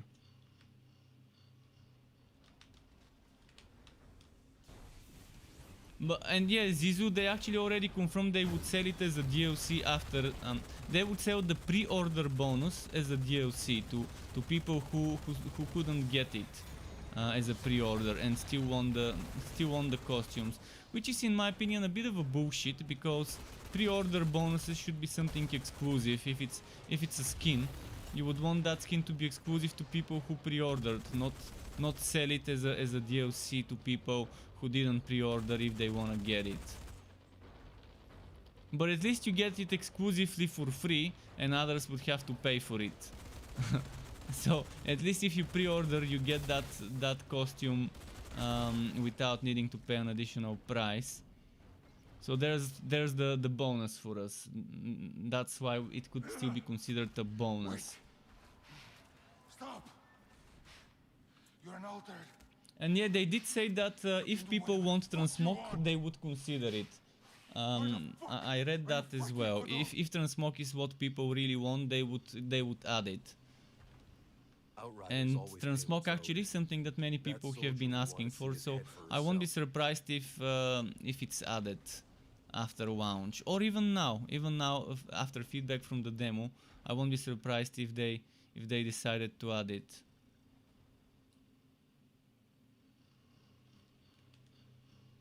You know that looking cool increases the damage by 100%.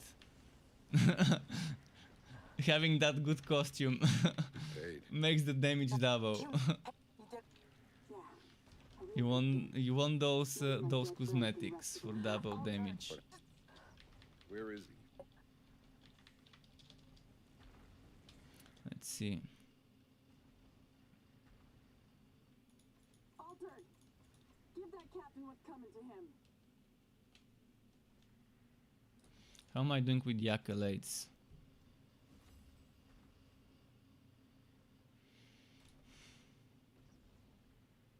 Altered, give that captain what's coming to him.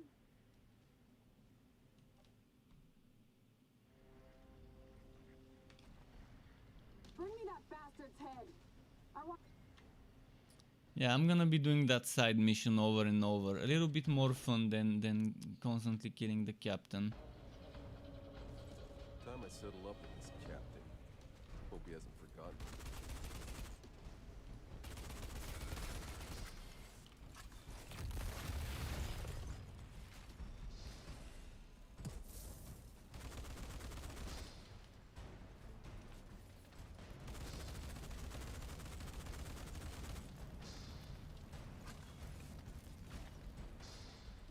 Hold the sidelines! Don't let him through! I remember that voice.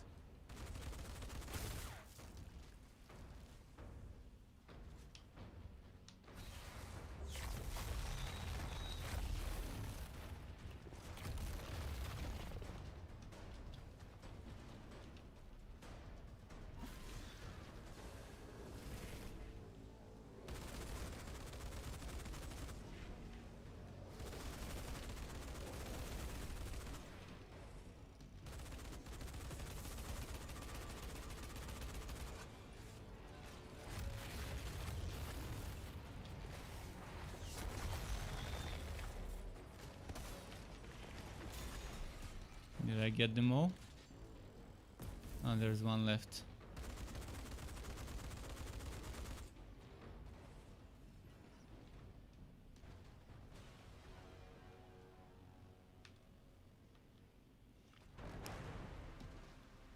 Thought I'd have a harder time getting back through. Captain should be holed up somewhere in here. Yeah, Zizou, it's definitely made by a decent company. People can fly have so much experience with this engine.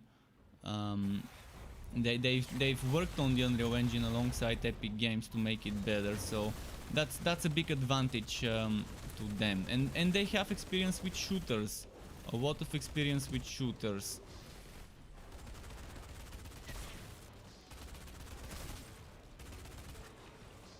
So they're definitely a good studio.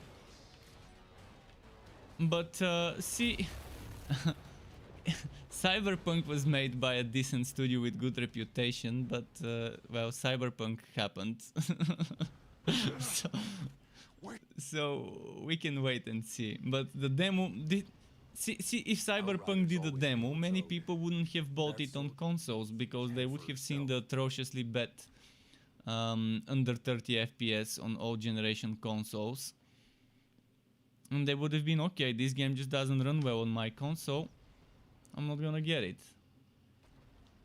We don't we don't pronounce that word here. Give that captain what's coming. That's why having the option to test the demo is just, in my opinion, a must-have for What 50, happened 60 here? bucks games. You want to be Where able is to at least test the first few hours, if not the end game, at least the first few hours. Give that captain what's Yeah, Cyberpunk was rushed, his head. very, very rushed. If they gave them a year more, it would have been nice.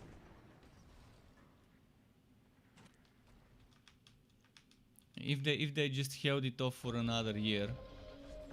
Time I settle up with this captain. Hope he hasn't forgotten me.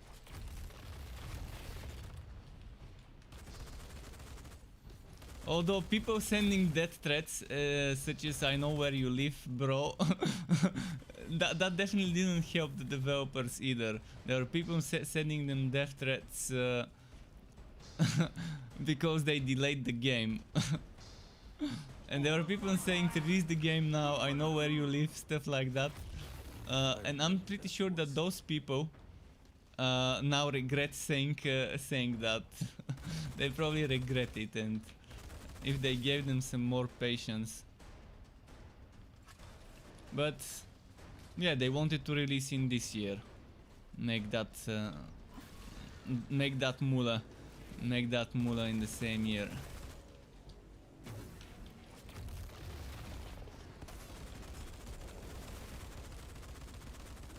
I mean, 2020 and 2021, the year of rushed games. Hopefully this one doesn't end up being one on the list of rushed games that could have taken 6-12 more months of development. Where is he? Oh, there we go.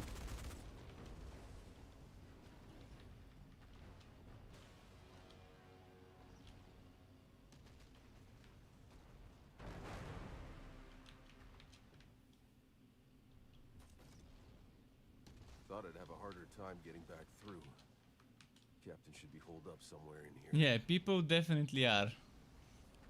There's definitely idiots that just they don't care. They don't care about devs and about the game. They just want to play the game, but they don't realize if the game is rushed, you're not gonna be playing a good product. And the worst thing is the people with the money pressuring the developers, people, the investors, the shareholders, whatever, pressuring the developers to rush the games early because they're running out of patience.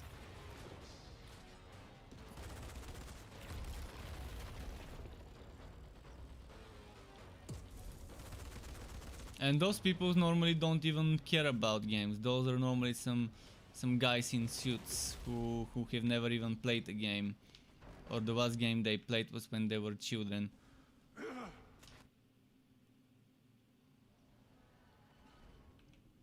Exactly, Outriders waiting always another pay year what's and owed. then just every That now and soldier then will wanna see see the his next head for review, himself. the next trailer, every month or so. Seeing some dev streams to keep building the hype.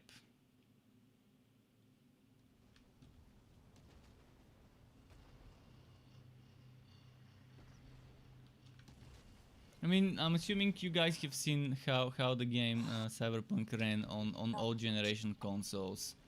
Some of the old gen consoles were getting as low as the 20s of FPS.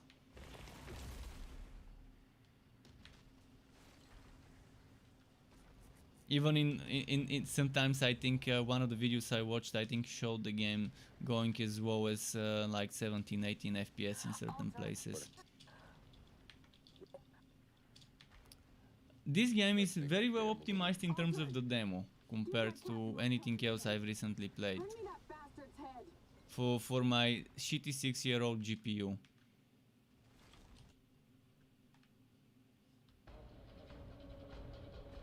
Time I set And if him up it with ran some shitty on the demo, if the demo ran shitty, I wouldn't even buy it. That was the only reason I wasn't pre-ordering until I tried the demo. I wanted to see how well it runs. Oh, LMG tier 4. Okay, soon I'm gonna get tier 5 LMG. Hold the sight lines! Don't let him through! Don't let them I through. remember that voice. Yeah, boy.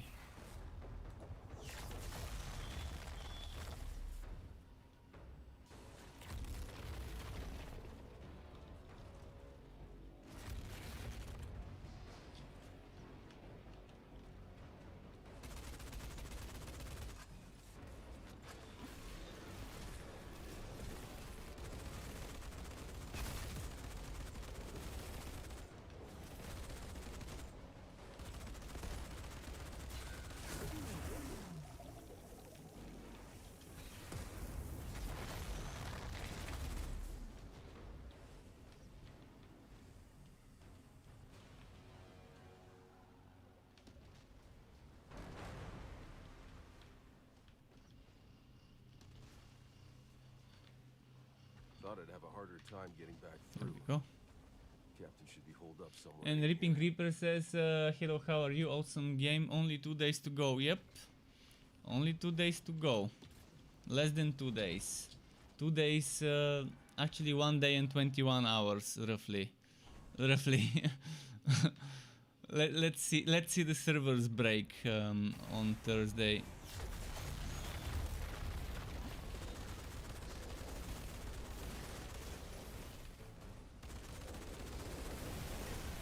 No! No! I got wrecked. I got wrecked. I should have kept my distance. Should have kept my distance. It's not Call of Duty. Well, the servers did break on day 1 of the demo, but within half an hour or so they were already expanded. So I'm expecting something similar to happen. For them to expand reasonably quickly.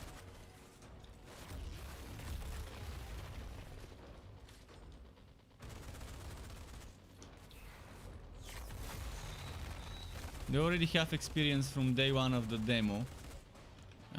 What to expect in terms of needing to scale up. So we'll see.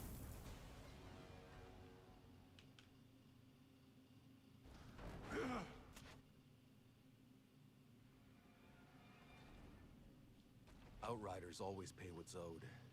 That will want to see his head for herself.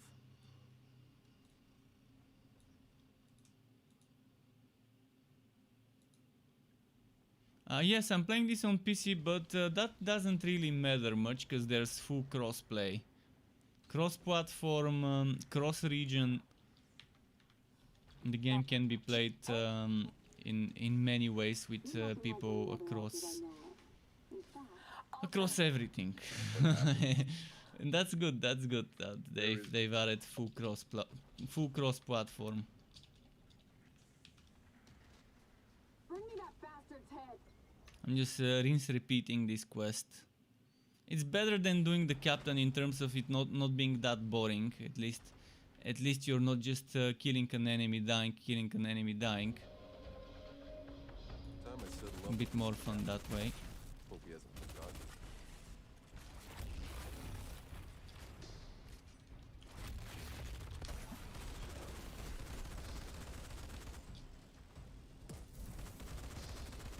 Pull the sideline! Don't let him through! I remember that voice.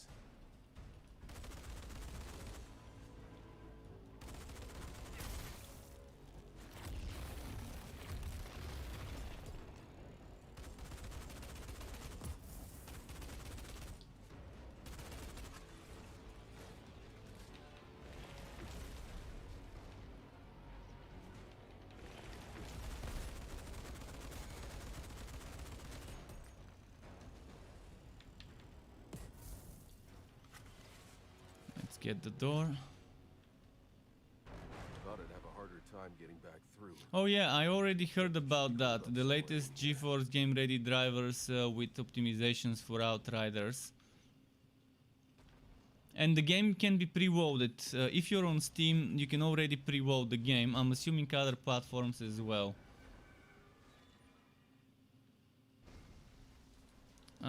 But NVIDIA DLSS doesn't work on my GPU. It's not supported. 1060.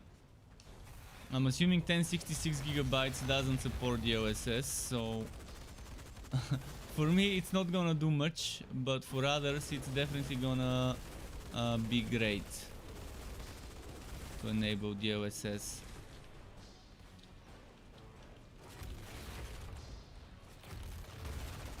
Oh, he healed. Oh no, that's not him. Where's the boss? Did we get him? I guess I did. Oh yeah, he's down.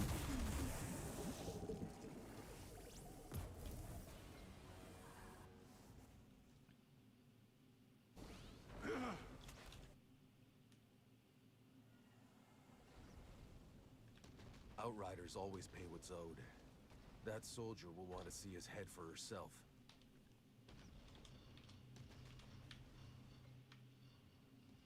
Okay, I'm gonna do this mission a few more times.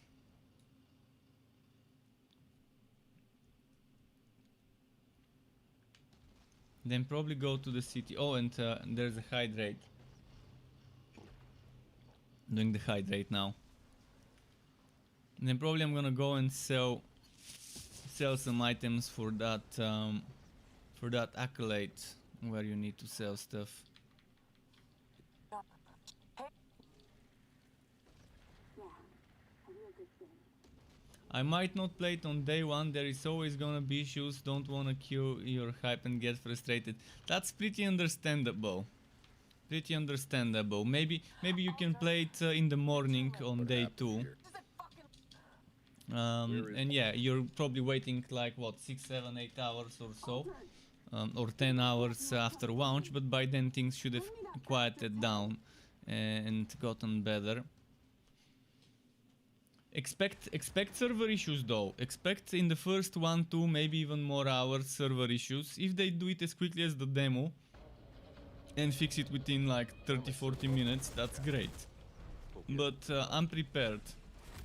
I'm prepared for it to take longer than that.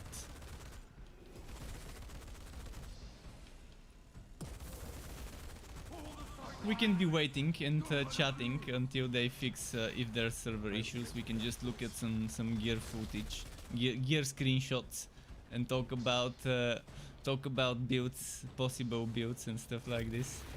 Theory crafting stuff online. There's always things I can do while I'm waiting for servers to get expanded. But yeah, if you guys are gonna play on the same platform where the demo is, make sure to get this world tier to the top. So right now I'm at world tier 5, make sure to log on your heroes and get them to the end of world tier 5. So that with just one kill you can get straight to world tier 6. World tiers don't go down. The world tier XP goes, so Right now I can go down to the beginning of world tier 5, but I can never de-level my world tier to world tier 4, which is pretty nice. When you start the game and you're at the end of world tier 5, you just do 1-2 kills, get world tier 6, and then you'll be able to just play on it without de-leveling. I'm not gonna main any class, but the first one I level up would be Devastator. That's why I'm farming on the Devastator right now. I will get the Devastator to 30, make a build video as a starter endgame build, something to just start you off at level 30. And then move on to the next one and just get them all leveled up, get some content for every hero for people to try as a starting build. And eventually I'm gonna move on to pushing endgame after that, so it's gonna take me a while. Probably the first week I'm gonna be just leveling and having my first 4 playthroughs before I move on to pushing the endgame difficulties. It's just I've got my own priorities. I don't care if I reach the end game faster than others or not. Eventually I'm gonna reach the tier 15 end game. I just wanna give people a build that they can start doing end game with. A build that at level 30, when they start doing end game, they can just use it and then expand it later on when they get better items or when they level up their items to the higher level.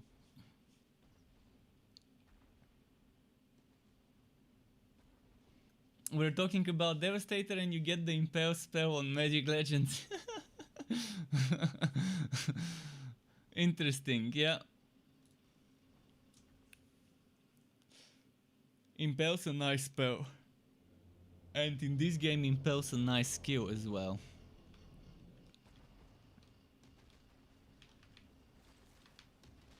Wait, did I take the... There's the iron here. Harvesting deposit. I'm definitely not gonna be doing the harvest accolades before the game launches. Eventually I'm gonna get them while I'm playing the full game. I don't think I can keep my stream going today to the normal time. I'm very hungry, no idea why. I had my breakfast before I started streaming, like a couple of hours before that. And yet I'm still super hungry those last few days. I was gonna order myself food, but then I realized my card is not added to my app.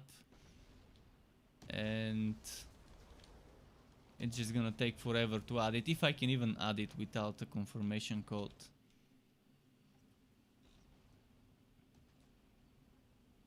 Okay, let's go do this mission a few more times. So I'm gonna do that mission a few more times, then go sell and maybe come back, do it a few more times after. And let's say another 40 minutes probably of streaming. Instead of hour and 40 minutes, 2 hours, I'm just gonna do probably another 40 minutes. Let's do this mission another 3 times, then go sell, and then come back and do it a bunch more times. Bring me that bastard's head.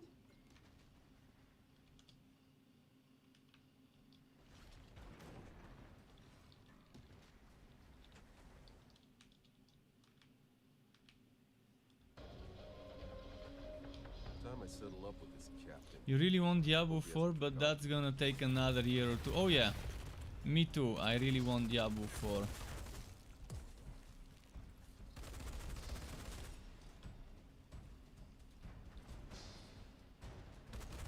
And seeing how much I didn't enjoy Magic Legends, I'm gonna assume the same thing will happen with Diablo Immortal. Even if I try playing on my PC Diablo Immortal with a mobile emulator, in the end it's just gonna be the exact same thing as Magic Legends. Shitty monetization, battle passes, pay to win convenience items that let you get more wood when doing rifting. So I'm probably not gonna even try Diablo Immortal.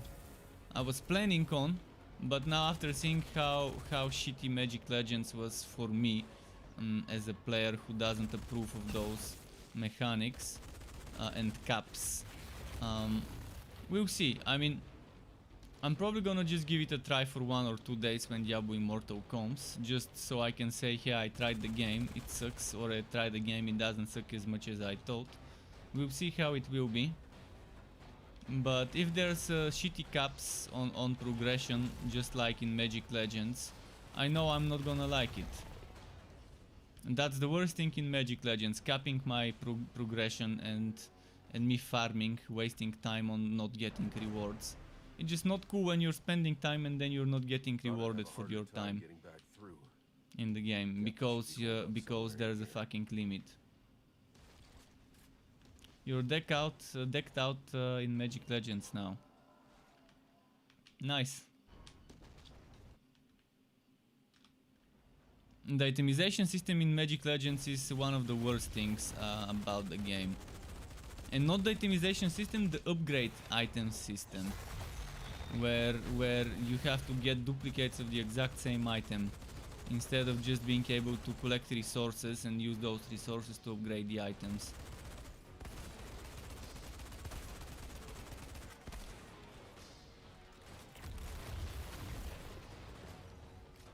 And then there's bugs. The Green Warden bug, and people are not getting punished for using it. Then there's the bug for the Geralt's Charge mission. People are not getting punished for using it. There's the bug for the Vault mission. Not bug, but the bad design of the Vault mission. People are not getting punished for abusing this. Because they would be mad if they punish people for abusing bad design in the game. And people would stop playing and paying if they were punishing people, but it's not right if this exists. They should have patched it as soon as they realized people were abusing those things. And just removed those electric fences from Geralt, and just removed the endless spawns in that mission as well.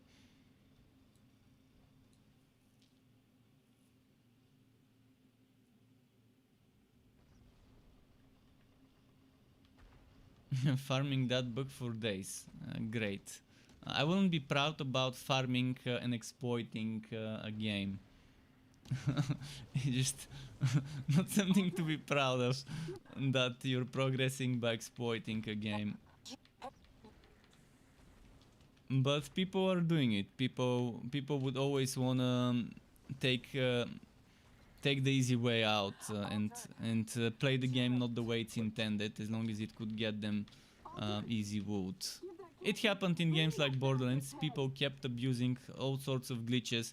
There were so many content creators making videos about glitches so that people could get that little bit of extra wood.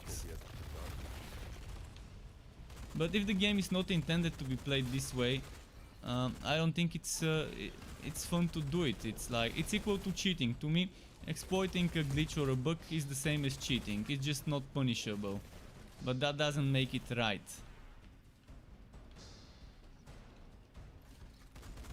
Hold the sidelines! Don't let him through! I remember that voice.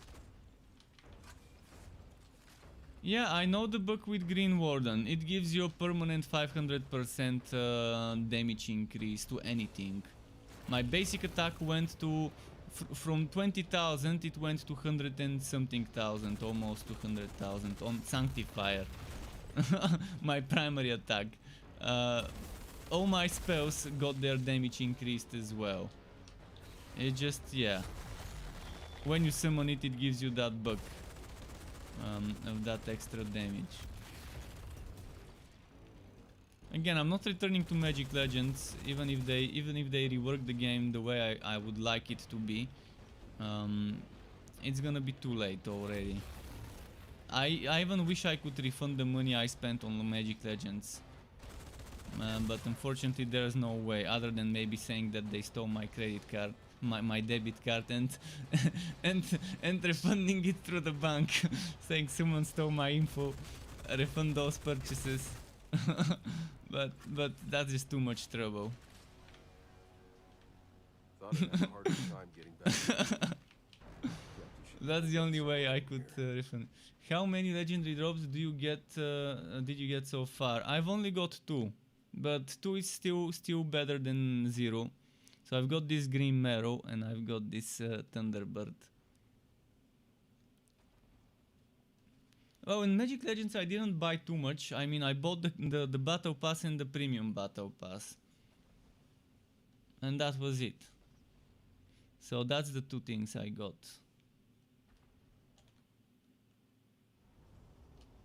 But I got bored of farming the captain, so I'm switching things up. I'm farming this guy. The other captain.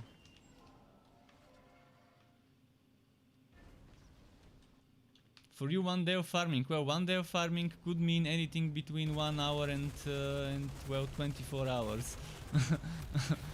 So, not sure how many hours of farming and what you were farming for that 1 day.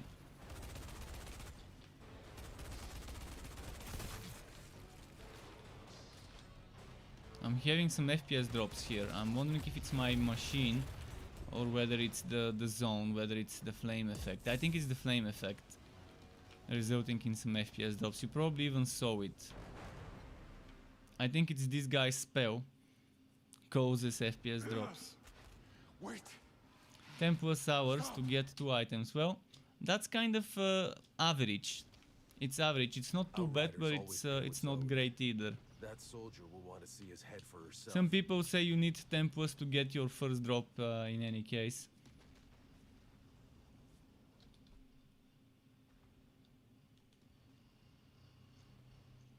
It varies from one person to the next though. Okay, I'm gonna go and sell. I'm gonna go sell and then come back and do some more of this mission for like half an hour more. But yeah, I'm very hungry. I need to go make myself something to eat.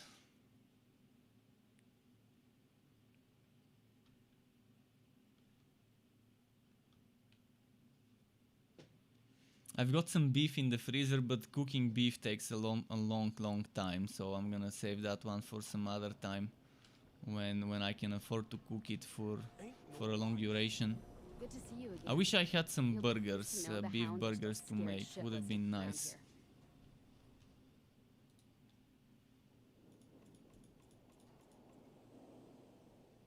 Okay, let's sell everything. Maybe let's keep a shotgun. Should I sell the armor? Let's just sell the junk armor and keep the blue ones. And maybe sell the duplicate mods.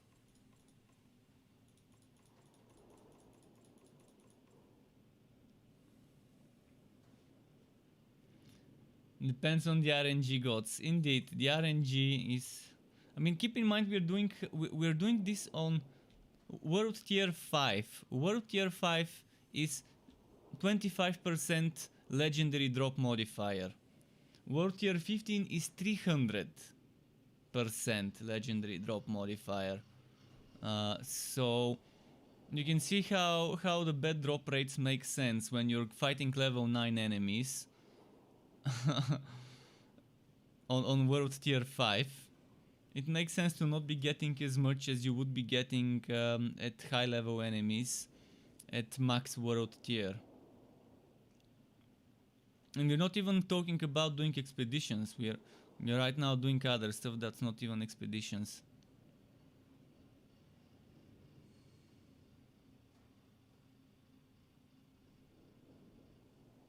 Wait, what? I thought I equipped my pants. I thought I equipped the auto reflect. What happened to the auto reflect legs? You'll be pleased to know the hounds are still scared shitless to come I around must here. have accidentally unequipped the auto reflect pants.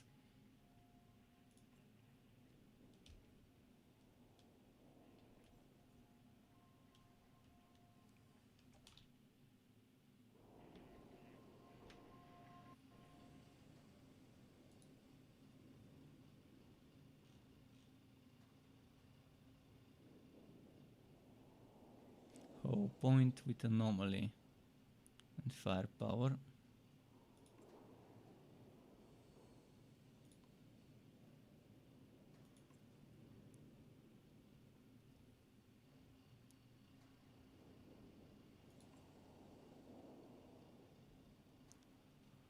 Okay, bullet acceleration.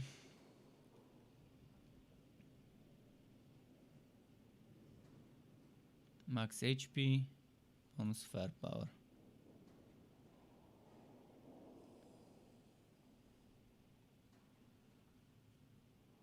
Firepower, HP,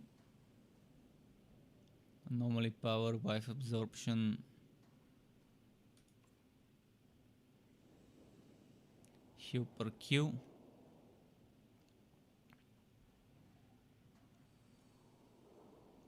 With HP and with firepower, let's keep the firepower. Q per Q with anomaly, probably better. Okay, let's sell those. Was the limit here 25,000 scrap for the demo, or was it more? I think it was 25 if I'm not mistaken. Let's see if the guy sells some stuff here. How the hell does the ECA expect to make I'm still to see a purple item. I think they removed the purple items though, didn't they? The purple items from the vendor. If I'm not mistaken, they patched them out of the demo. the hounds bump? Go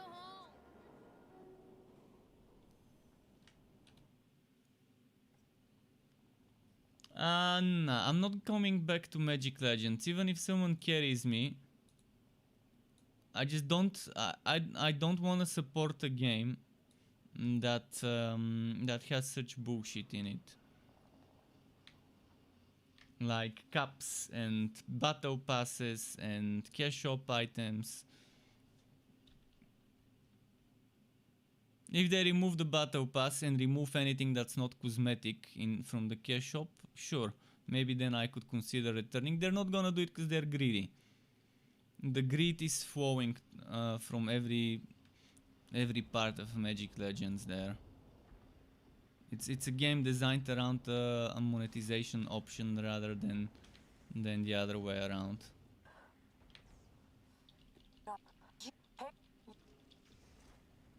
You're nothing like any other altered I know of. Altered. Where is he?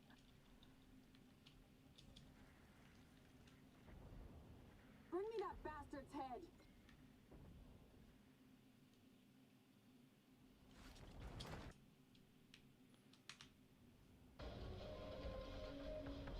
Battle Pass still has shitty stuff in it that gives advantage to people who buy it.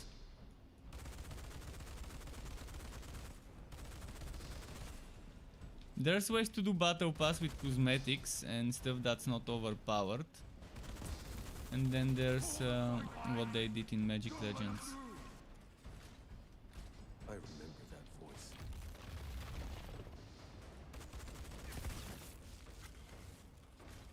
They were giving all sorts of things, spell pages,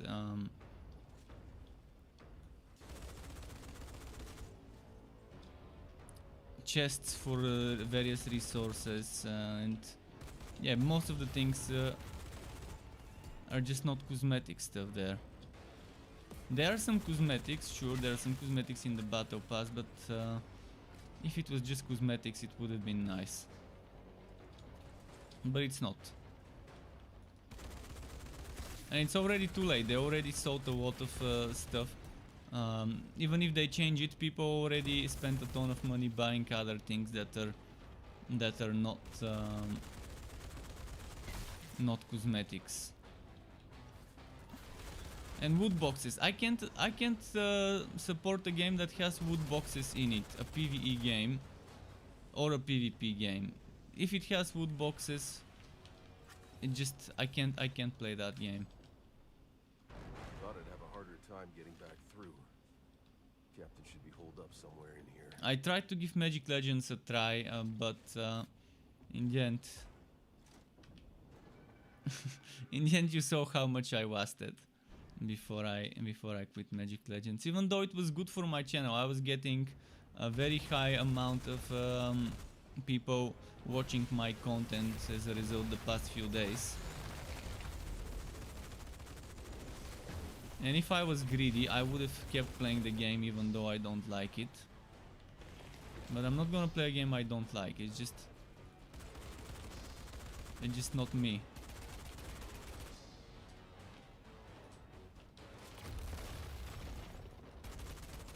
But my daily views went from they went like the last few days I had like 5 times more views, which was nice. Wait. From $2 to $10 a day. You're an altered.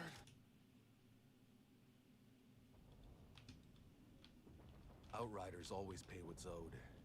That soldier Let's see. will want to see his head for herself.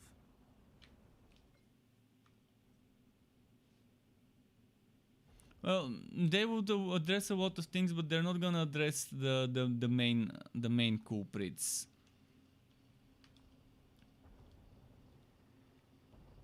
If they do a wipe before launch, and then get rid of everything that's not a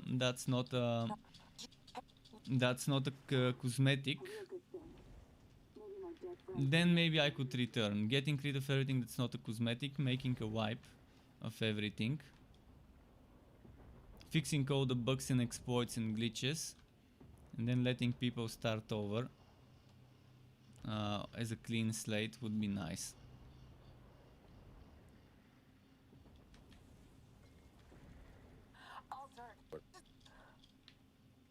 Where is...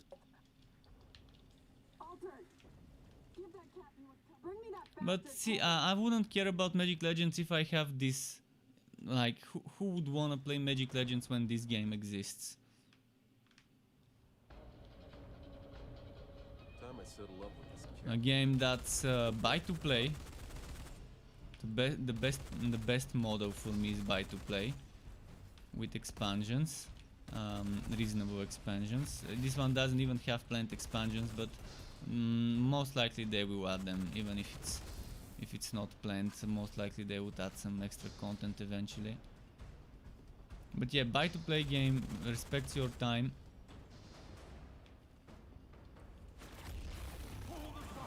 There's not much more to want with all the quality of life we've got for the items and for the respects. See, I can change my skills right now. I can do this. I can press escape and I can go and change my skills. Well, not now. I mean, I can do it now, but they're gonna kill me if I do it now. But I can hide here. I can go ahead and hide here. And press inventory or whatever the thing is, and I can just change my skill if I want to. Without having to go back to the city, without needing to be out of combat.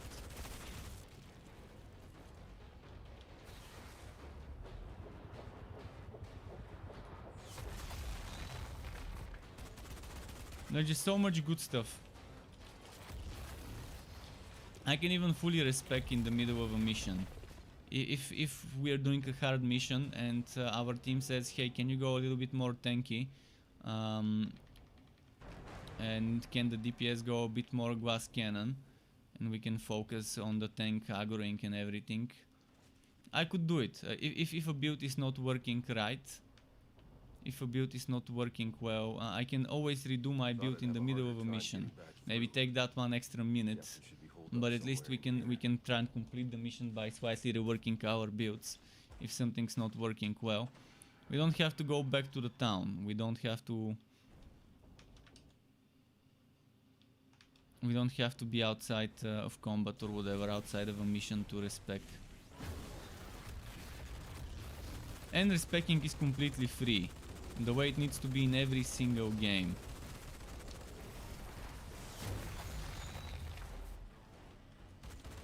No exception.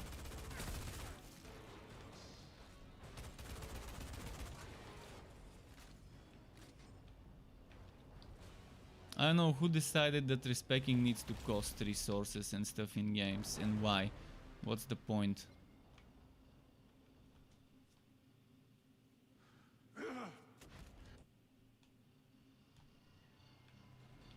I wish respecking was free in Torchlight 3, and I didn't have to grind for respectacles. For herself.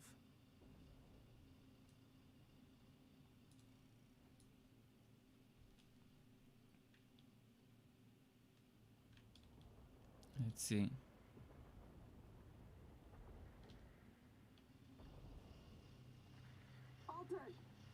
What do you mean Outriders is missing a lot of easy features? Tell me what the game is missing. Fami, no, I didn't get the drops from farming the payback quest. I got them from Captain McCain. From the captain over there. Over there. This mission here that you start and you go through the gap and where the enemy spawns there. Transmog, believe me, transmog is not an important feature in the game. If someone says that transmog is an important feature in the game, they should get their priorities straight. Transmog is bullshit cosmetic stuff. I don't care if a game has it or doesn't, it's not important. It's at the very bottom of the list of things that the game needs to have when it launches. That's bullshit. Teleport features, it has teleport features. You can teleport and fast travel with your banners. The quality of life in this game is more than any other game I've seen before it even launched.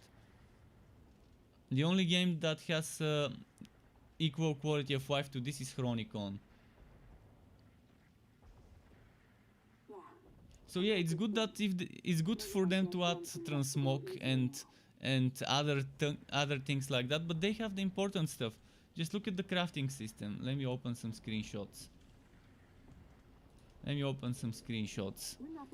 So when I'm talking, I can tell you what it has. See, it has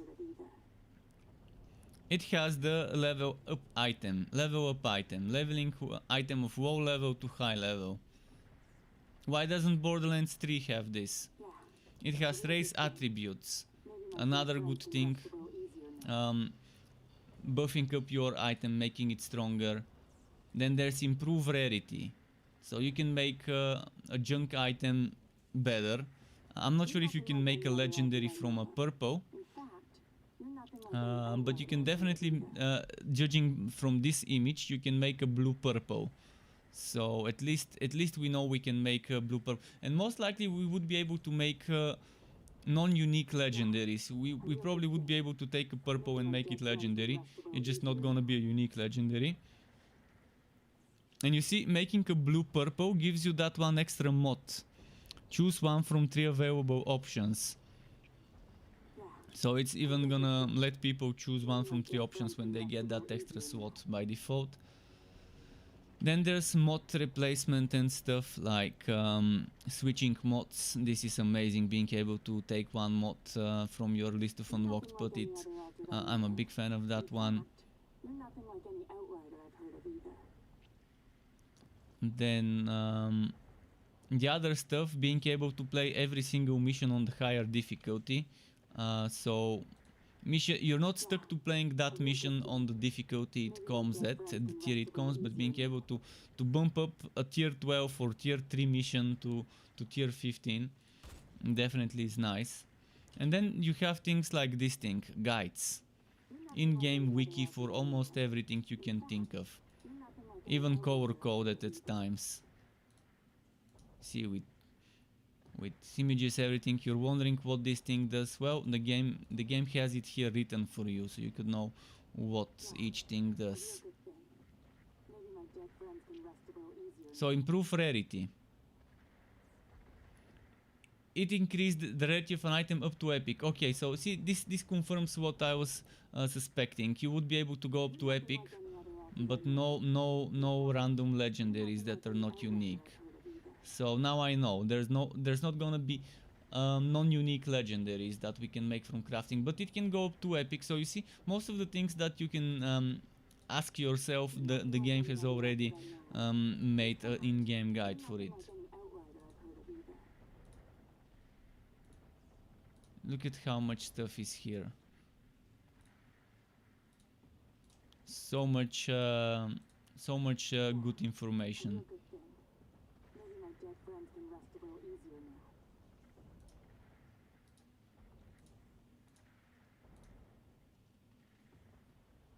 See, the stash is shared, so we can confirm stashes are shared stashes. I was wondering if it's gonna be shared, now I know.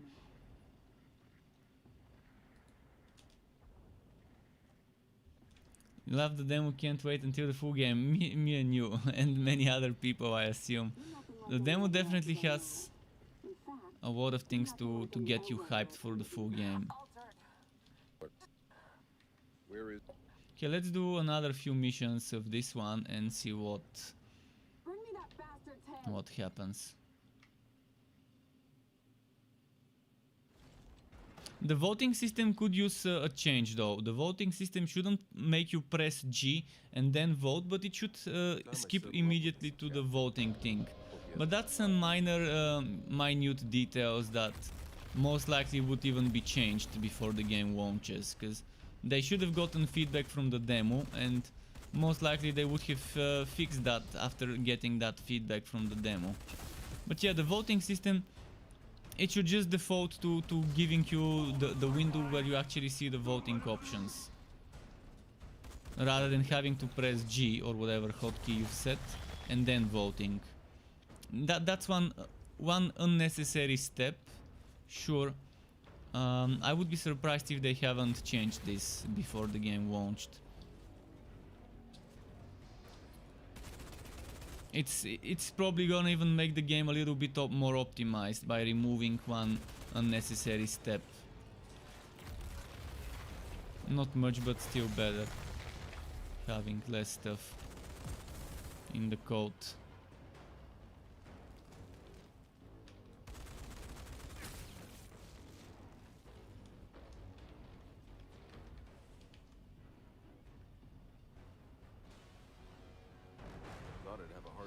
You wish select all when you wanna dismantle multiple stuff. Well, Godfall added this very quickly, from what I remember, or did they? But yeah, it won't be bad if they let you dismantle everything green, dismantle everything blue, up until blue. Purple and legendary don't need this. So auto marking, click on auto mark and click on the rarity. I think what we need is auto dismantle. To be honest, it would be better if they just make auto dismantle. So you pick up a blue and a green item and a white item and it gets automatically dismantled. That would be the better option instead of marking them for you. If it had to be one or the other, I would prefer auto dismantle on pickup. If they had to spend their time developing one or the other, auto dismantle on pickup is the better thing. For blue and green. Wait. Pros trick, please show the pros. What am I showing the pros? Am I showing the pros and cons of the game? A few more minutes. Again, today I'm gonna be ending the stream early because I'm very hungry and need to make something to eat. So a few more minutes of grinding this mission.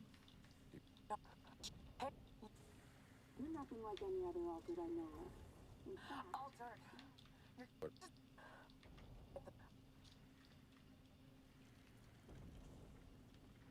bring me that bastard's head.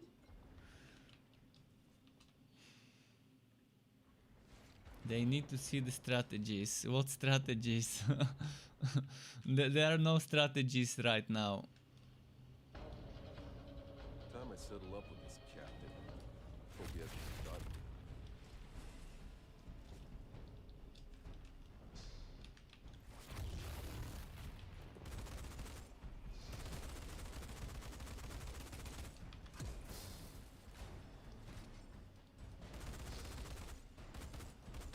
Pull the sidelines. Don't let him through. I remember that voice.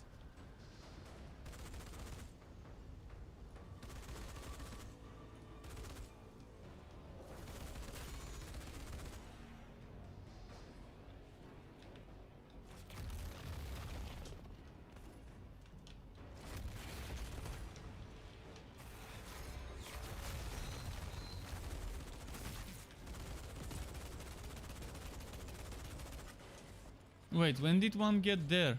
How? How did he run past me?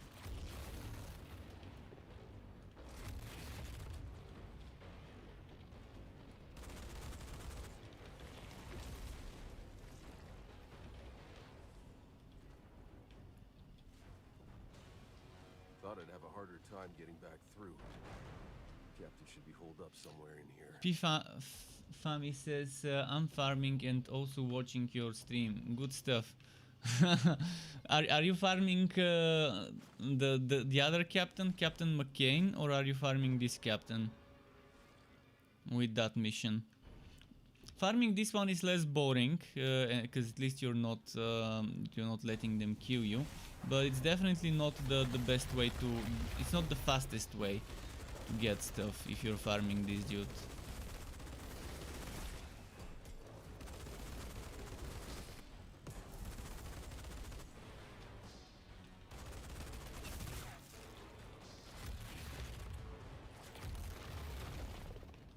Did we get them all? I think I did.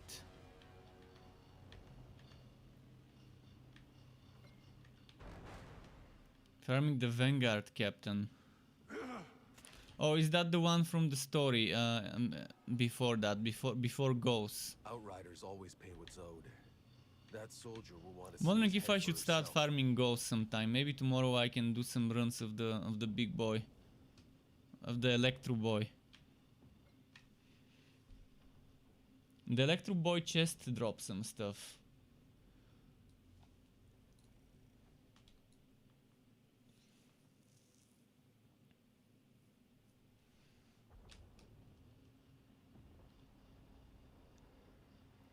He hides behind the pillar. Okay. He paid. Hey! Yeah, a real good thing. Maybe my death bones can rest a little easier now.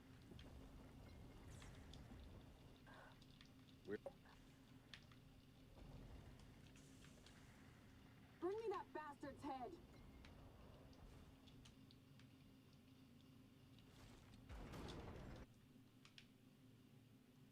Let's do that. Time I settle up with this captain. Hope he hasn't forgotten me.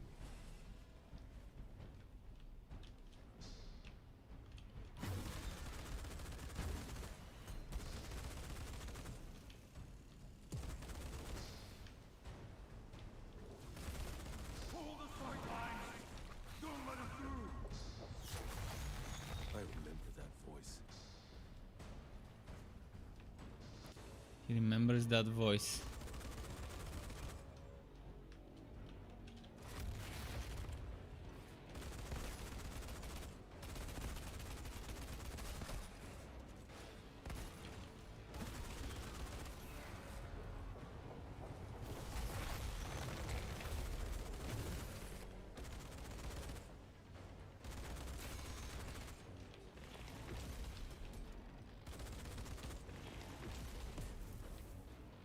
Is someone left? I see a red dot, but I don't see an enemy. I just used my skill. Oh, that's where it was.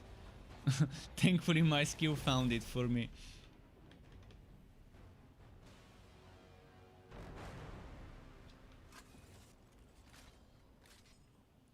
Thought I'd have a harder time getting back through. Captain should be holed up somewhere in here. I would join you, but I'm stopping very soon. In a few minutes, I'm gonna be stopping. So tomorrow, if you catch me streaming, we can group up and do some farming together. I'm not sure what the Vanguard captain is, but I'm assuming it's the one from the mission, and the one from the mission on the way to Ghosts. Because I know that one captain, I know this captain, and I know McCain. That's the three captains I know of. So I'm assuming the other one there is called the Vanguard.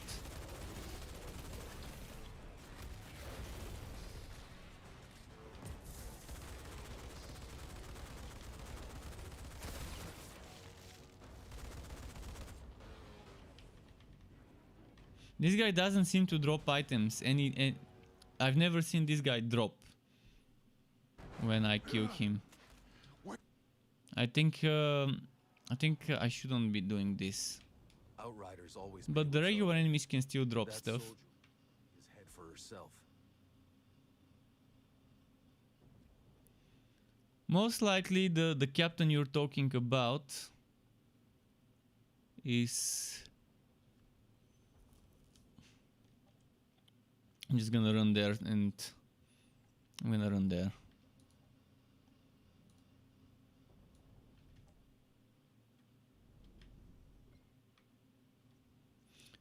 Is the one that's somewhere around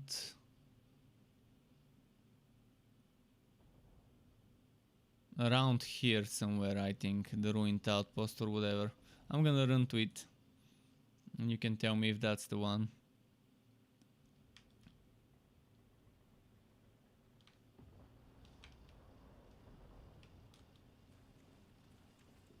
So that one captain I know is this way, then all the way through, and then through the door, and he's on the other side.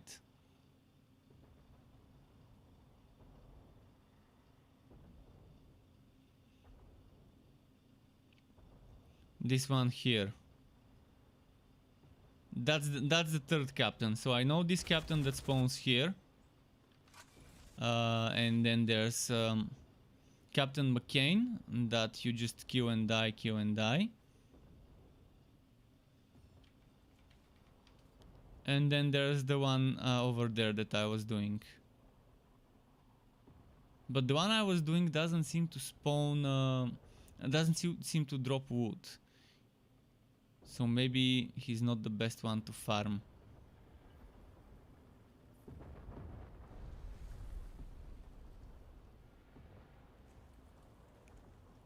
I guess either of them you can just kill it and then let the rest of the enemies kill you and then respawn and rinse repeat.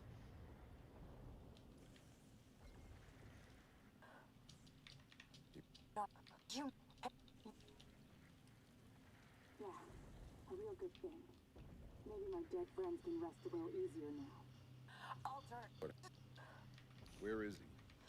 Okay, let's do one more final for the day. It's 11 PM. Bring me that As I bastard's said, head. gotta end it early today.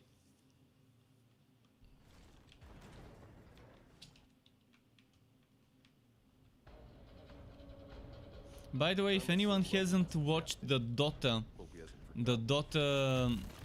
anime on Netflix, the animated Dota series, I recommend you watch it. Even if you're not a fan of the game itself, it's a pretty nice one. If you like action and animation, the Dota I remember that. Netflix show is nice. I've been watching that the past few days, 1-2 episodes a day, and I'm really enjoying it. So if you're looking for something new to watch, you might want to watch that.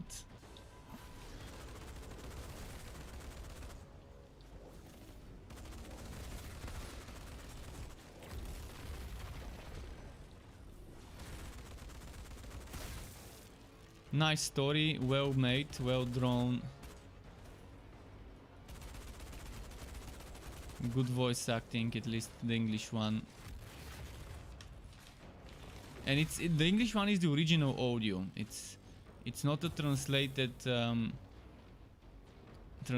to English, but the English voiceover seems to be the original. At least Netflix tells me that's the original. So I guess it was a Netflix original made for Netflix on English, translated to other languages, the Dota show. I normally don't like dubs. Normally I try to watch stuff in the original language, whatever language that would be. It could be a European language, it could be an Asian language, it could be English, it could be Spanish, whatever. It could be Portuguese. I like to watch on the original audio and then read subtitles. I just don't enjoy dubs. Dubs are weird for me.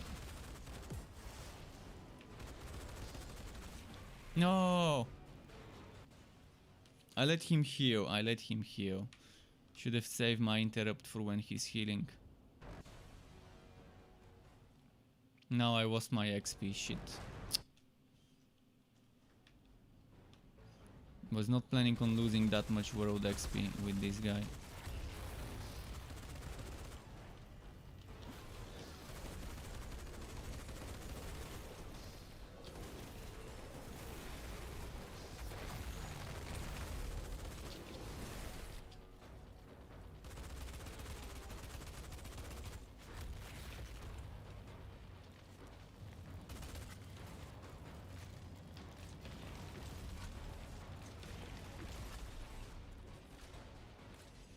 Okay.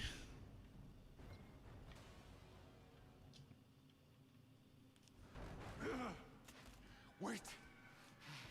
Stop! You're an altered.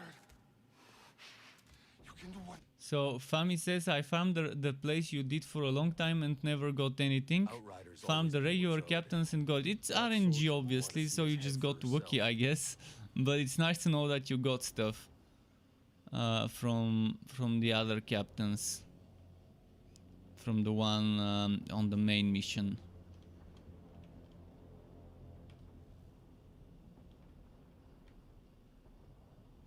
If anybody on this planet And I needed think killing, that's it was gonna that be it Sears. for tonight from me.